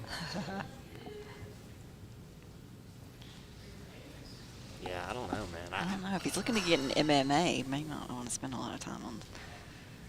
But I think every jiu-jitsu practitioner needs to study leg locks for a while, for a couple of years at least. Oh, Dan Leake's already working. He knows he's got some work to do. He's got a couple guys that he's going to have to take off the board if he wants to, his team wants to win this duel. But more importantly, he just did a hip bump triangle, and this is one of his best moves. Oh, can he get it in the time? Yes. 6 plus the extra point. 7 points. And your winner by submission, the Great Dane Leak. My dude, good to see you up here today. I didn't know if I was going to get to or not. 7 points. Do you have an answer for the rock troll? We'll see tomorrow. I mean, there's a good chance we'll meet tomorrow. If we don't meet tomorrow, maybe we'll see you in the finale, but nah. I love you, Max. There we go. Like your attitude. We'll see. We'll see. All right, man. Rest up for your next one. Will be just a second. Dan Leake's a stud. Representing team such and such will be Eric Longer. All right, we got Eric Longer going against Dane Leake, and Dane firmly in control of this season now. Firmly. Yeah, 28 points, and the Rock Troll's behind him with 17 next. So you're right. He's. Well, they haven't updated, have they? He's got 20, right? I think he's got 6 wins. Let's see. You are correct, sir. Yeah. 20. Yeah. Thank you. I just know my There you man's go. got the most wins, but Dane There you Leake's go. coming for him. Wow.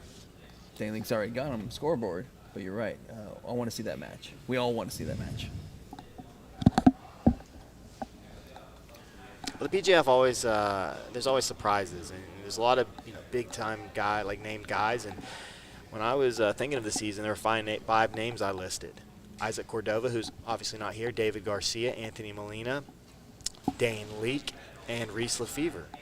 And Dane Leake is living up to what I expected. He's a number 1, but there's always somebody coming out of nowhere, and we got the Rock Troll at number 2, and he's looked. Like I said, him and Dane have been the 2 best guys. No question. Definitely. I mean, looking at the draft, I think we had some value. We knew that the Rock Troll had the potential to be that quick kill guy, but he's definitely overperformed, any expectations. A little interesting because Anthony Molina was another guy we thought about that, but he's been stalled out a lot here. Yeah, just hasn't been able to find the entries and the finishes so far. Still got one more match for Anthony Molina. There's so much opportunity to move up, All it's going to take is a couple of wins, and you're right there. We're going to see some guys miss the playoffs that we were not expecting, 100%. But that was Dane Leake last season. It was. But you have even more potential to have problems of making the postseason because of the quintet format. Because you don't know how many matches you're gonna get. Eric was, I was just going to say that was a nice pass by Eric. But I would love to see Eric capitalize with a submission. Yeah, I think that's been Eric's big issue with PGF. Is he just doesn't have the finishing power.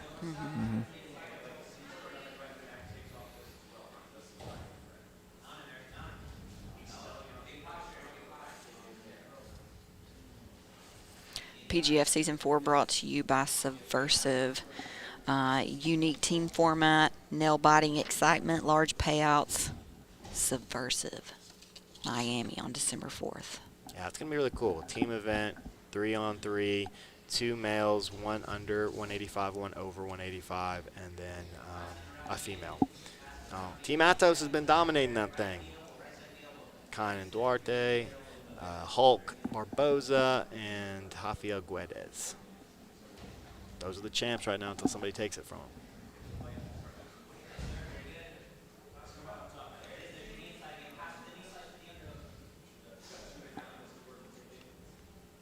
So Eric Longer on top here. He's a black belt instructor and owner of 10th Planet Crystal City near St. Louis. Of course, Dane Leake on bottom there out of Clinch MMA, Owasso, Oklahoma. also a black belt. Keeping Up with Jones, the Lonnie Jones podcast adventure. You can subscribe on any of the podcast platforms. Lonnie has anecdotal wisdom, life coaching, psychological principles, all kinds of really cool, applicable, common sense principles. Keeping Up with Jones. Disgusting. Oh, he's going to get it. He's got it. Oh, my God. What a setup. Damn. He's so good. Dane Lee, give us a seminar. He's giving us a seminar this week. That's what he's doing. Triangle seminar. And your winner, Dane Leak.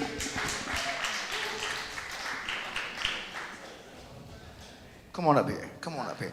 I just got word from my stats person over here, Miss Liz, that you and Maximus are 1 and 2 right now in the points total. You're number 1, but he is number 2. Wow. So he's creeping up on you. Nice, he caught up. So that'd be the finale if we keep those positions. But we'll see.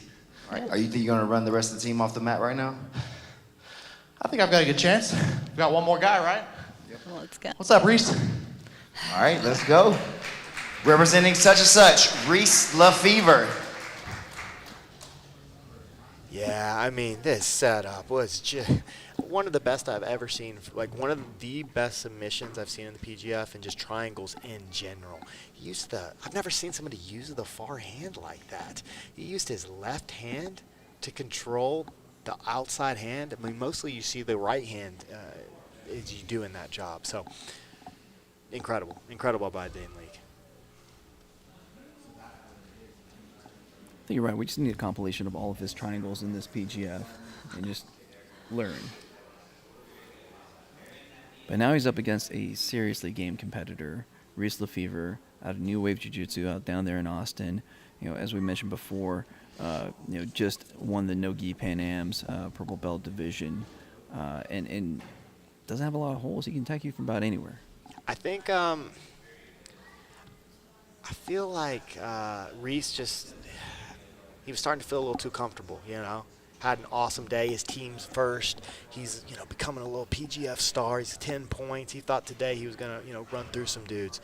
And I think he just saw Nick as a blue belt and didn't take it serious. And I think we're going to see a much more focused Reese LaFever from here on out. But he's got a handful in front of him. Dane Leak has been the man this week. Just under 5 minutes, so no extra point. So Allie's in the chat still trying to get that super fight for Billy, and the commish hops in there and says Billy versus Mario is a more dynamic and unpredictable match. That could be fun. Some very strange jiu-jitsu.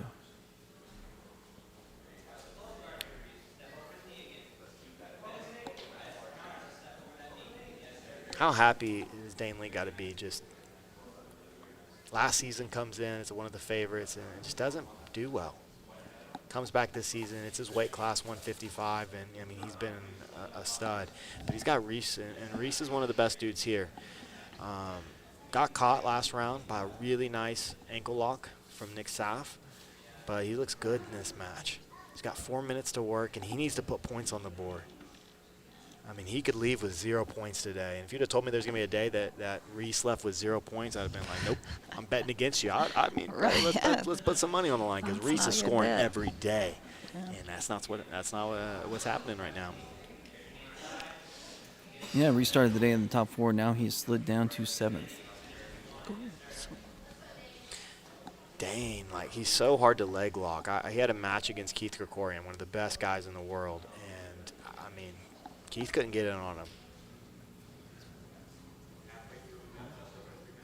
Now, something to think about with we talked about Dane last season. You know, he had 3 wins at the ADCC qualifier before that season, so it came in very heralded. Again, black belt, lots of competition experience. But I think we saw that, he's 5'4", and that was a 170-pound season. I mean, some of those guys were cutting down from 190 almost to. I mean, I think the dump truck probably got almost near 200. Yeah, him and Kevin were both near 200, and just Gio Ortiz is 185. Elijah Carlton 185. Elijah's like 6'3".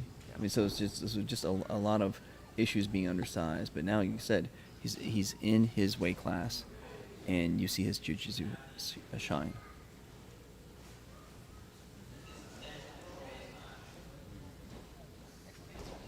Dane's mom's in the chat. We're so proud of you, Dane. Love you, Mom and Dad. It's so cute.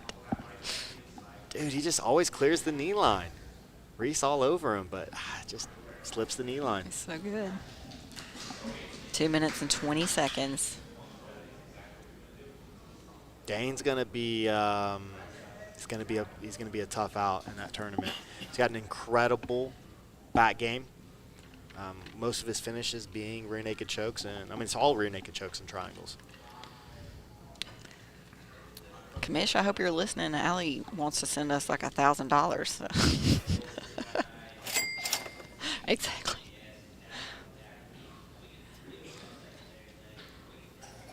So, Allie, I don't know if you know, but I'm actually related to Billy. You got a PayPal?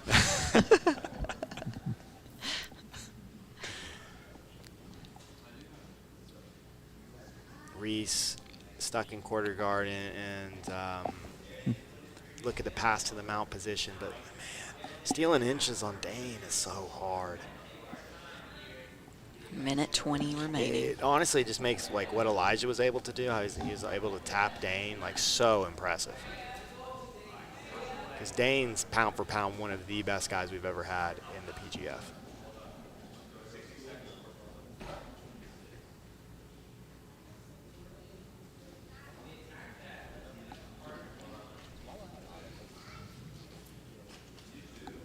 $54 seconds.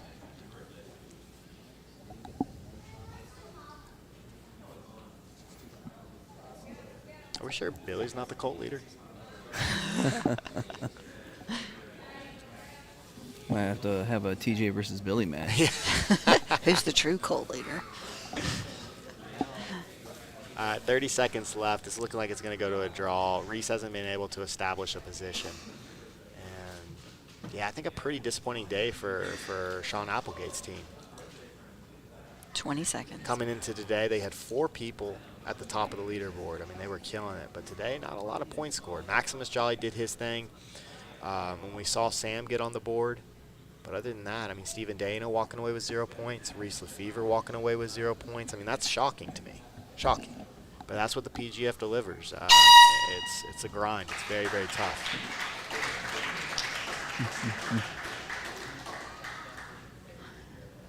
This match is a draw.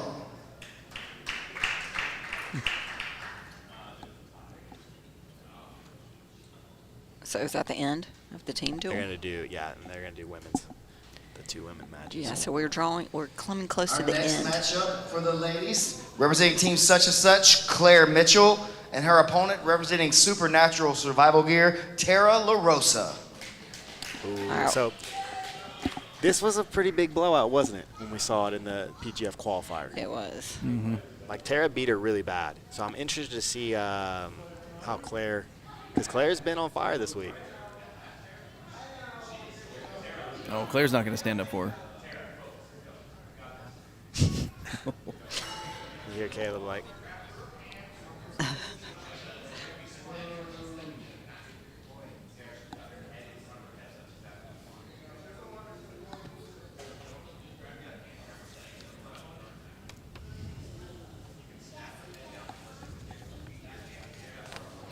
Shout out to Truewear, Truwear. Check them out on Instagram. They're the official apparel partner of Subversive. They have go ahead. They have athletic and sports apparel, so check them out at Truewear. can you pull up the men's points real quick? I don't think it's updated because Manning got a win, right? I have it all written down right here. Lindsay, you are the best. Well, thanks. No, Just he under did. 5 minutes remaining. I thought Evan took him out with the North-South. No, that was in the first match.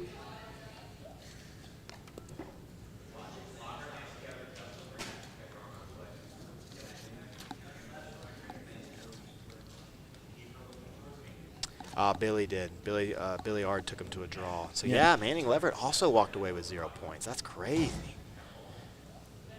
Oh, she gave that to Executioner? My gosh. I can't believe I was looking at the men's score and missing this.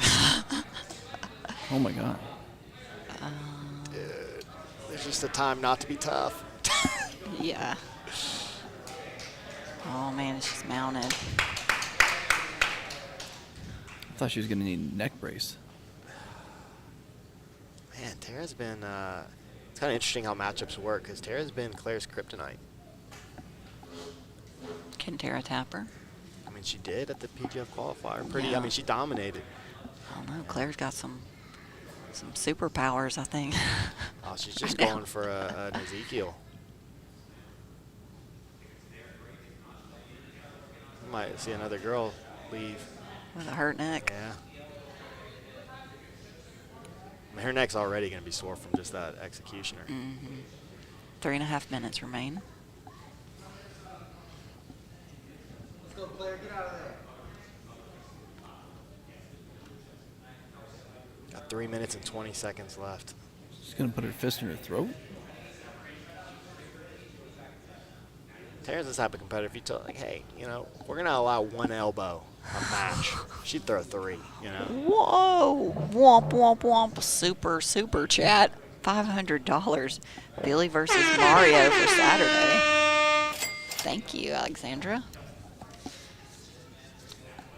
Dang, Billy's racking up the money.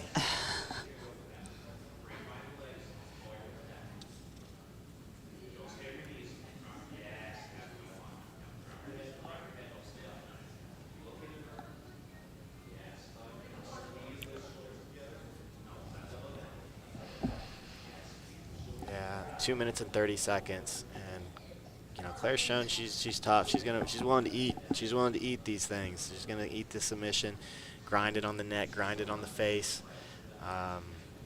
She's tough.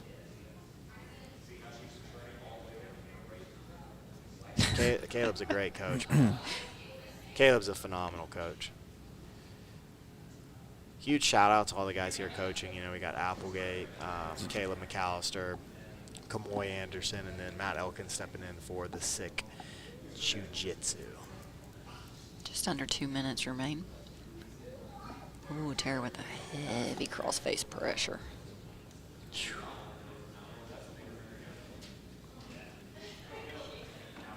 Just smothering her.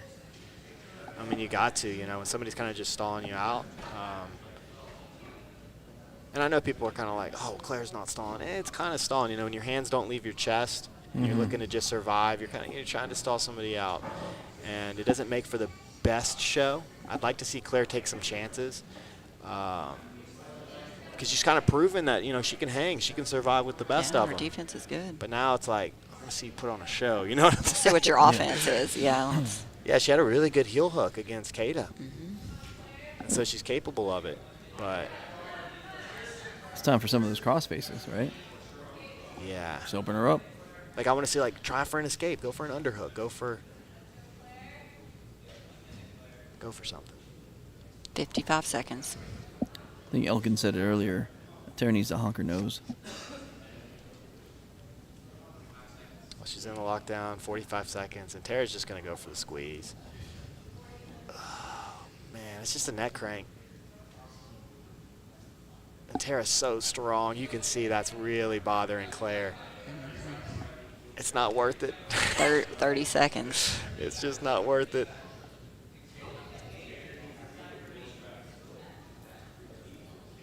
Does she have one of the arms in front? Is she doing it in Ezekiel? Yeah, she is. Okay, She's doing a Gonogi Ezekiel. Ref checking. 12 seconds.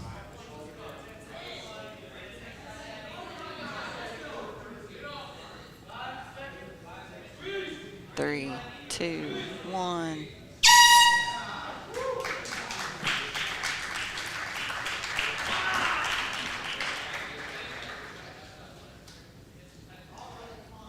This match finishes with a draw.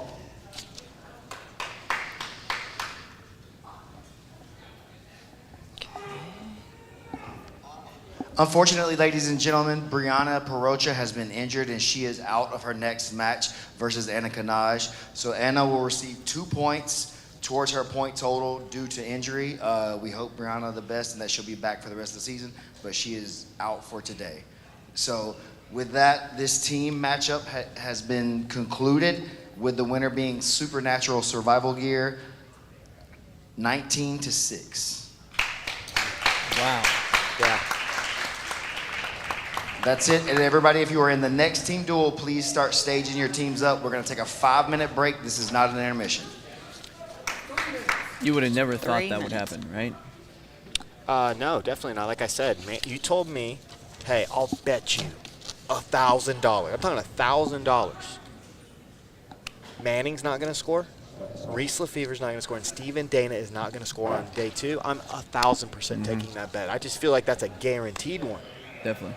And just absolutely shocking. But the PGF delivers that every season. There's just always upsets. There's always people underscoring. You know, you just don't know what's going to happen. And especially with this quintet format, you just don't know who your opponent's going to be. And so we see Sean's team, they leave with 6 points. They're probably going to go to the bottom of the barrel today. They might. They might. I mean, Kamoy won. Kamoy's team was at the bottom yesterday, but they won their first match, and we'll see what they do here. You're very right. Sean's team might drop to the bottom. Yeah. Whoa, that's crazy. All right, I want to mention again Dr. Michael Cantrell, and he is an orthopedic surgeon in our area, trains jiu-jitsu, just a super amazing guy, amazing bedside manner, amazing knowledge, and, you know, of course, at 10th Planet Decatur, we all kind of like, while he's there, I'm like, hey, Doc, I've been experiencing this. So we've been in the office. We've been, you know, we kind of sneak a little free advice every once in a while too.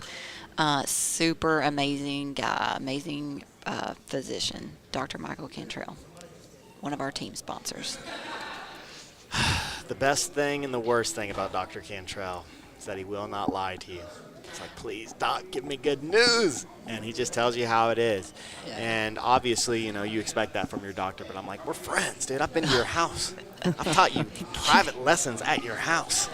Yeah. You can't just lie to me and just tell me I'm okay. No, yeah, and he won't give you expectations that are not, you know, that he's not 100% sure He'll be about. like, yeah, no, it's torn. And you're like, no. We got a team picture going on up there.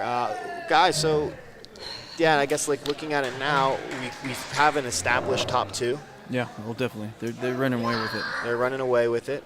We're going to see Nakaya and Jawani and Kata, who have a chance to run away with the female side. So, essentially, all the girls that we just saw are kind of out of it, right? Well, Anna just got the 2 for the forfeiture, so she's at 8, so she's only 2 behind Kata. But the problem is that they're all chasing Nakaya. That's just well ahead of Well, everyone. the women's, there's not going to be a tournament at the end just because they're all facing each other so many times. And so it's just going to be point total. So finishing 3rd doesn't mean anything when it comes to value.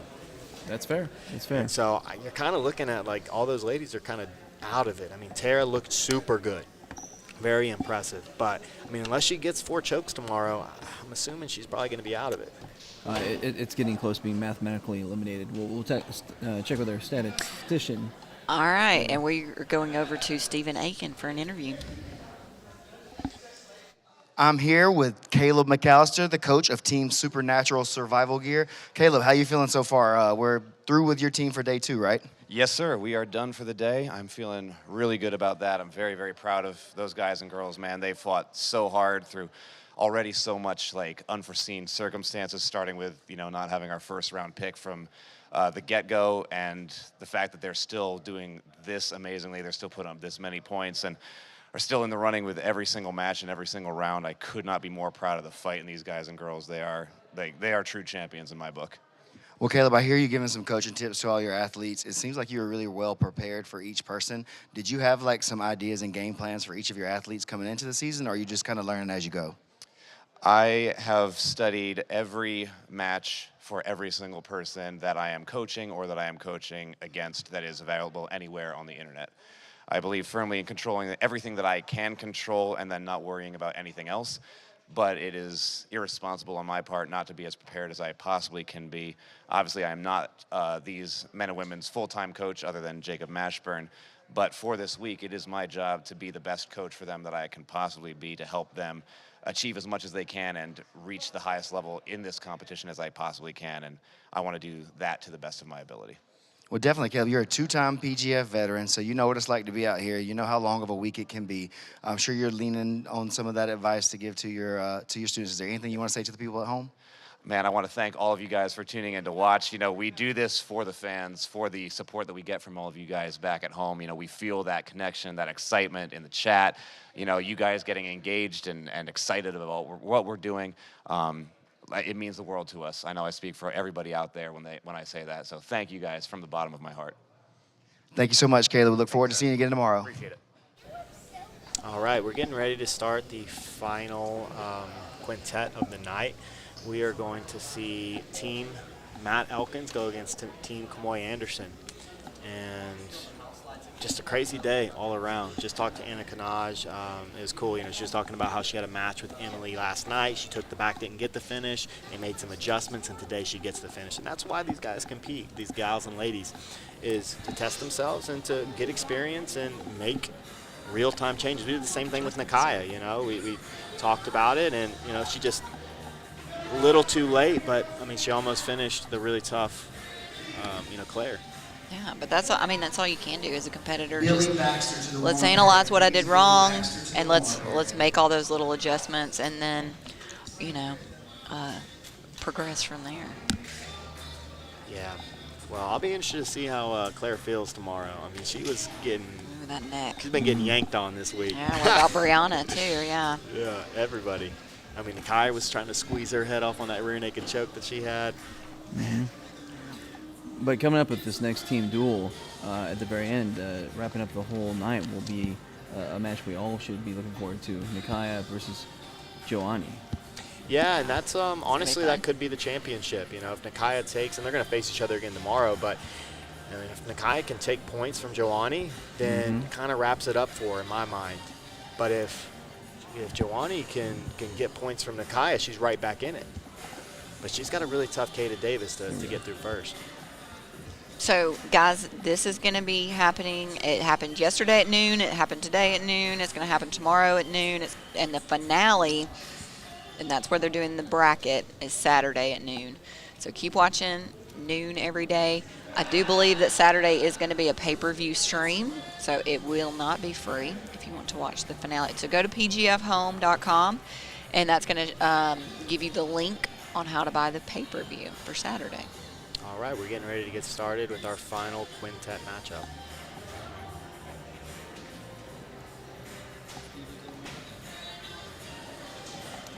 Bobby Bofin about to announce it.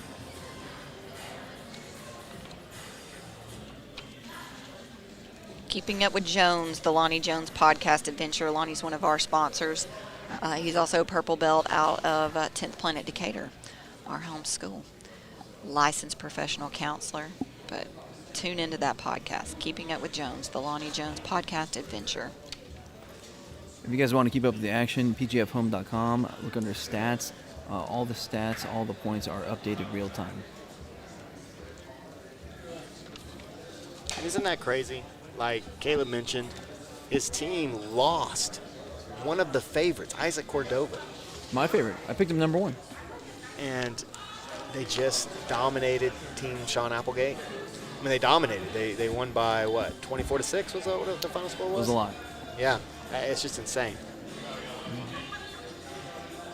But, I mean, Caleb said he did all the research, he's been paying attention, he's putting together the strategy, and that strategy worked. Yeah. Mashburn going out there and taking out the Rock Troll was huge. Huge. That's right. And then Dane Lee stepping up at the end, taking out two guys, and then getting a draw with Reese. We're talking about, the strategy of where you put people in the lineup. And it seems, you have that stopper, you have the anchor, and we're about to go. We are back with our final team duel of the day. First up to the stage, Team Ironclad, coached by Matt Elkins. Team athletes include Nakaya Jackson, TJ Steinbach, David Garcia, Alex Hall, Evan DeWitt, Nick Saff, TJ Steinbach, Wesley Carter, and Kata Davis.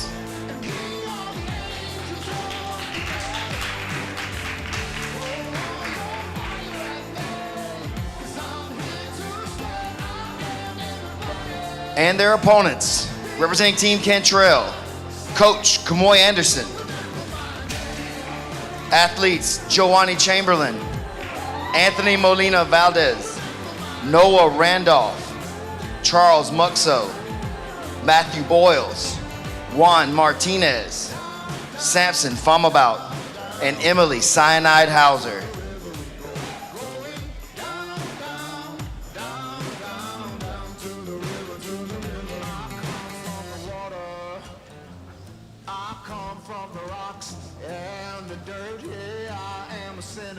Our first match for this team duel, representing Ironclad, Kata Davis, and representing Team Cantrell, Joanny Chamberlain.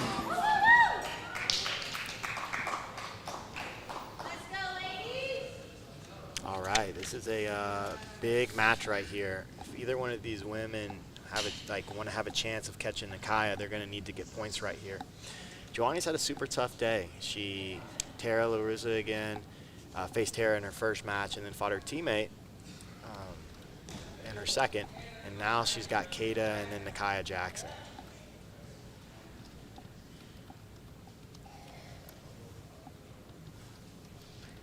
No, Casey, we haven't heard anything on Brianna yet.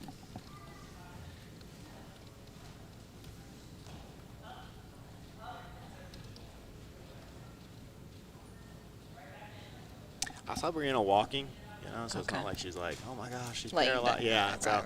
I'm assuming she's just gonna have a really sore neck and probably just be done for the week. Probably. So that's also going to be Sean Applegate's team giving 2 points away. Yeah. For every That's Brianna 4 match. points. Yeah, that's 4 points.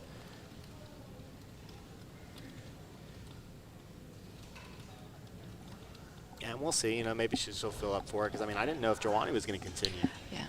You saw she got her arm popped. Nasty, yeah. Yeah, she got her arm popped, and tough. Okay, no extra point. Oh, man, Joanny looking dominant right now. Passed in mount, got the gift wrap.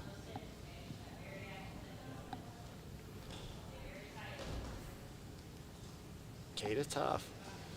She's got 4.5 minutes to work.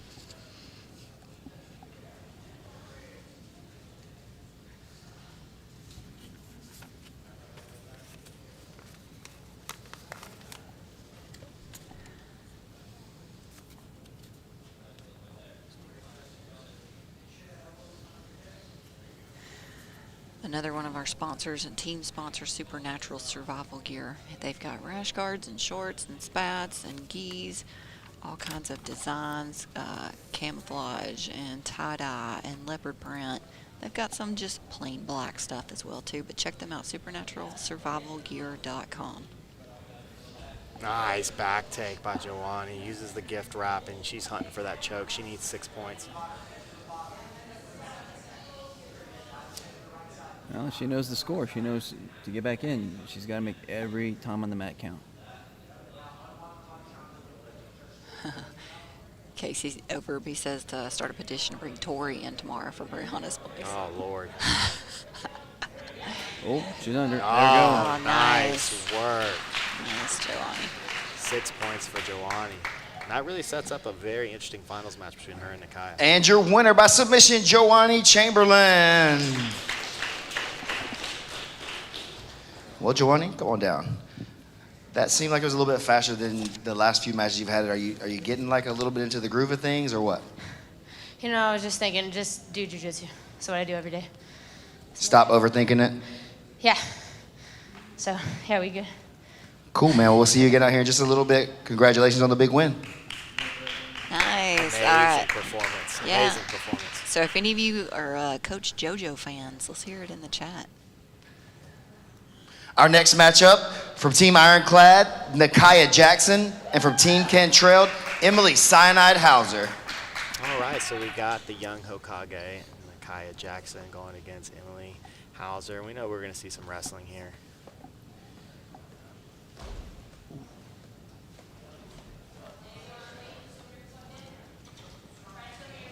Micaiah looking to pass into the half.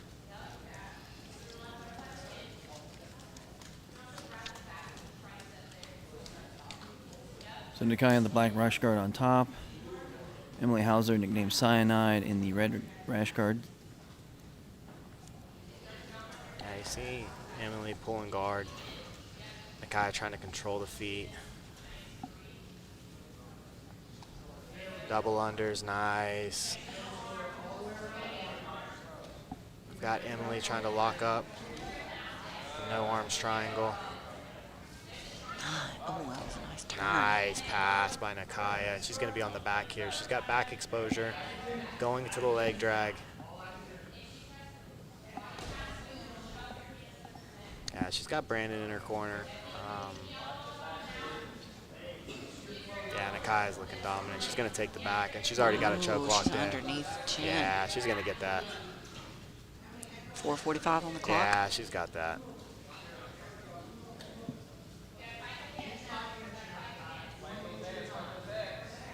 Yeah, this is a wrap. Tap. Nice.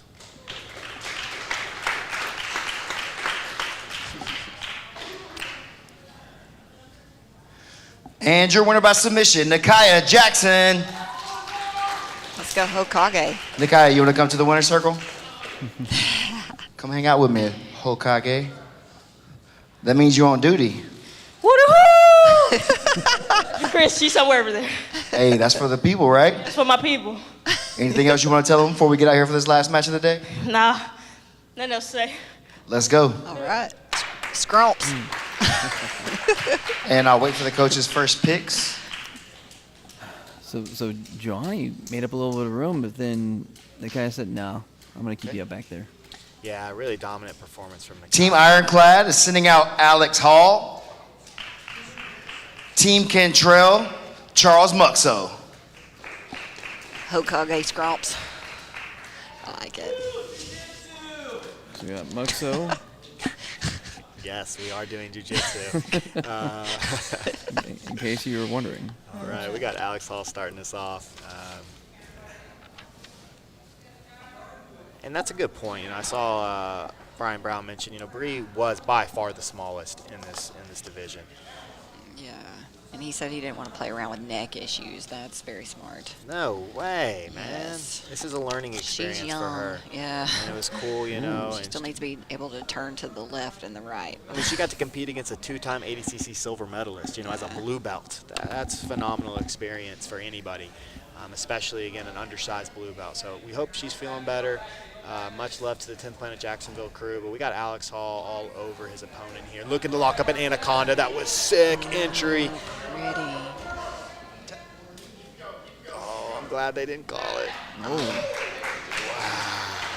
That was under a minute. Oh, yeah, it was huge. 7 points for Alex Hall. There you go. And your winner by submission for 7 points, Alex Hall. Come talk for a second or catch your breath. It's okay. It's up to you, baby. It's got that PGF. I like talking to you guard too. on. What do you want to tell the people at home about that? I feel good about it. Choking under a minute, and I'm right there. And top 8 should be, so let's keep it going. Hey, we spoke last night at dinner, and you said that you thought you would have a better day too. So far, that's been true.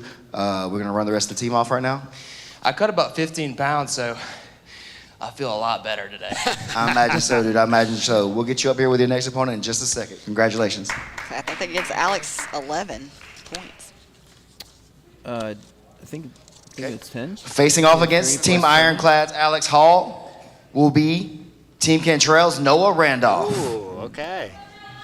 Hey, I got to say, man, Team Elkin's starting to run away with this thing. They're already racked up 13 points. Well, either way, the point is that with that kill, Alex Hall is now in the top 8. So if we ended right now, he would be in the postseason finale. That's the thing, man, with especially Manning, Reese, and Stephen Dana not scoring any points, it just leaves the door wide open for maybe Noah gets 2 subs in a row. Maybe Alex Hall wipes out the rest of the team. there's still so much in play for all these guys, and we really have turned it into a 2-horse race for the women.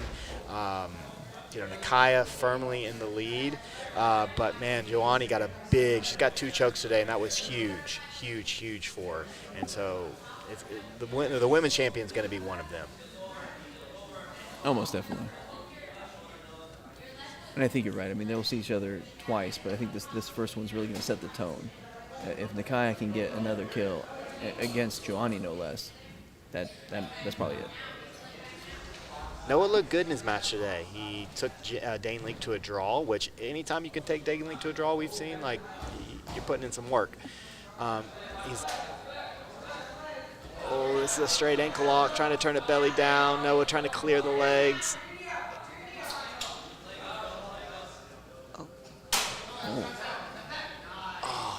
Yeah, it looked kind of like Noah tapped.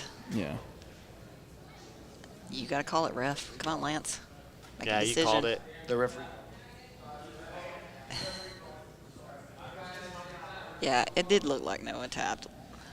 Kind of that Brazilian tap, that kind of So, touch. yeah, we can see the replay. And your winner by submission, Alex Hall.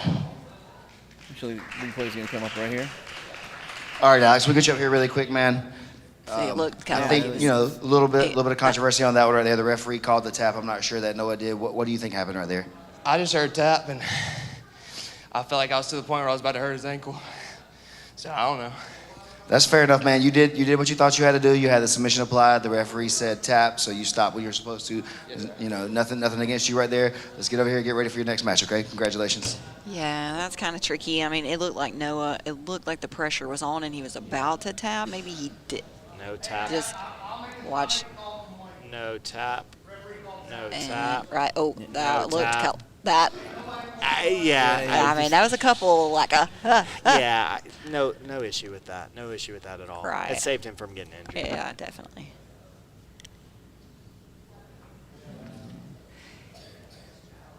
No, I hear you. It should 100% be honored as a tap. Yeah. All right, stepping up to face Ironclad's Alex Hall will be Team Cantrell's Juan Martinez.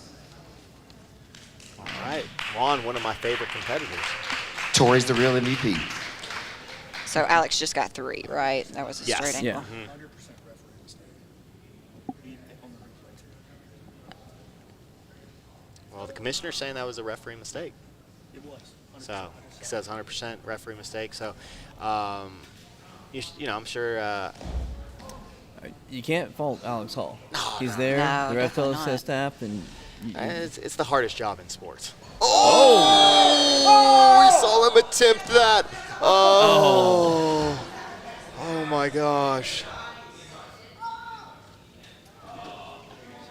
Oh, that was sick. Dude, Juan is a machine.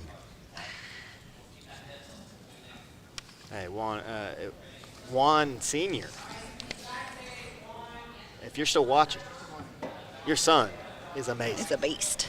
Yeah. Oh, and he might be looking for a twister right here. He's got that single hook control. Oh, there's a bounty. Oh, what, there is a $150, bounty. Oh, right? he's got the grapevine in. I hear Samson going, let's get that $50. Oh, that was 150. Yeah, $150. Okay, so no extra point.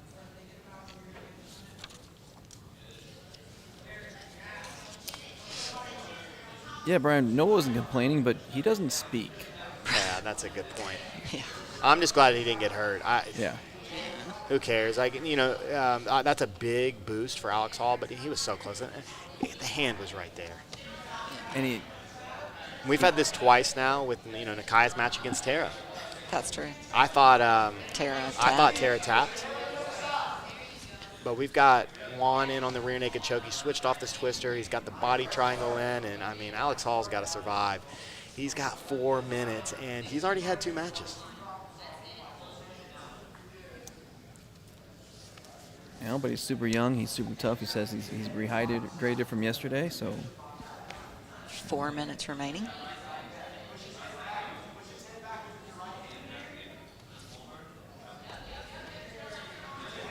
I think he's underneath the neck. He's working towards it. Yeah, he's got his choking arm in place. You see Alex Hall trying to reach back. He's got a finger in. Juan needs to get that secondary hand in place, and he's going to be looking for 6 points here. Big Juan in the chat saying thanks for the compliments for his son. He's going for a face crush. Oh, nice. There you go. I want to see more of Juan, man. I really hope he makes it into the postseason. He's so much fun. And your winner by submission, Juan Martinez.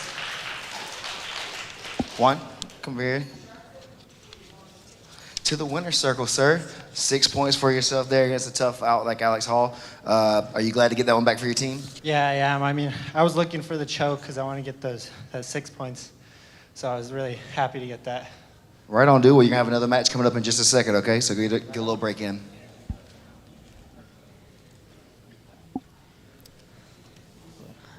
Yeah, really nice use. He uses the face crush to force Alex to lift his neck. Represent Ironclad, Evan DeWitt.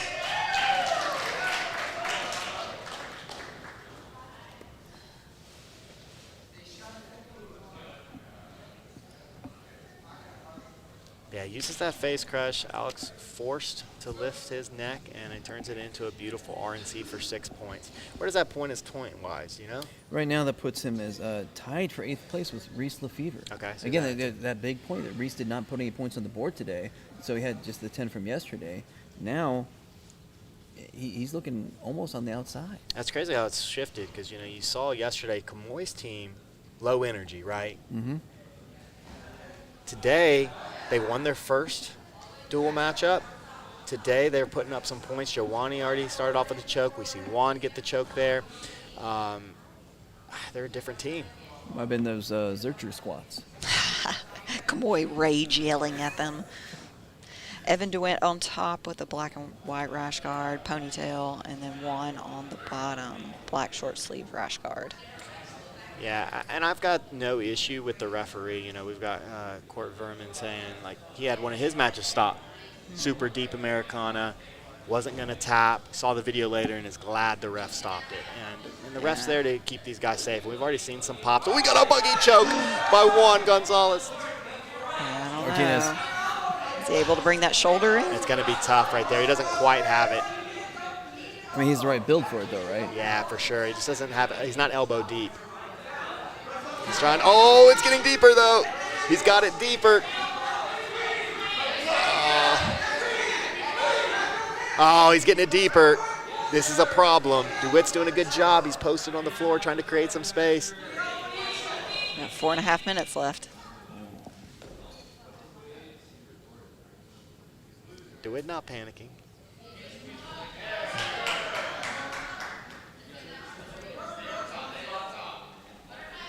Man, what a tricky submission. Oh. Oh. Oh, got the arm. Oh. He bent it. Okay. 4 minutes. Nice attack. Gonzalez. Juan. That was an awesome look at that arm bar. Yeah, Juan Martinez.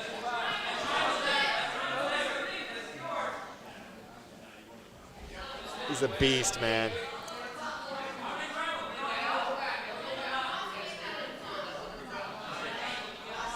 Nice kipping escape by Evan DeWitt. Yeah, Brian Brown, you're right. Like, 50K is not on the line here. Right. I was even telling Nakaya that at Medusa. Like, you know, she ended up losing on ride time, got stuck in a 2-minute armbar ride. But I was like, look, you know, she would have won 2 Gs, $2,000. It's not worth risking pops and stuff for 2 Gs. But if it was 25 Gs, maybe. It was a little different, you know. Okay, 3 minutes remaining. You start doing calculations with your health insurance and co-pays. Right. And Is 25 even worth it? Yeah. Depends, man. You know, quality of life afterwards. These 20-something year olds don't know what it's going to be like at 40. Yeah, that's what Pachigoli was talking about. Yeah, he's like, I'm 16 right now. Yeah, he's like, I'm not even going to make it to 40. Yeah, it's like 40. Aren't the reptiles taking over? Like, you know.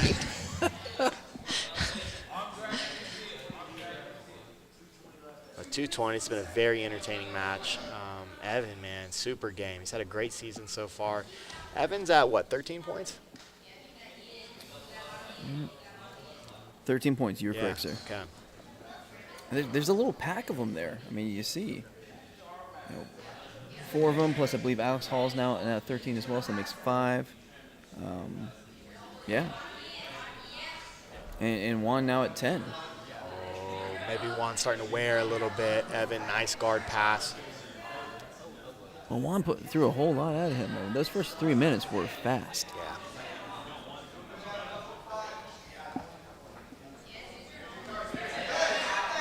Oh, he's got a Dars. A minute 30 left. Oh, he should try and mount right here. I see the hand slipping out. He's trying. Oh, this is close. Oh, he has to let go, and he's going to a vice grip. Oh, man. Juan showing a lot of heart. Oh, nice. Darce attempt. Oh, my goodness. How did he get there? How did he get to that triangle? He's got a minute to finish. Oh, my God. How did he get there?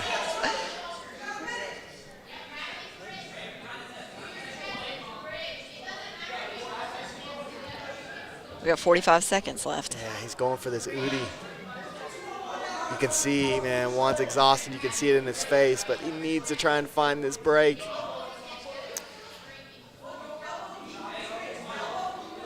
$30 seconds. I'm saying to go elbow deep on Evan's wrist. There we go. Oh, he's got the arm straightened.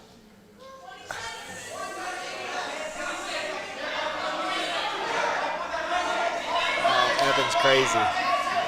12 seconds. Look, he doesn't even have his grips to get there. He goes. Oh, my God.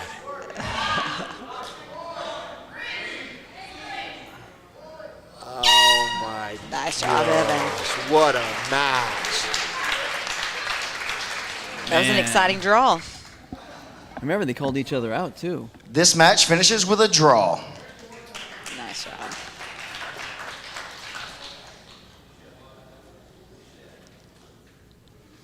They saw each other at the Nashville qualifier, face each other, and then you saw them call each other both out earlier. And Coaches? That was worth it. That was exciting. Dude, that entry into the rear triangle. All right, representing Team Cantrell, Anthony Molina Valdez.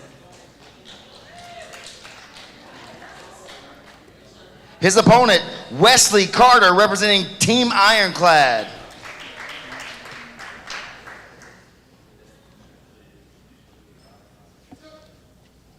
So Wesley is going to be the 3rd competitor on Team Ironclad, and Anthony is the 4th.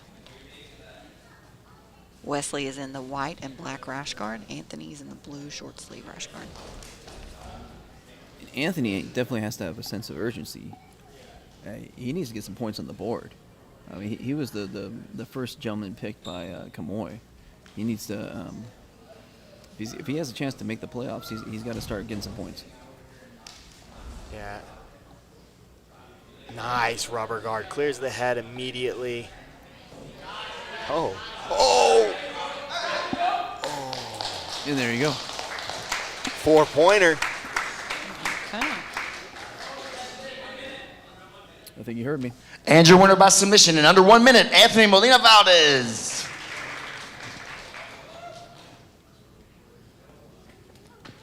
Anthony. Good work, dude. Good work. Had a fun time yesterday. Seems like you're ready to be back out here today to swing it around a little bit. What's coming up in the next match for you? I was really upset yesterday that I fumbled on an entry. I was feeling pretty sharp regardless, but now it's time to rack in some points and move on to the finals. All right, that was 4 for the kill or for the break in under 1 minute. We're gonna go for 6 on this. Oh yeah. All right, man. Get you a little bit of rest. He's gonna take whatever he can get. Everybody, he's gonna take everything. Representing Team Ironclad to face off against Anthony will be David Garcia. Oh, there we go.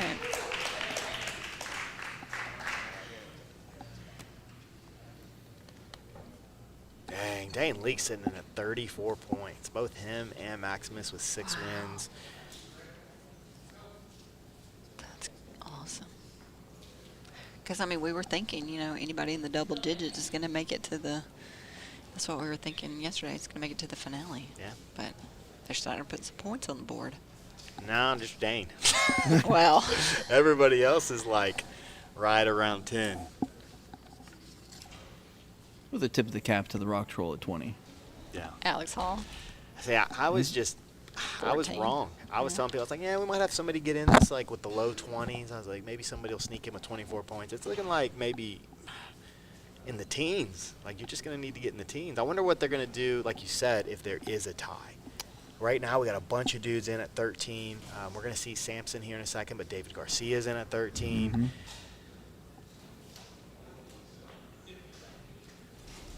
Bring back the old Connect 4 from last season. All right, no extra point. Maybe just whichever one of their fans donates the most money. Yeah.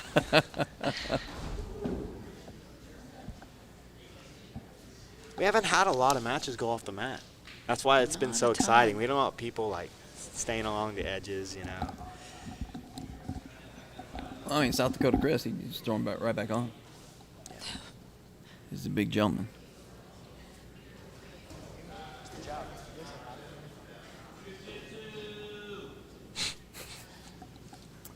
One of our contenders for the Hanson belt. He's new to the game, you know. He's still amazed. He'll just. What is this He didn't know who to art? cheer for, so he's cheering for Jiu Jitsu. Man, Anthony, last match we saw him clear the head, go for the omoplata, and off that omoplata transition, you know, hey, I saw you and Brandon make a video of that, right? Omoplata transition to the legs. That's exactly what we saw from Mr. Valdez. He's got David Garcia on top of him now, and man, David, so strong. Very, very, very good competitor.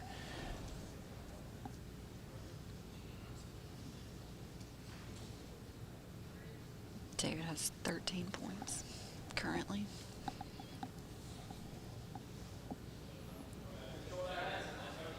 Yeah, you have two qualifier winners right here. So David Garcia, 10th Plant, Lombard, brown belt, won the Atlanta qualifier. One might say like going to the Lion's Den, to Sean Applegate's home, 10th Plant Atlanta. That knows you're confident if you go there for a qualifier. And then Anthony Molina Valdez came to Fort Myers. It was just a buzzsaw. Took everyone's leg home. Man, look at the hips. Nice shoulder crutch attempt by Anthony, but the hips of David Garcia keeps him on top. Kai Travis and Kevin will fight at the finale. I'm not sure what order it's going to be in, but they're a special match on Saturday. The co-main event. Okay. So I'm assuming they'll be the match before the PGF final. Yeah, we got Chase Hanna on the card. Chase, an absolute stud. He's competing. We got Kevin Buring. We got Evan Stapler going against full-time Josh Gibbs. Full-time. I know that's probably the match you're most excited for, right? Josh Gibbs. I am. I mean, obviously, we've referenced Evan Stapler and his gritty jiu-jitsu many times. And, of course, I think the star of Season 3, Josh full-time Gibbs. But the Battle Rama, fans, if you're paying attention, you fans in the chat made the Battle Rama happen. It was for the replacement players, the last 4 picked in the draft. And that little 4-man tournament was just fire. Oh, man. The whole gym was just on their feet, jumping and yelling. So he was in that DARS. Matthew Boyles put him in that DARS. Thought Matthew was about to walk away with $1,000. Two. It was $2,000? It was $2,000. Oh, my Josh Gibbs, one of the last 4 picked, replacement player, because of the fans, walked away with $2K. That's awesome. Yeah, guys, and if you are interested in watching the pay-per-view, the finale on Saturday will be a pay-per-view. The link is at pgfhome.com. So Wednesday, Thursday, Friday, all of that content is free on Brandon's YouTube. But Saturday will be a pay-per-view. Definitely rubber guard knobs. Is that the invisible collar? Yep, it is. I know. Look at him, man. I mean, my knees can't do that, but I know what it is. I mean, Egghead, I'm worried we might lose you to another league, bro. Like You gotta- UFC Fight Pass. Yeah. Call him. I only got so many vacation days, but So Eddie Bravo's super hyped. I mean, he's always hyped up about rubber guard, but that's what he's on right now. A rubber guard tear. Oh, he'd like Anthony, man. Anthony, really nice use of the rubber guard, but it's tough when you're going against another 10 Planet person. Unless you're just one of the best in the world, and David Garcia's technically very, very sound. Doesn't make a lot of mistakes.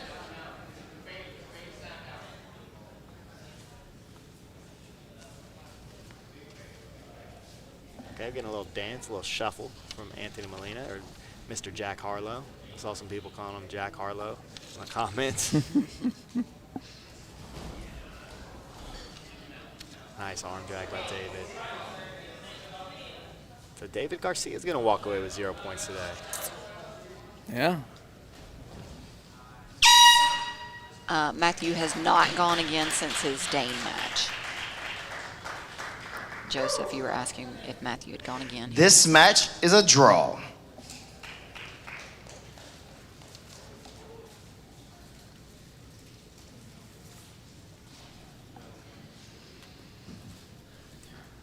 So we've seen this before. We saw it, again, Manning Leverett, no points. Reese Lefevre, no points. David Garcia, no points. So 3 out of the top 4 people from day one come in, lay a goose egg. A respectful goose egg from the egghead, because don't hurt me. But nonetheless, a 0. Crazy. So this will be the 5th. Okay, going into this next match, the teams are actually tied right now. Same score. Representing Team Ironclad, Nick Saff. Representing Team Cantrell, Matthew Low Country Boyle. All right, here we go. Okay. Ask and ye shall receive, Joseph. Nick Saff, man.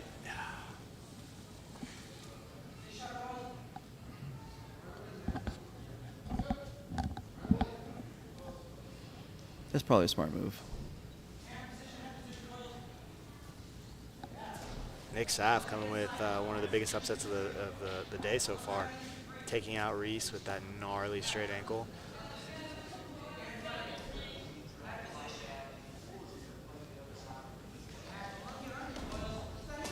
Tries to snap down and get on the head.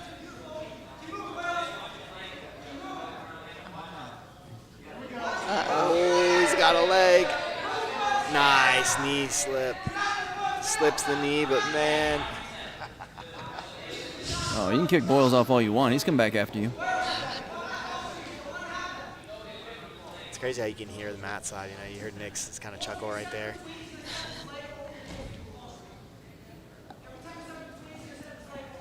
Seven seconds for the extra point.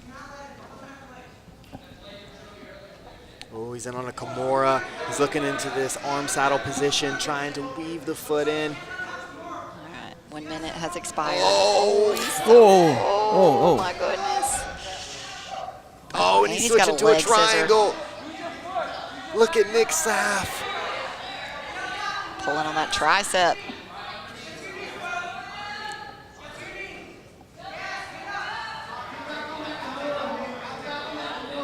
Oh my gosh. Brandon's calling for Nate to go back to the Kimura.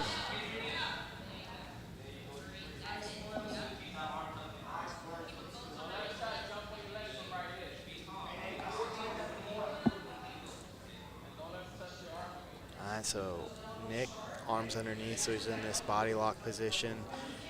Impossible to escape from here. So it's also impossible for him to submit from here. So he's going to have to unlock his hands, but he's probably just trying to slow the match down. He just probably gave a nice squeeze, tried to rip the arm out, and he went for the triangle, trying to get the 6 points, which would have been a huge day for him. Blue belt, coming in, taking out Reese, and then getting 6 points on Matthew Boyle. So went for it. I think he had that Kimura, though. I mean, that hand was behind the back. That was scary. Yeah. I mean, I think it's a smart move. Slow down Boyles. Get him a little tired, a little weight on him. But like you said, soft. I mean, built like a spark plug. I mean, there's a lot of muscle there, so that gets tired pretty easy. Yeah, and he had never done anything. Like people ask, he was like a gymnast. And he did gymnastics. Oh, yeah. He's also a massage therapist. 3 minutes and 20 seconds. Dallas Sharp ever still train with you guys? Yeah. Oh, I just remember he's a big gymnast as well. Yeah. Yeah, yeah. He had to quit like a lot of the gymnast stuff just because of like how tough it is on his ankles and knees. Years and years and years of tumbling, not good for the bod. He's still coaching though, right? Oh, yeah, but he can't do a lot of the stuff he used to do. Well, and he just got in a car accident. So, no. Yeah. He's better now, but he was out for a while. Yeah, Nick really slowing this match down. This is smart. He's got those hands locked. But again, he's not going to be able to submit from here. So he's trying to, kind of take some time off the clock for against Matthew Boyles. But yeah, he's not going to be able to do anything offensively with those hands locked.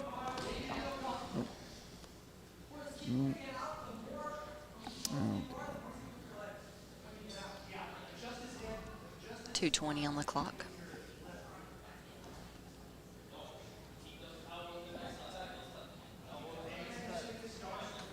Yeah, I would like to see Nick open up again.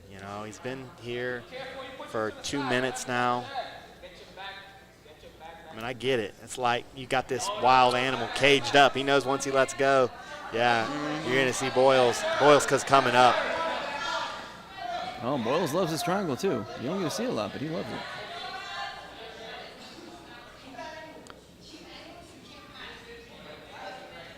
$145. All right, this is going to be the battle of the knee. Can Nick keep the body lock and step over the knee? You see, he's trying to force rubber guard. I wouldn't do that, Boyles. A little too flat backed. Yeah, you got to start bothering the head. Anytime somebody's got a body lock, exactly. Just start bothering the head. Oh, nice double Koichi sweep. Attempt.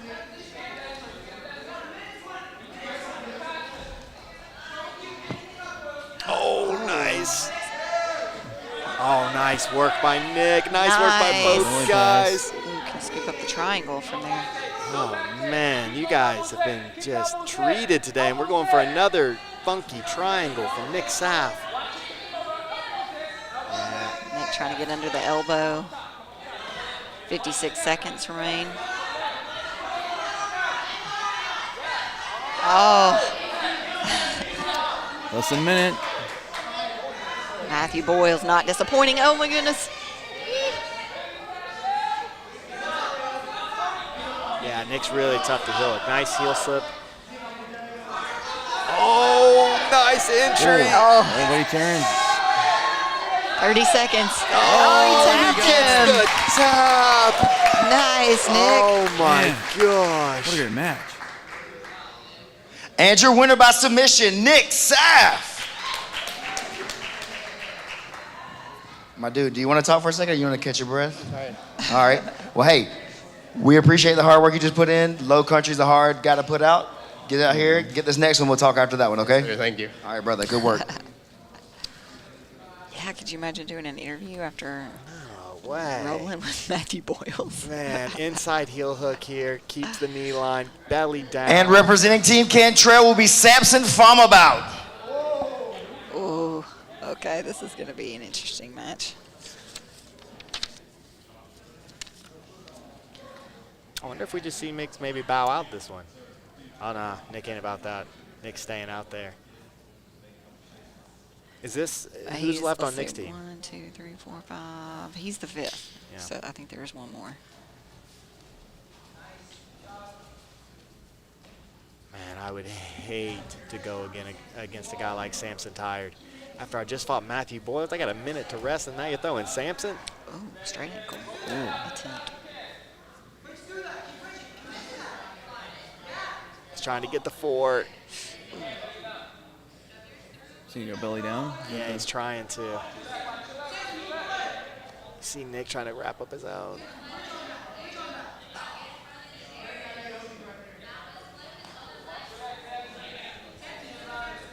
Let go.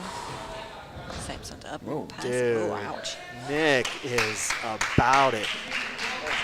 As I said, welcome to 10th Planet Decatur, my man. He's had a phenomenal day. 3 wins on the day, huge wins over Reese, and the big one over Reese.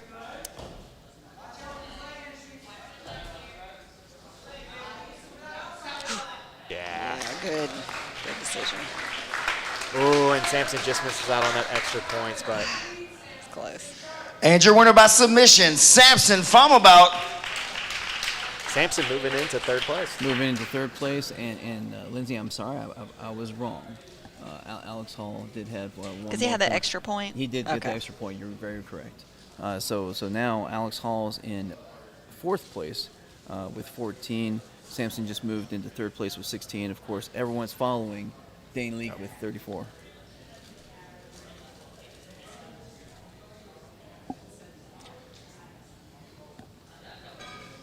I think is he waiting on? Okay. And the remaining 2 members of each team, Team Ironclad, TJ Steinbach, Team Cantrell, Samson Famabout. So 2 very, very tough guys. Both were MMA competitors. TJ Steinbach, the cult leader from Gemini Fitness in Colorado. But TJ so far has really just stalled people out. Yeah, he's had good matches. He just hasn't been able to find his offense yet, and this is going to be a tough. Samson in 3rd place now. Samson, guys, I got to say, I apologize. I was completely wrong. I said that the top 5 guys were going to distance themselves from the field, and only Dane Leake and Maximus Jolly did. The other 3 didn't score. And we're looking at a whole new leaderboard. I mean, Samson's moved himself up into 3rd place. Yeah, it's been a crazy day for the PGF.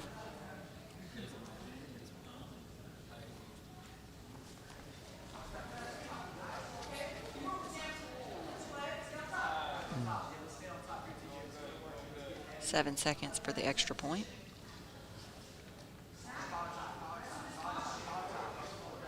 So fans at home, if you're just joining us, TJ Steinbach in the USA Grappling, the red rash guard on top. Samson Famabout in the black rash guard on bottom right now.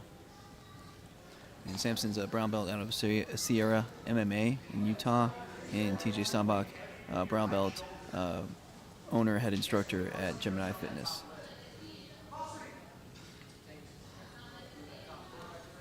About 4 minutes and 30 seconds.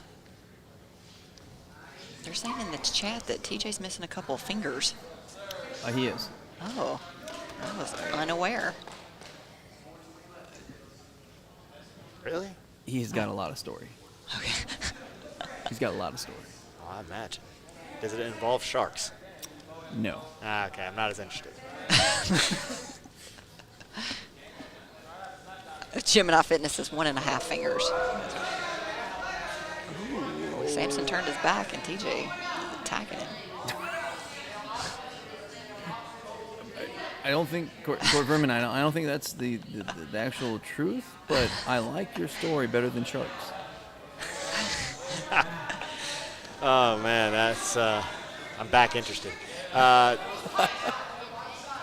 You see TJ trying to lock up both legs. And he's dangerous, man. He just hasn't been able. He's faced really tough dudes. Facing another one here in Samson, trying to capture the knee line, but it's going to be tough to break with both legs in. You really need to isolate.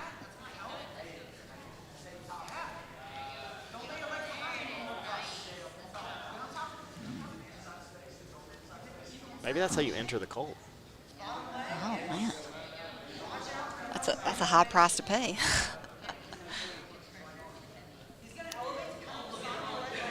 Gemini Fitness in the comments says he lost him in a knife fight in Tijuana. Yeah, there's several hypotheses. So I had a coworker friend that had a nub for a thumb, and I kid you not, he had more than 1,000 different stories every time. Just change it up. It was always different. That's a good idea, just to make it more fun for yourself. 100%. You always like stick it in. You say, make a scrunch up face. You know, Egghead, here's how I lost it. And just yarn and you go.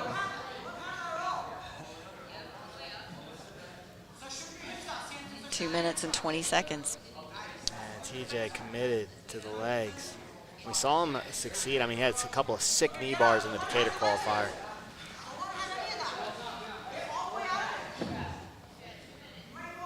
Yeah, this looks like it's got draw written all over it. Two very evenly matched. And that's TJ. He's been in all these matches. He just hasn't found himself in a good attacking position. Anthony doing a lot of vocal coaching from the side. Oh, omoplata, armbar, leg lock. The transition to some of these guys. Oh, knee bar. Oh, that's his favorite. Oh, it just doesn't have the room. You know, they're on the edge. Oh, man. Got a minute and a half. Oh, back on the knee bar.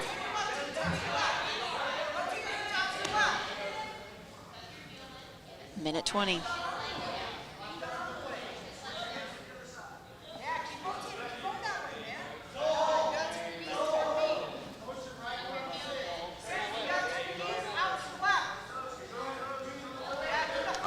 Really nice work by Sampson. Stacking.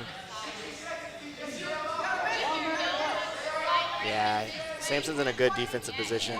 His heels in towards the ribs. They're in 50-50 now. 50 seconds. Nice work. That's interesting. TJ didn't want to engage in the 50-50. Oh, man, now Sampson's trying to put the pace on.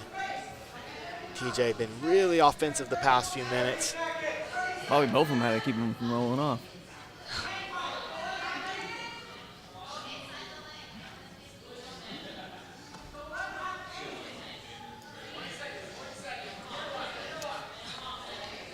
$17 seconds.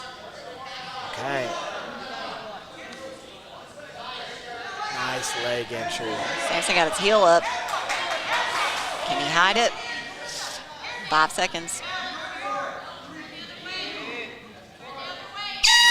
Oh my gosh. It's a nail biter. Match.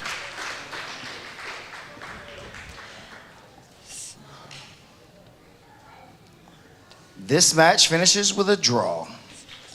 Is that the 6th competitor of each one? Yep. Yeah, they're done with the guys. Okay. And while we let the ladies get ready for their next match, we have a special guest here. Some of you love him, most of us hate him, but none of us can deny him.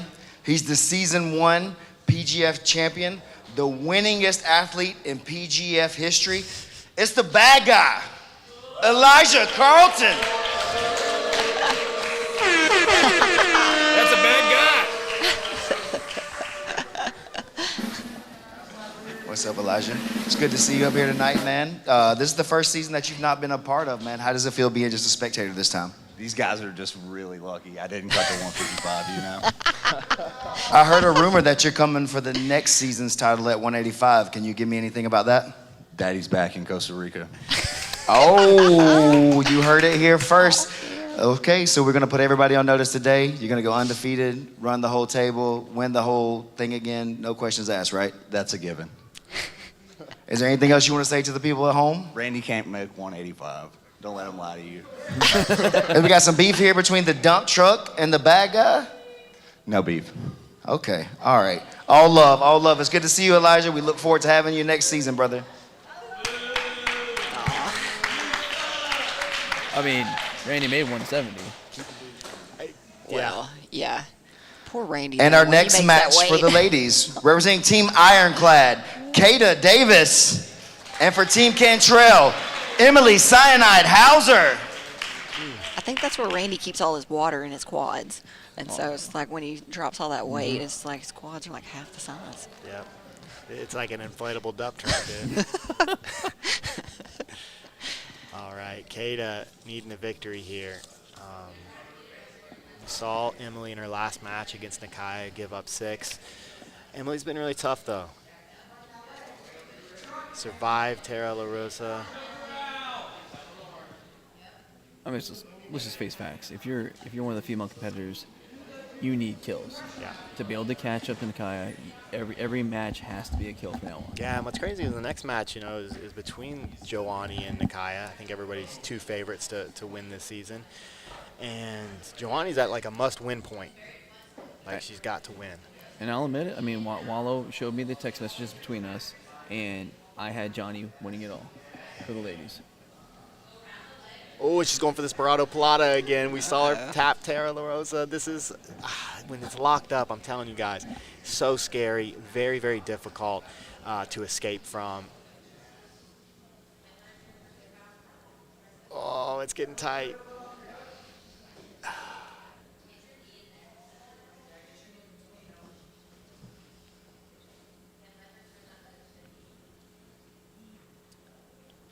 And the funny thing, Joni and Nakai are both not 135 pounders. Yeah, no. Oh, yeah. She got it again.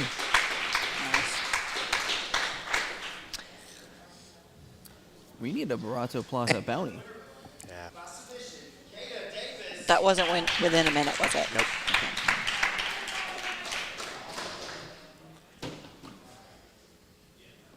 So that takes her to 13, but that's only half of the points that Nakai has. Half. Okay, so that's updated. Okay, so we're looking at, yeah, it's okay.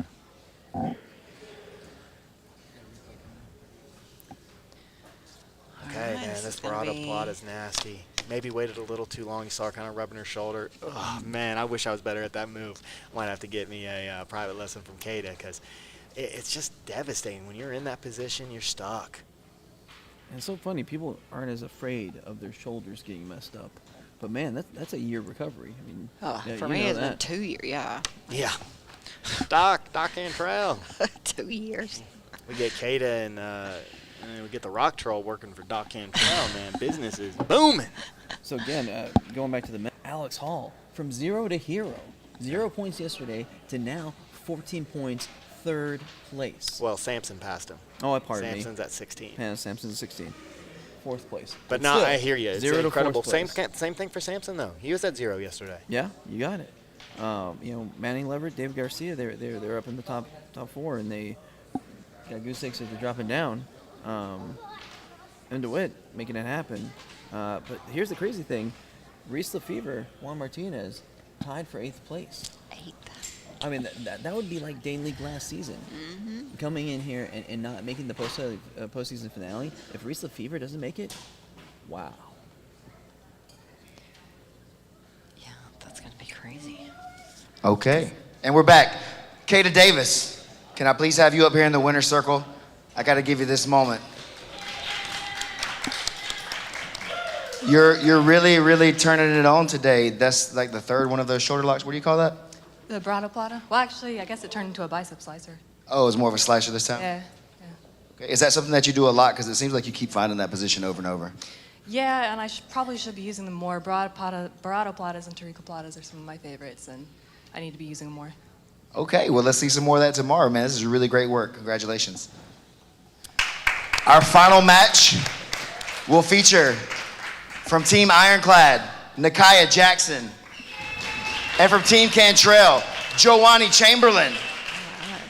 It's a good matchup right here. Both ladies are absolute studs, some of the best women in the country. This will be fun.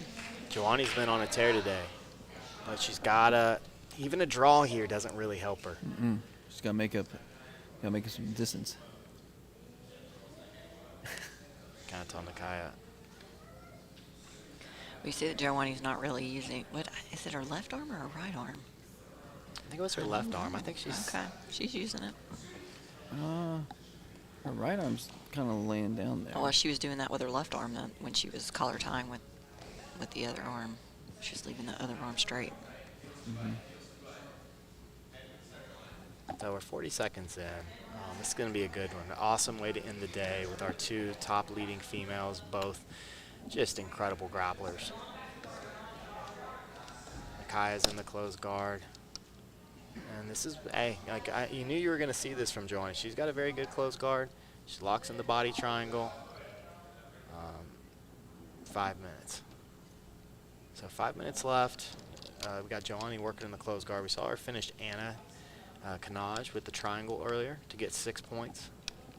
Again, a draw doesn't really help her out too much.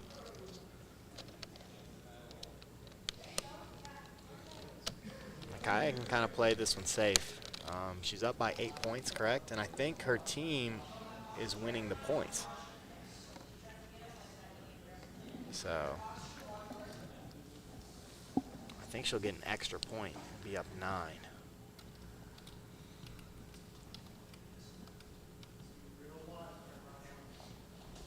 All right, Nakaya stands. Yep, nice work. Nice work by Joanny trying to take advantage. Nakaya, though, back on her knees, and she's just going to go right back to the closed guard. But hey, at least Nakaya's escaped the closed guard twice today. We'll take that as a win. I'm very happy to see that. And that's why you compete. You know, we talked about that and we met a little bit before, and we're just like, hey, like if you end up in this position, you're making some mistakes. Yeah, it really reveals where your problem areas are. Yeah. This match is going by. We got 3 minutes and 44 seconds, 3:43. All right, so are you coaching Nakaya to go to a draw, save her body? Or are you thinking? In a match like this, where again Joanny, like the word's out with Nakaya, we got to try and slow her down. We're gonna play close guard. Yeah, like the draw doesn't hurt you at all. Like it kills Joanny. Right. So should Joanny be slowing her down? She's got 3 minutes. I mean, it's the best strategy. Nice work, close guard work by Joanny, keeping.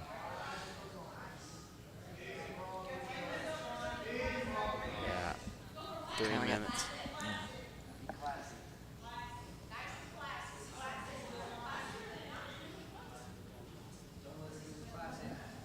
2 minutes and 50 seconds.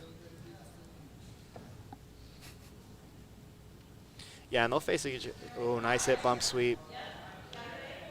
Attempt trying to get that triangle. And see, this is the difference between I think Claire and Claire was just trying to hold on to overhooks. You see how Joanny's trying to play her guard. She's off balancing really well. When Nakaya stands, she's trying to do dummy sweeps. So it's really, really nice work. She's got to watch out for this hip bump.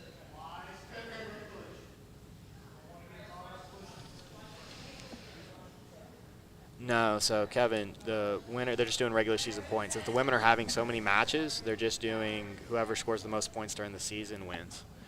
And right now it's Joanny and Nakaya, and they're going to face twice. So there's no point to have 3 matches.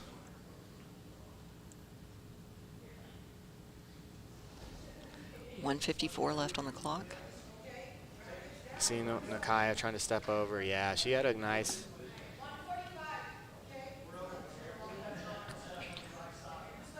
All right, so we're looking for Joanny to start attacking here.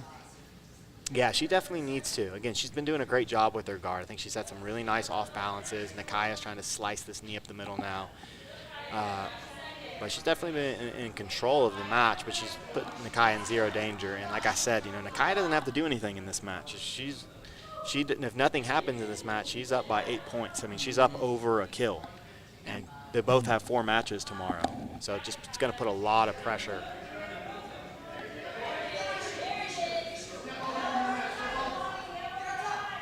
$1:05 left on the clock. Nice guard play by Joanny.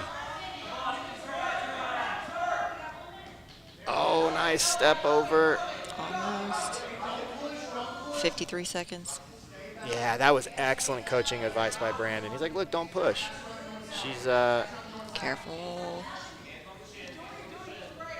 Ooh, nervous. 40 seconds. Nah, I think this is going to be a draw. Nice passing position for Nakaya. She's grabbing the head. Oh, she's going for a naked guillotine. She might have this. 25 seconds. Oh, she's going for the naked. She might have this. Oh, she's going to try and switch it. Oh, man. 15 seconds. She's going to take the back. 10 seconds. Joanny follows. Nice action by both ladies. 5 and there's just seconds. not enough time. 3, 2, 1. Excellent match. Nice, ladies. Excellent match. Beautiful guard work from Joanny. Nice passing and attacks at the end by Nakaya. This match finishes with a draw.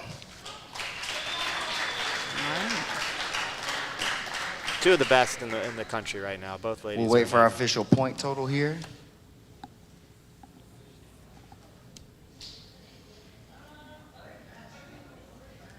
Yes, ma'am.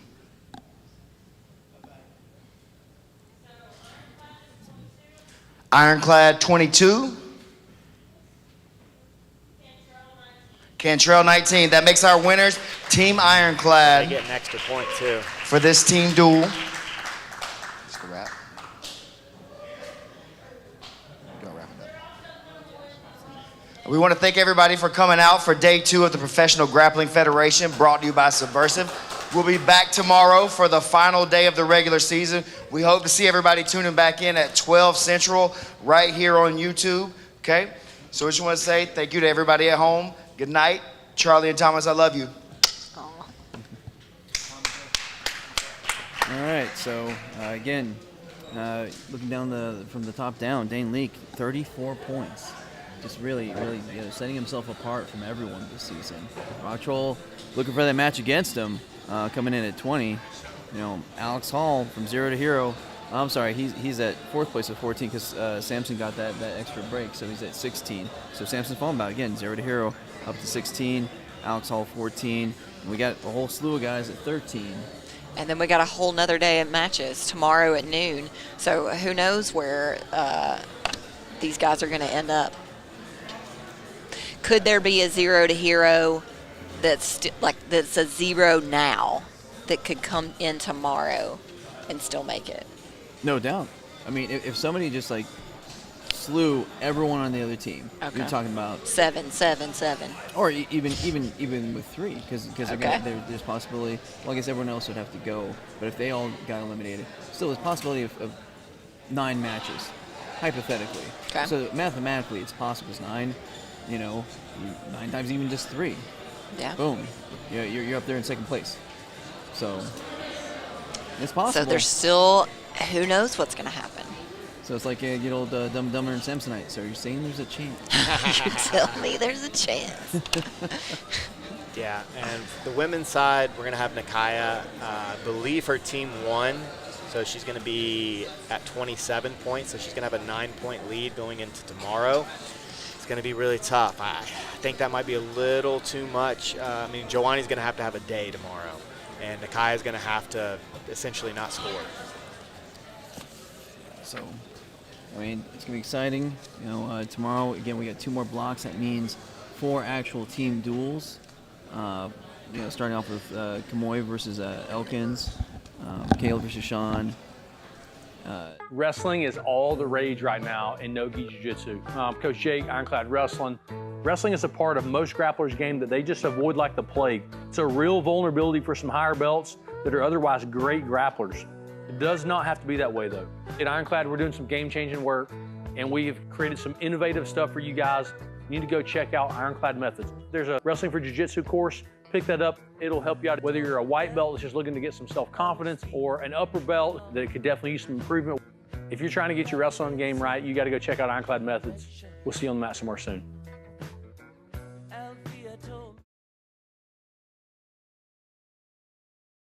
Yeah, me too. My name's Brandon Mccaghren. I'm a 10th Planet Jiu-Jitsu black belt under Eddie Bravo. Here on this channel, you're gonna find all kinds of content.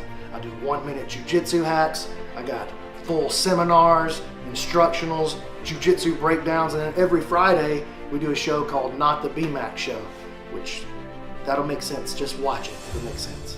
My goal is to be your Morpheus. You could be Neo, but let me be your Morpheus. Let me pull you up out of the jiu-jitsu. How'd you feel about the day? Hey, are you a jiu-jitsu? How did you feel about some of the individual matches? We have 4 big standouts in the Rock Troll, Dane Leake, Nakaya Jackson, and Joanny Chamberlain, right? They've separated themselves from the pack.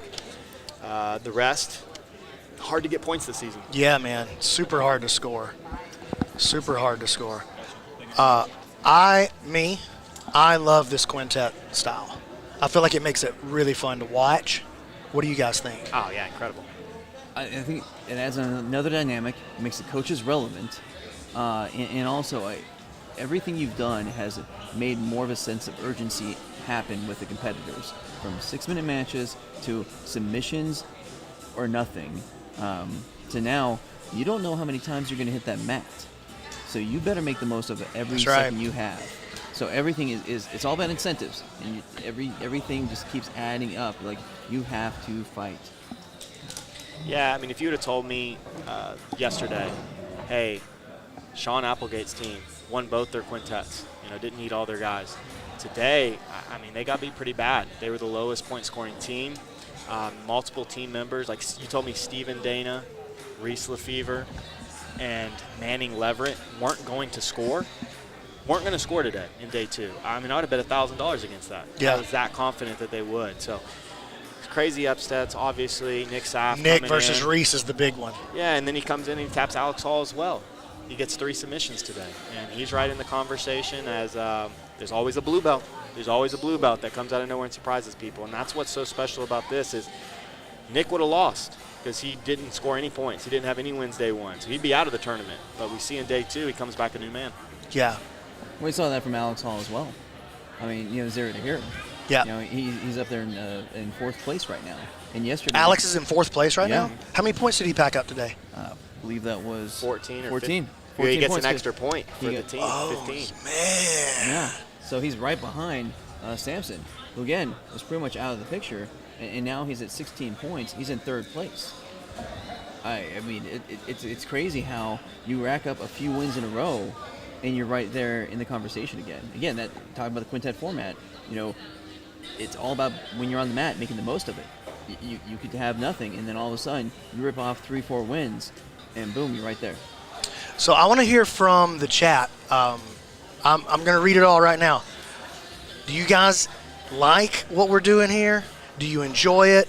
Do you want to see more? Let me know. I know we picked up a $500 match for the finale, right? Am I right about that? She's going to do another $500 tomorrow, I believe. Well, right now it's a $500 match. Okay. But, it's just a good idea till the money comes through. Fair enough. But once the money comes through, we'll make it happen.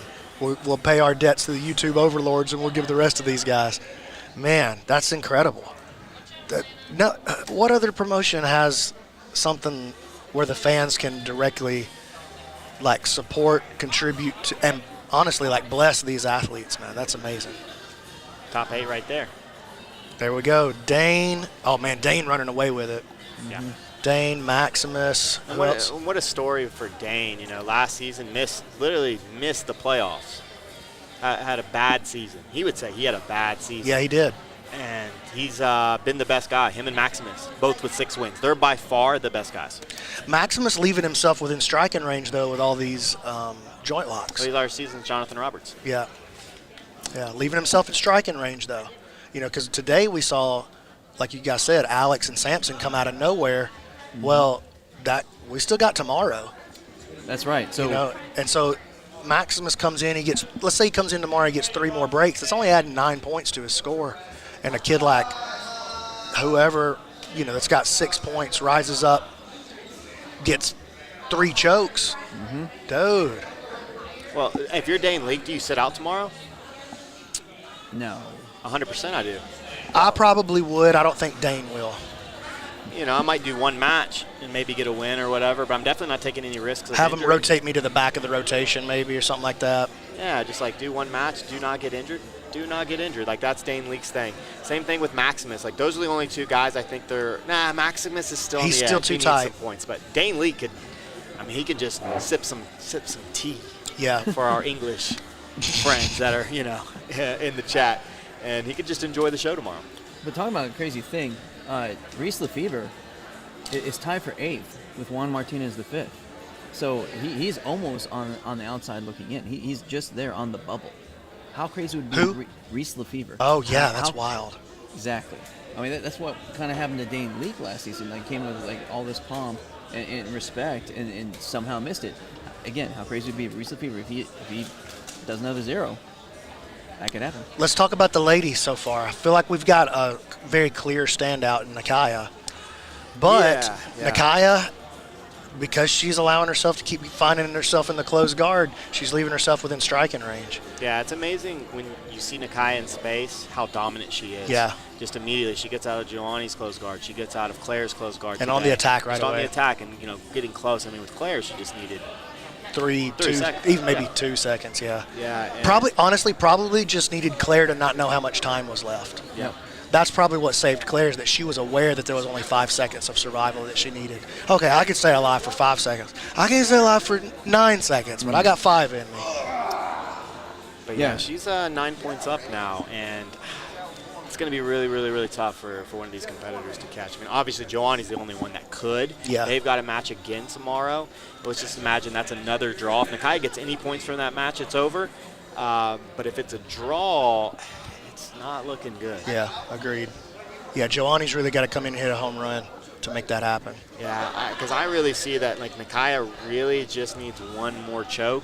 If she just gets one choke out of the 4, she should walk away. Yeah. With just how tough these women have been. Yeah. I want to bring Keelan on to talk to me. Come and get Egghead's mic. Egg, you were phenomenal. I really appreciate you, dude. And just here in front of everybody while I got everybody's attention. You're an expert at the PGF, and you've done so well with this, man. Like, you're really valuable to what we're doing here, and I just wanted to say thank you for that. Thank you. What's up, Coach? Hello, people. Let me hear your thoughts. I don't even know. I literally didn't see half the matches. I'm just doing other things, writing graphics and names and stuff. But immediate thoughts, Keita's Barado Plata's sick. Yeah. Nakaya needs to learn how to break that closed guard. Sick. Matthew Boyles, I just love him no matter win or lose.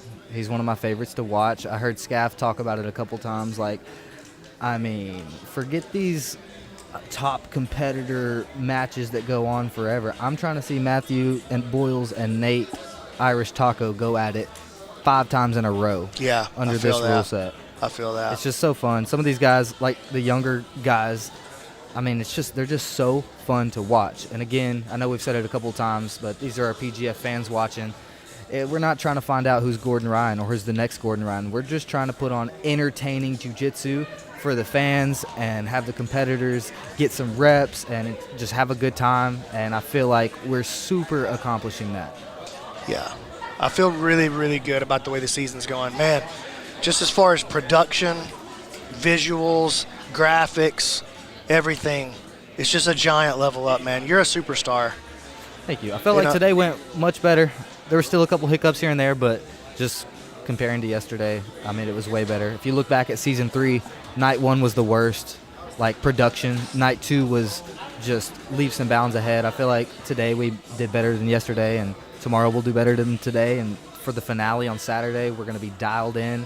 Bobby Bofum's been saving his voice. He's going to get pumped for the finale. It's on pay-per-view. Yeah, let's talk about the finale and how that works. So it's going to be on pay-per-view on Saturday at noon. It's a $30 pay-per-view, but $15 of every pay-per-view goes to the athlete, and you can choose which athlete you want to support. So when you go to pgfhome.com to buy the pay-per-view, if you see Dane Leak right there and you buy it with that button that says Dane Leak, then half of your purchase is going to go to him. So it's just an extra way. I don't know any promoter that does 50% to the athlete. That's because I'm not a promoter. I'm a guy who loves jiu-jitsu, and I love these athletes, and I love the participation that we're getting from you guys. I want them to walk away better overall for having been a part of the PGF. It's been a big week. How about one word? Maximus. No, I knew it. Man. I've been telling the chat, man. I gave the kid a private lesson. We did some rolls, and I just was feeling his positioning in his game, and I knew that he was this season's, he's a stud, man. Yeah, he's special. Yeah. How are you, he's a brother? stud. Yes, sir, tomorrow. And, stud, dude. He's a killer, man, and can take out a whole team. But the craziest thing to me is he's the only guy I see that can do a match. He looks the same from match 1 to match 4. He's an Iron Man, dude. So efficient. It's like he's not selling out. Even though he's going for things, it's like he's just doing jiu-jitsu, man. He's real calm and like in his mind. He's not like panicking ever. Man, I'm so impressed by him. So impressed. Well, let's wrap this thing. Excuse me. Let's wrap this thing up. Shout out to the chat. All of you guys giving money to the chat. There was over $1,000 in the super chat today. That money goes to the athletes. That's going to the athletes. That'll go to me and Keelan. Listen, we need some money, but we ain't taking that money. We're giving all of that to the athletes. So big shout out to them. Shout out to Becoming Church here for letting us use this venue for the whole week. That's a big ask. And, honestly, we didn't even ask for that. This is what they offered up for us because they love the PGF so much here. And that's cool, dude. The venue wanted us here, not we died to get the venue. They wanted us here, and they send their people to support. And then it's not just vocal support, it's actual support of the PGF. Shout out to all these sponsors. Toehold's getting off the hook with this sponsorship, dude. They getting all this name drops. They ain't have to give away no flip-flops yet. It's not over yet. I just want to shout out your YouTube channel, man. Yeah. We passed 100K. Yesterday, Brandon opened his gift that he got from YouTube, and it was his first YouTube plaque for passing 100K. It's a nice affirmation. There's so many YouTube channels out there. Some are trash, some are incredible, some are average. I think Brandon's got one of the best YouTube channels in jiu-jitsu. We've got a big team that is all pouring into this one channel, and I'm not seeing anything like this on other people's YouTube channels consistently, along with all the other short content and long content and free content, etc. So, I mean, you're killing the game, Brandon. Thanks. Well, you said a really important word there when you said team. I get all the praise because I'm the face, but really none of this is possible without you, Keelan, without you, Scaff, Lindsay. Oh, this couldn't happen without you. The PGF could never happen this way without you. It wouldn't be the same. Because of the way you love sports. And your knowledge of jiu-jitsu is deep, it's insightful, that deep, it's sultry on point. voice. And look at, dressing up this year too, boy. You can walk in late to a staff meeting looking like that, you know what I mean? Yeah, you can. It starts to make sense. All right, guys, let's get out of here. Thank y'all. Thank you. Tomorrow, noon Central. Wrestling is all the rage right now in no-gi jiu-jitsu. Coach Jake, Ironclad Wrestling. Wrestling is a part of most grapplers' game that they just avoid like the plague. It's a real vulnerability for some higher belts that are otherwise great grapplers. It does not have to be that way, though. At Ironclad, we're doing some game-changing work, and we've created some innovative stuff for you guys. You need to go check out Ironclad Methods. There's a Wrestling for Jiu-Jitsu course. Pick that up. It'll help you out whether you're a white belt that's just looking to get some self-confidence or an upper belt that could definitely use some improvement. If you're trying to get your wrestling game right, you got to go check out Ironclad Methods. We'll see you on the mat tomorrow.